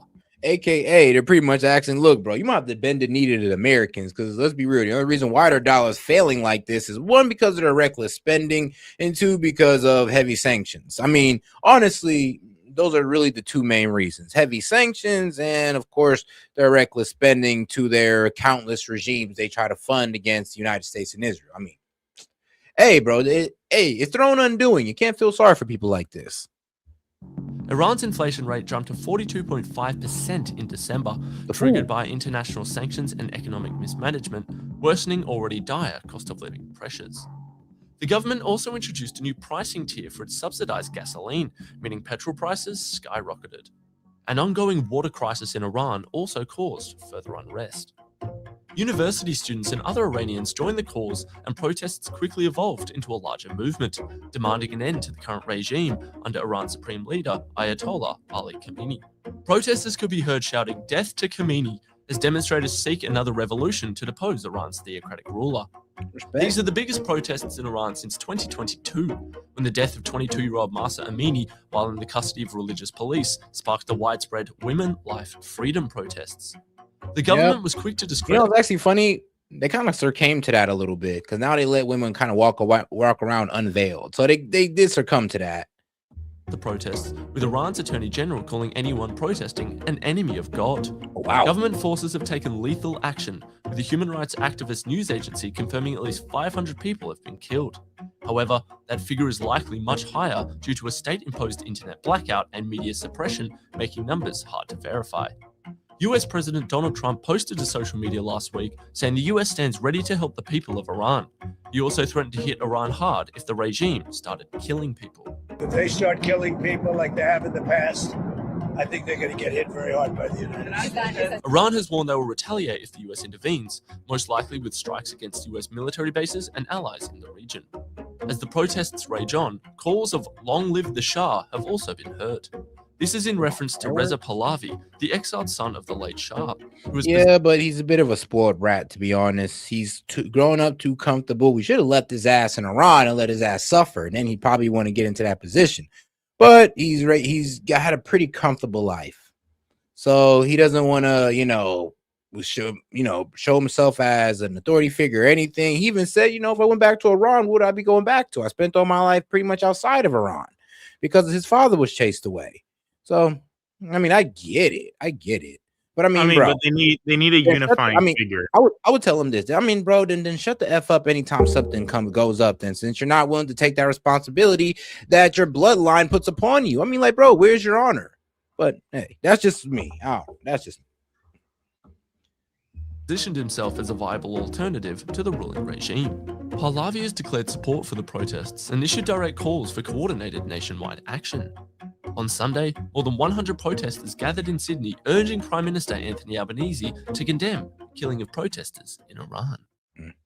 Well, like I said, man, that guy, he has no honor. No honor.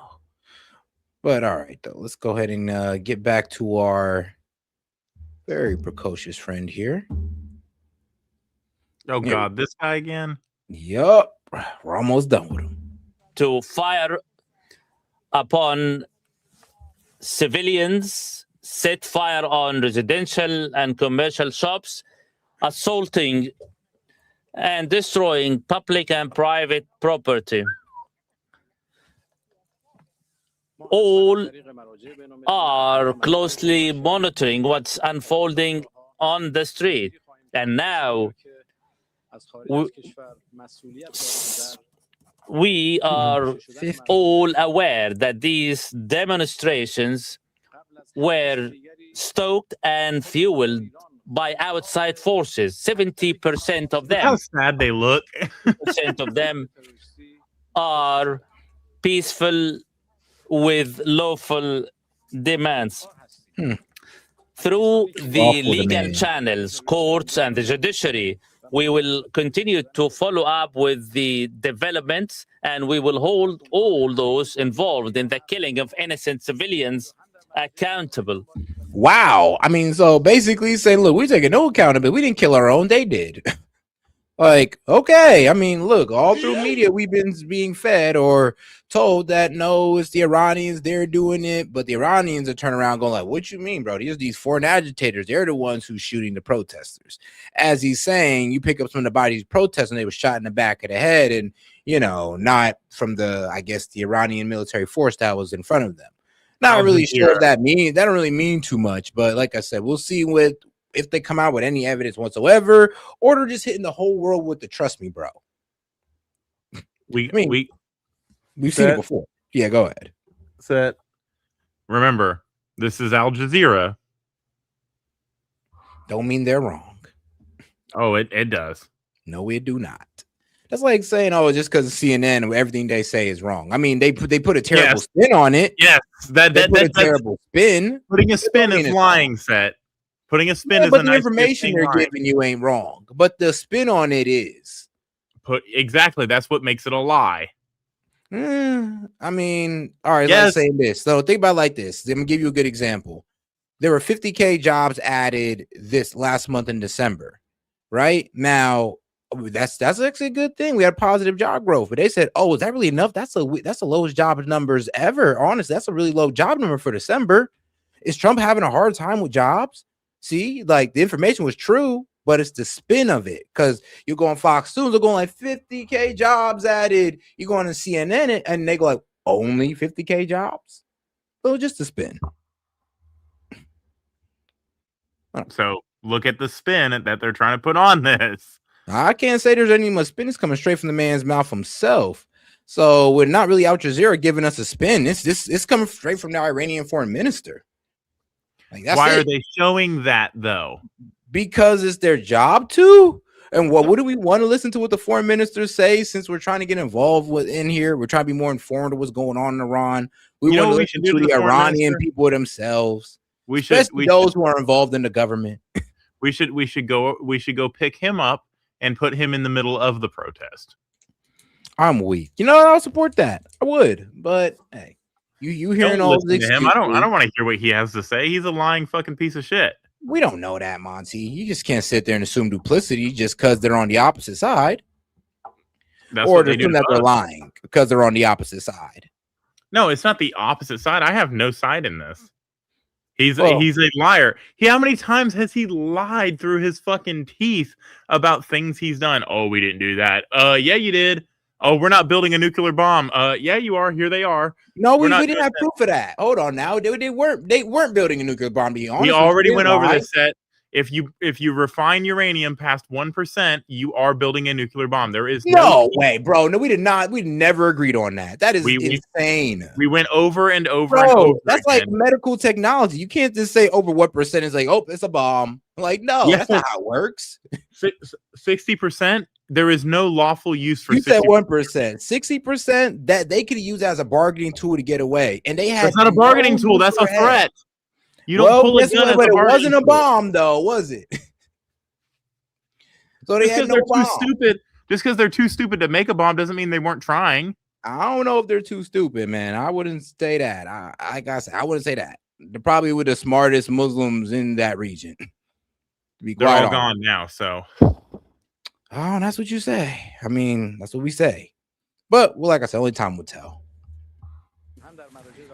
We will hunt down those inside Iran who were behind these terrorist acts.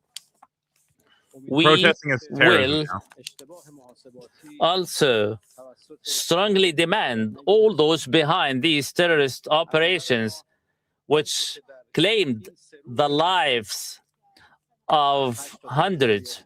We will demand the United States to be held to account. We will follow all the conceivable means before all the international venues.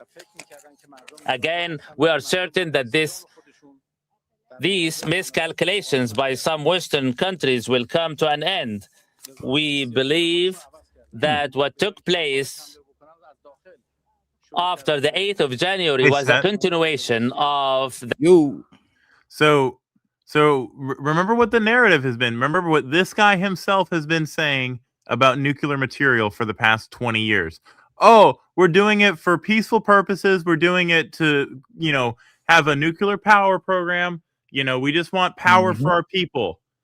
Enrichment from natural uranium, 0.07%, uranium-235 to 325%. Monty, you're leaving out the fact that, well, they was under that Barack Obama deal. They was getting inspections and they were confirmed not to be building a bomb. Even Tulsi Gabbard confirmed that, even though she was completely ignored. But Iran was never progressing towards a bomb. Then why was there nuclear material? Because they had 60% uranium because they got out of the proliferation deal that Obama put them under. Which allowed them, if you actually read that deal, it allows them to go up to 60% if we ever back out of it or we don't hold up to our obligations. They were doing that anyway. That takes time to get to that point, though.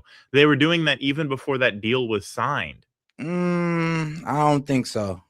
Like I said, they didn't make a bomb. There's no fact there out there that they were going towards a bomb, progressing towards, or even building one. Because it's not just focusing on their missiles. What do you put on top of missiles, Set? Yeah, but let's be honest. You need intercontinental ballistic missiles. They've been only working on weapon defenses and hypersonics. And I mean, let's be honest with you. Everybody's saying that the hypersonic missiles, unless they're the Russian ones, apparently. But let's be honest, if they had nukes, wouldn't they have been used it by now against Israel and just get them out the way? No shit. That's why they. Oh my god. See? So, oh my here's the god. thing. They've announced multiple times that they've never try to go towards nuke. They've fallen under multiple inspections. Look, bro, I'm not trying to be the Iranian spokesman. I'm just keeping it real with you. You're just saying all of their talking points. No, these are the facts. It's not talking points. These are just what it is. So Like, you I'm only sorry, need you just don't- 3 to 5% enriched uranium for peaceful purposes. Why are they at 60% if all they're doing their stated Because claim under the JPOA, which they was under Obama, if we backed out of that, they were allowed to progress towards 60%. They were and they still were maintaining inspections as well. Do you understand that past 3% there or past 5% there is no legitimate use for that? Can you acknowledge that, please? Yeah, there is no legitimate use. What their stated goal, so this is them being a liar. Not really, because they've already said that even though we're progressing towards a 60, which is allowed under the deal under Obama, they said that we're not progressing towards a bomb. So they've kept it real with us. Oh my god. So the first goalpost is they're only doing it for power. Then the second goalpost is our fucking dumbass. Never said that. I said they have said that. Bro, they have said that 1,000 times. They have said that, yes. Yes, they're liars. That's what I'm saying. Well, I mean, they do use they it for only power. need 3 to 5%. They only need 3 to 5% for power. Going past that makes you a liar because you're not going for power anymore. No, now it you're going to doesn't. 60%. Remember, bro, you can't say they're a liar if they're abiding by the treaty that they were set under Obama. Like, just because the treaty was bad doesn't mean that they should. But they were following it and they were going under our guidelines. You just can't call them wrong for doing what they agreed to do. While simultaneously saying they're only using it for power purposes, for energy generation. Well, I mean, here's the thing. They've been pretty open about that. They said now it's for a deterrent and now it's for negotiating away. And we do not. So they've been lying all the way up until this point. And now that they're at that point, now they say, oh, look, we have this, by the way. Nah, because think about it like this. They've been had that. You're right. They've been had 60% uranium since they got out of the Obama deal. So they weren't lying. They've been had this. It's just we decided to make it a problem all of a sudden. So if it's all for legitimate purposes, why do they have to bury them 600 feet underground? Oh, to be protected from Israel, because they're like striking their nuclear plants and killing their nuclear scientists. Why would Israel strike something if it was just for power? I mean, that's what Israel does. Why would the U.S. strike something if they're just trying to make little smokestacks of nuclear power? Because they wanted to. Honestly, I think they did that to stop Iran. I think if Iran wasn't attacking Israel and they just said, okay, Israel attacked our nuclear power plant, we're just gonna take that one to the chin. I don't think we'd have bombed for it though. I think the only reason why we did it was to make a decisive action to help Israel out in that 12-day war and get these guys to stop. I mean, when you slide in with a B-2 and they can't see it, hear it, don't even know until it happened, I mean, it kind of makes you slow down on things. So what I want to compare this to is you going and buying gas, right? You need 50 gallons of gas to drive your truck around. It's a big truck, okay? Bear with me. And you go and buy 6 million gallons of gas. You're not just trying to fucking fuel your car. You're trying to light something on fire. That's what I'm saying. And I don't know about that, but okay. That's the difference between 5% and 60%. It is magnitudes stronger. I mean, what you mean? You could just be trying to fuel your car for days, so you don't have to keep going back. Days, buddy. 6 million gallons of gas is not days. Yeah, that is lifetimes. I mean, that's true, but like you'll never have to go back to the gas station again, though, Monty. I mean, that could be a blessing. It could be used for that. Yeah, you would. The gas goes bad. I don't know. Okay, well, if you ain't got no way of if you're saying they ain't got no way of containing it and all that good stuff to keep it fresh, then I guess I get what you're saying. Not knowing all that. But that's what the difference is. Like, to put it in picture for you, that's the difference between 3%, which is completely legitimate, and 60%. Like from a nuclear standpoint, that is what the difference is. That's why I've been saying it's not for that, and just taking them at their word has gotten us to this point where they're at that point, and now we don't have the cards to say, oh, you can't do that because they've already fucking done it. Yeah, but let's be real though. I mean, we've been talking about these guys doing it for about 20 years. They had all the opportunity to do so, and they never did because they knew we was going to get heavily involved with them. Actually, I mean, there's laws against them not going towards a nuke. Now, you could take that at you don't gotta take it at face value, but you gotta understand here when it comes to Iran and nukes, I gotta give it to them. They've abided by everything that we've set up. Only because they've had military pressure on top of them that if they pop up their heads one time, and they still do. We bombed them over 60% uranium. We still do, as we should have. I mean, sure. I mean, but it doesn't mean that it was going towards a bomb. They should have never got. We don't like the fact that they got 60% uranium. That's a non-proliferation violation. They should not have done that, and there should have been consequences under the Obama administration when they did do it. But they was going towards inspections. That's what allowed it. And then once we pulled out of it, that's what allowed them to go to 60%. Remember, Set, that is the Obama was not working in our fucking best interests. They say, like the Democrat that said, we want free and fair elections in Venezuela. They don't actually want Maduro out. They just want to make it seem like they're placating the American people, because you can't just say, we want to support Iran having nuclear material. You fucking commit political suicide. So you make it look like that. Meanwhile, you're allowing them to proliferate against the interests of the United States. That's why everybody fucking hates Obama and says he's a traitor, because he is a traitor. I don't know if I'd take it that far, honestly. He's giving lip service to the issue while letting the issue get worse.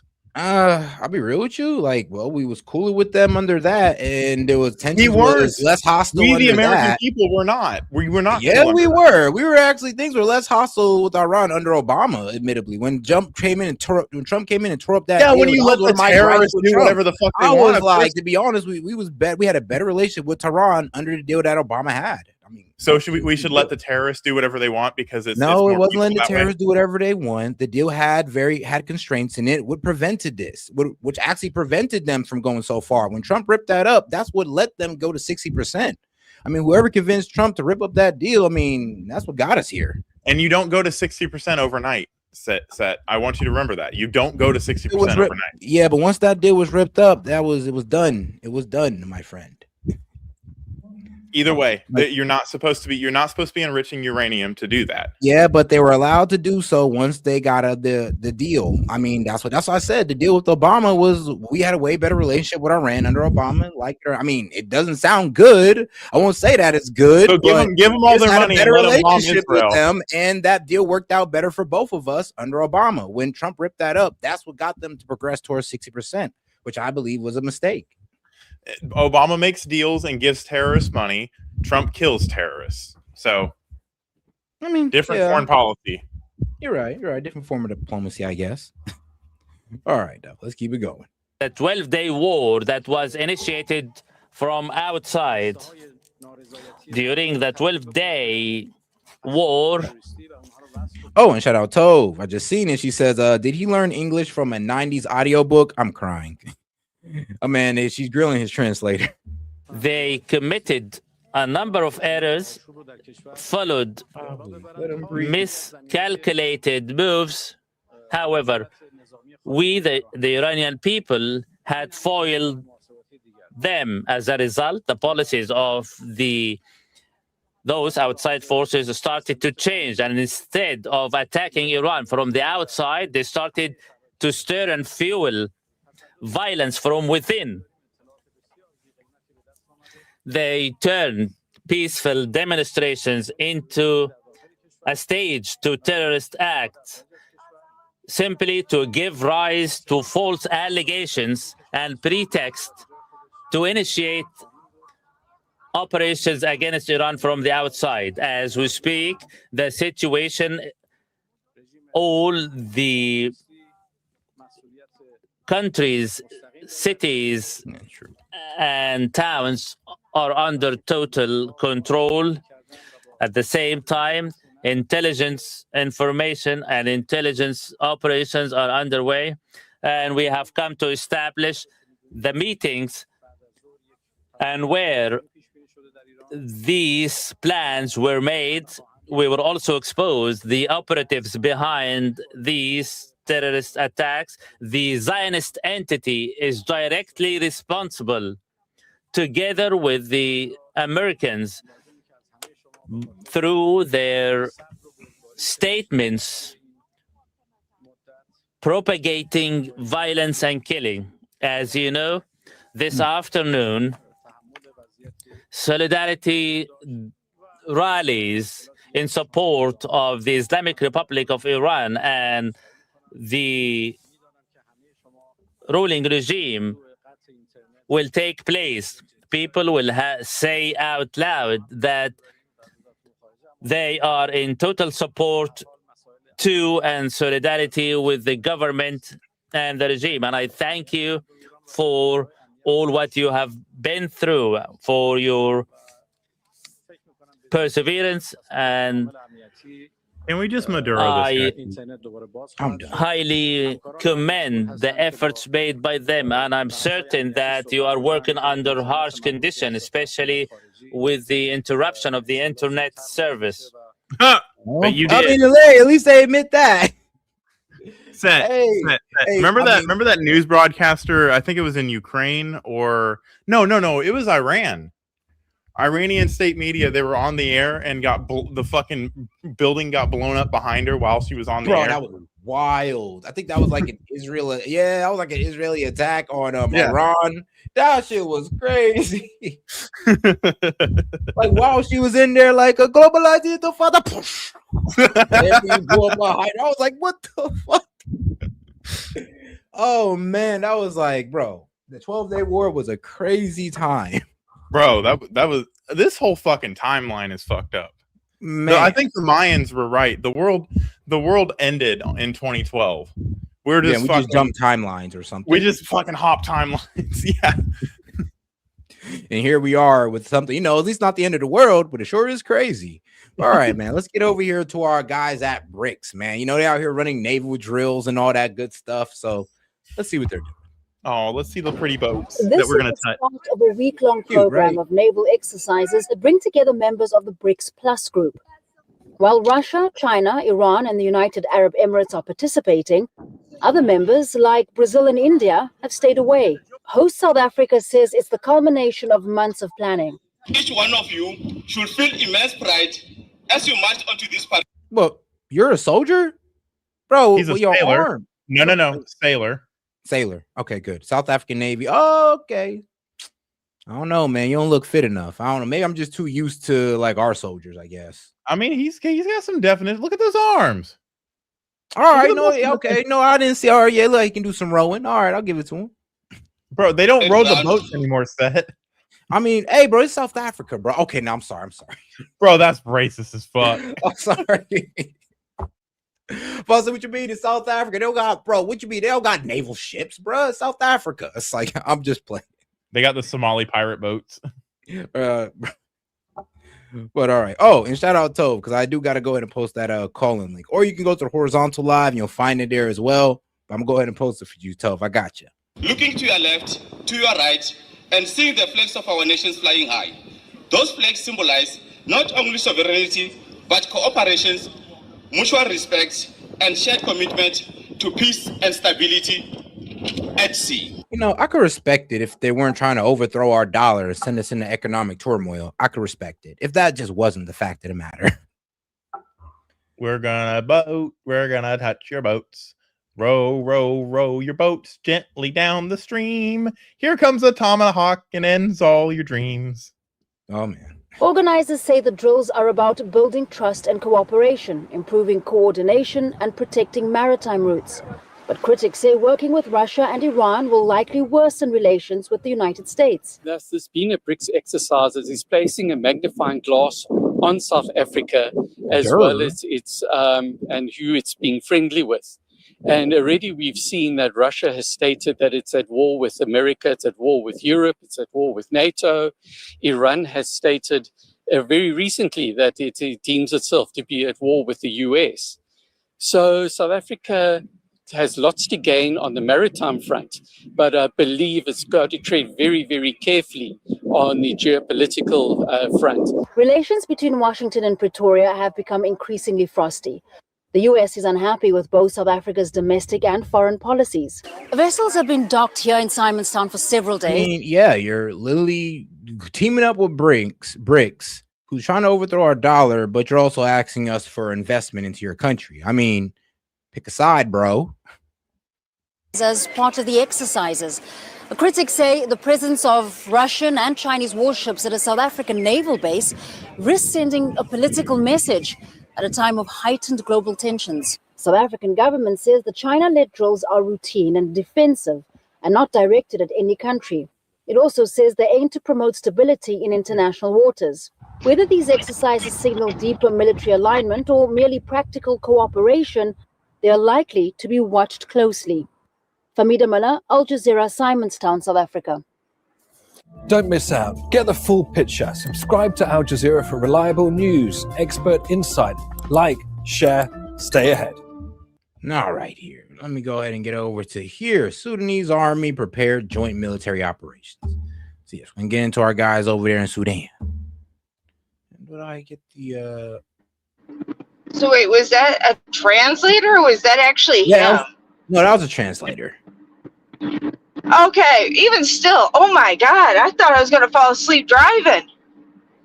Yeah, I know, right? They could have got a way better translator for this guy, but I'm just like, all right, I just got lazy with it. But I think that's just Al Jazeera and their way of AI generating or trying to find some monotone translator to, parse out what these guys are saying. Yeah, because that's such a great idea. Hey, man, you got to get to it somehow, some way.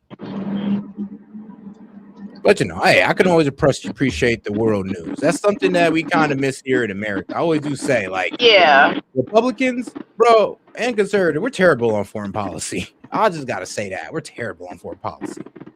Not good at it, sadly. Yeah, we have because we tend to focus more on what's going on around us than we do what's going on outside of our. Yeah, and sometimes we fail to see how it ties into what's going on at home. Yeah. So I always to try to get the audience caught up on geopolitical matters, so nothing catches you off guard. I mean, like I said, you never know when Sudanese problem come our problem. You never know when Syria comes our problem, Iran comes our problem. At least you weren't caught blindsided. At least you saw it coming from a mile away. Oh yeah. No, that I definitely agree on. All right, let's go ahead and get over to our people over here in Sudan. To Sudan now, where the government has officially returned to the capital, Khartoum, for the first time since the war started in 2023. The government had been operating from the Red Sea city of Port Sudan.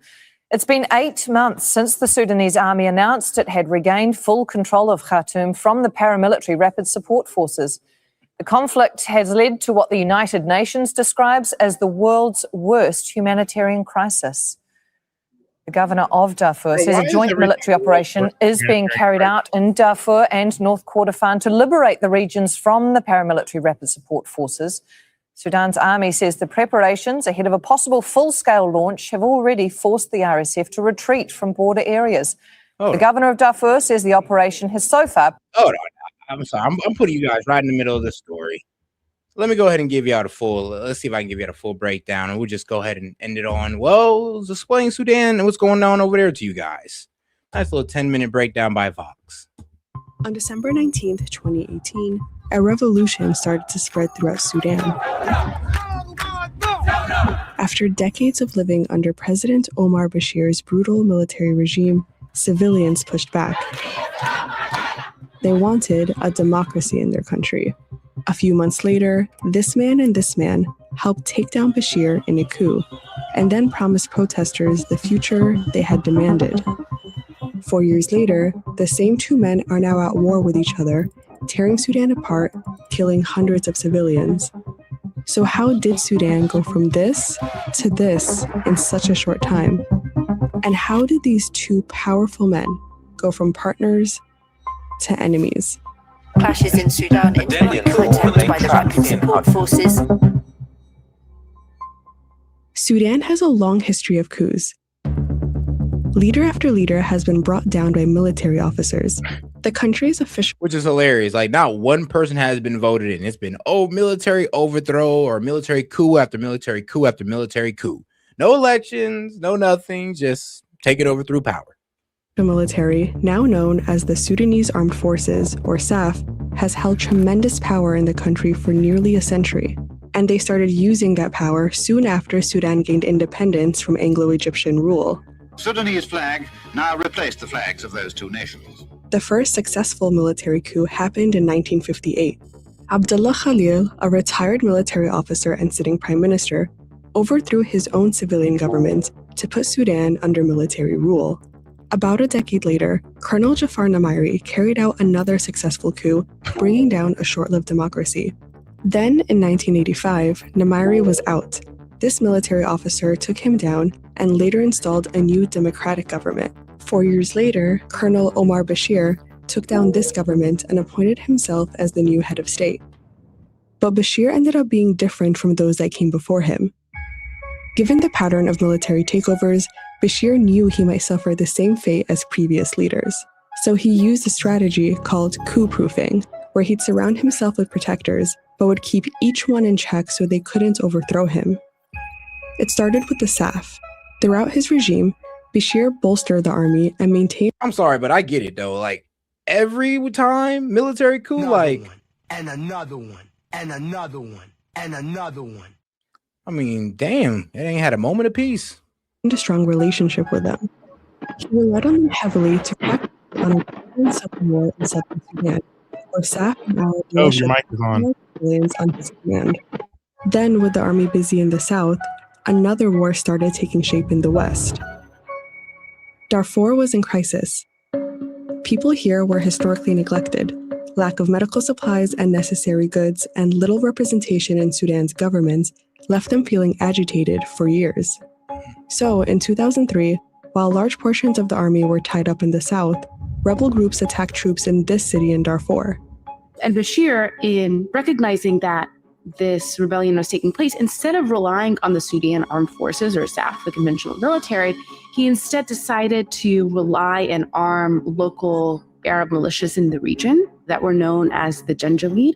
This group was brutal and focused on wiping out Darfuri rebels and civilians at Bashir's direction. Satellite imagery shows that the Janjaweed is likely responsible for destroying over 3,000 villages. SAF troops in Darfur were responsible for destruction there as well. Both groups are accused of mass killing, rape, and the targeted displacement of civilians. Together, they killed thousands of Darfuris. The events in Darfur showed Bashir how to keep his power, and he turned to the Janjaweed in search of another protector. Among the Janjaweed militias, there were a couple of men Bashir trusted and tried to bring into the central government. But there was one particular Janjaweed leader that Bashir trusted the most, Mohammed Hamdan Dagalo, or Hemeti. Bashir called him my protection, particular play on the Arabic word Himayti, which is my protection, versus Hemeti, which is his nickname. By 2011, the long and gruesome civil war here ended, with South Sudan gaining independence, leaving Bashir in a weak position. And soon after, Sudan's economy tanked. Many of the oil resources that sustained the country were based in the south, which was no longer under Bashir's control. To strengthen his power, Bashir gave Hemeti and the Janjaweed official status as a paramilitary force called the Rapid Support Forces, or RSF, in 2013. At first, the group was placed under the NIS, Sudan's intelligence agency, also one of Bashir's protectors, even though they were supporting the SAF in the ongoing war in Darfur. Then, in 2017, he passed a law placing Hemeti directly under his command, making it clear that the RSF's main purpose was to protect him. To maintain the RSF's loyalty, Bashir gave Hemeti financial autonomy and allowed him to take control of some of Darfur's gold mines, smuggle weapons and minerals into places like Chad and Libya, and send troops into war-torn regions in exchange for money. At the same time, Bashir continued to let the SAF have a hand in major industries like weapon production and telecommunications. While Bashir was busy making these two forces richer, civilians continued to struggle. Protests broke out in 2018 amid a really bad economic crisis. That's when Bashir faced his biggest challenge. putting his protection scheme to the test. The ultimate trigger was the government's budget, which allocated about 60 to 70% to the security sector, which included Bashir's protectors, while Sudanese people struggled for basic needs.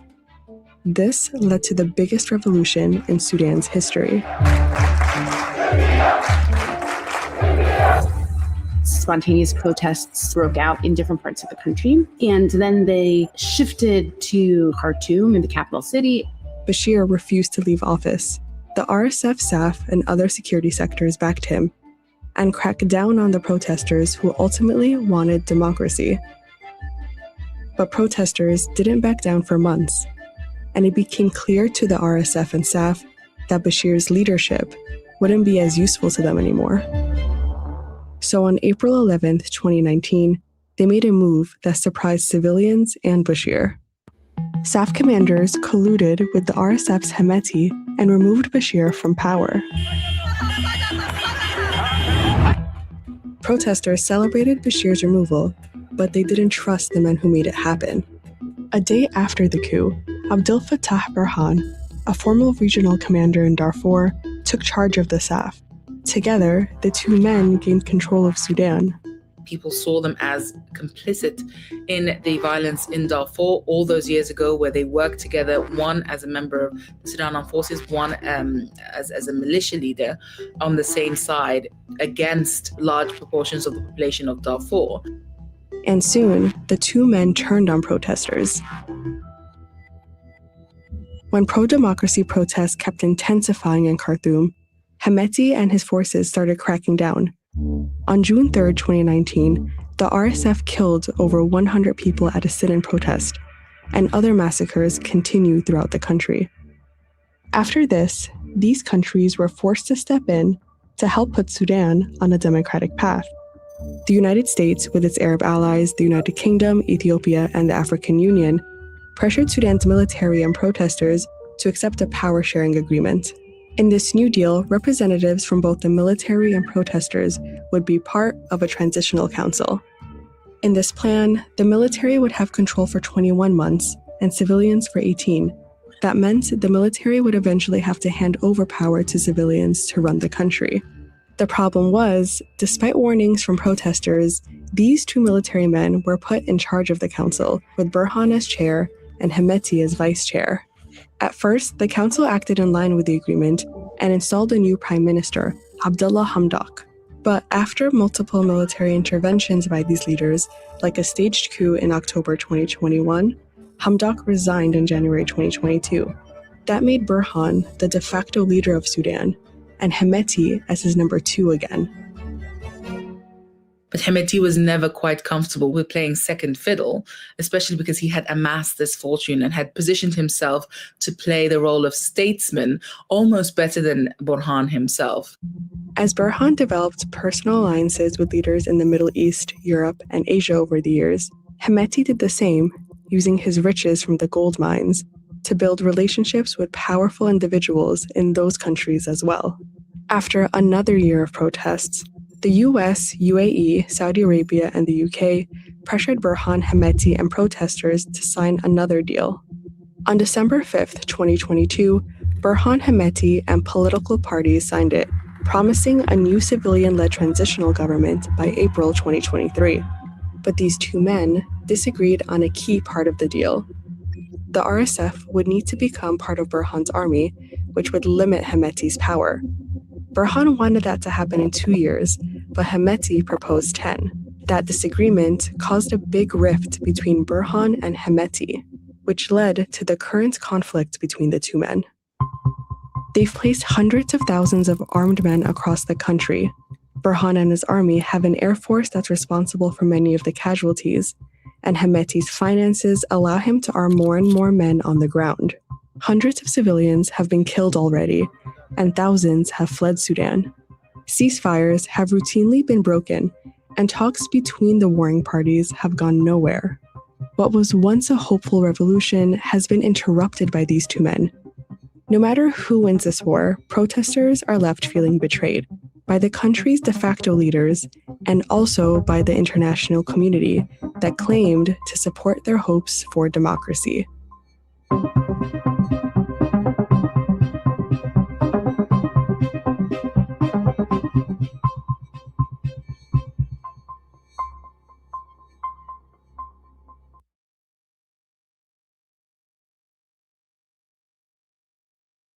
Alrighty. But yeah, that's pretty much what's going on in Sudan. And well, it's been going on even till this very day. There's been some progress in it, though. You know, that might actually be leading towards something good. Sure sounds like it. I mean, you know, after being a war-torn country for all these years. True. Yes. Why don't we put all the Palestinians in Sudan? Bro, well, God damn it, Monty. Really? No, that's displacement. That's like, you know, low-level genocide. No, they still live. Yeah, I know, but they're trying to say that, what was it? No, my bad. That's ethnic cleansing. Okay, let's put all the Sudanese in Israel. The Israelis are going to lose their mind. All we got to do is just mix up the whole balance of everything and confuse the fuck out of everybody. Snatch up a couple El Presidentes, put them in different spots, and world peace. I'm dead. Whoa. You know what? It's impossible. Like, God damn. Oh, man. Monty for world leader. But all right, guys. To Sudan now, where the government has officially returned to the capital, Khartoum, for the first time since the war started in 2023. The government had been operating from the Red Sea city of Port Sudan. It's been 8 months since the Sudanese army announced it had regained full control of Khartoum from the paramilitary Rapid Support Forces. The conflict has led to what the United Nations describes as the world's worst humanitarian crisis. The governor of Darfur says a joint military operation is being carried out in Darfur and North Kordofan to liberate the regions from the paramilitary Rapid Support Forces. Sudan's army says the preparations ahead of a possible full-scale launch have already forced the RSF to retreat from border areas.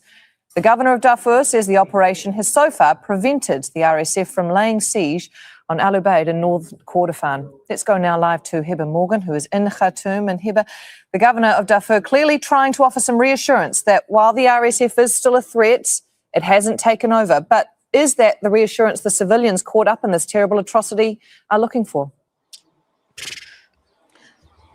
Yes, well, we're talking about people who have been affected by the conflicts and the fighting, especially in the Darfur region and in the region of Kordofan. Now, the United Nations says that thousands of people have been fleeing their homes from the Kordofan region in recent days.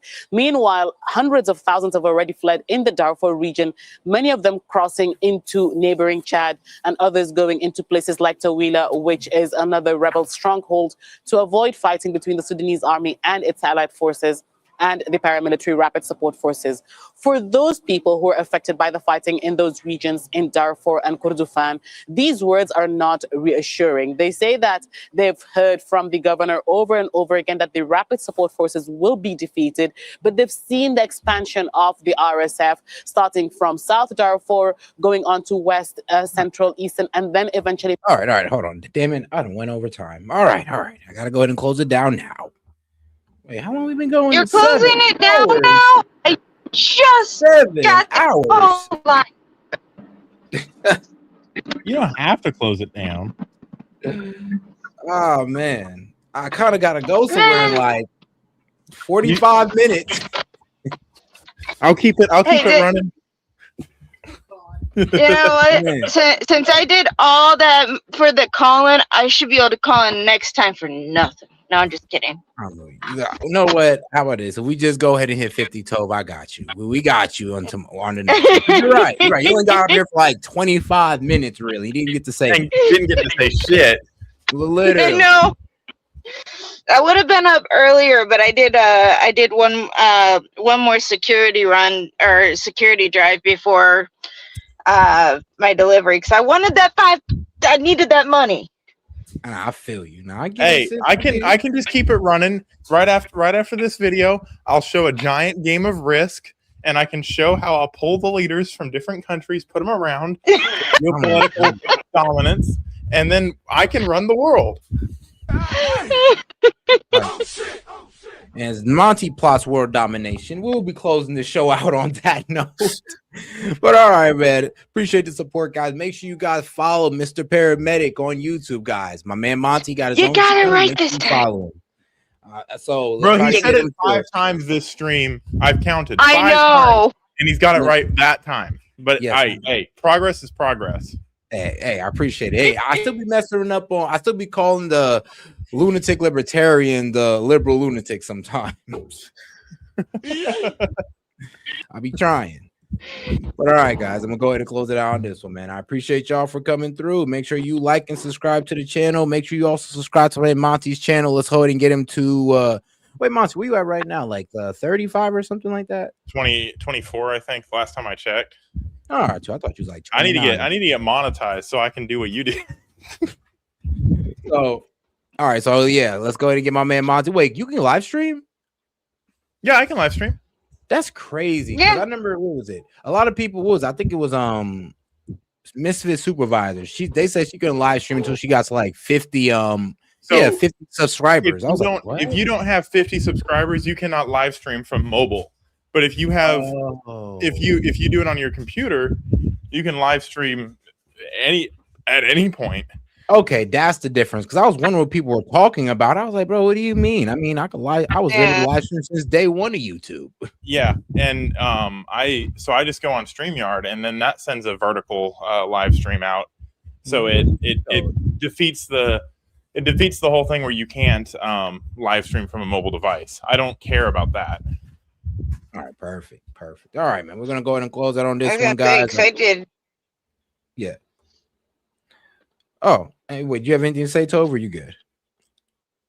Oh, no, I was just saying, yeah, because I went on with Monty on the 2 at least twice now. So I was like, wait, what? Said people can't live stream? He just did it the other day.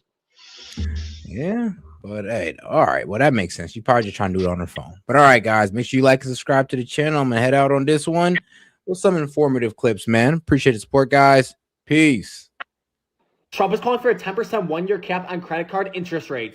Did he reincarnate as Bernie Sanders? No. Multiple parts of the Bible speak about the sin of usury and charging high interest rates. And the modern interpretation understands the necessity of some interest, but where we draw the line is predatory interest, and Trump is translating that into policy. Except this policy will hurt the very people it intends to help. The credit card industry has a lot of competition, and issuers calculate rates based on default risk. The effect of this policy will be plain and simple. If issuers cannot charge adequate interest for the default risk they face, they will simply stop issuing credit to high default risk consumers, which are the poorest, youngest Americans. In fact, one study shows 67% of revolving card U.S. borrowers could lose access to credit with this cap. Well, if default risk commands an interest rate above 10%, then maybe they shouldn't be eligible for credit, as it typically only leads to further financial struggle. Oh, so the government should make that decision for them, huh? But say an unexpected emergency happens, then they'll be forced to pursue even more predatory institutions like payday loans or pawn shops who charge like 100 to 700% interest. Look, the way the current system works is credit card companies are incentivized to use deceptive marketing and sign-up techniques to get low-income Americans to sign up for credit cards with unfavorable conditions, therefore to fund all these fancy credit card benefits for upper-class Americans. A Fed study says these rewards are essentially a $15 billion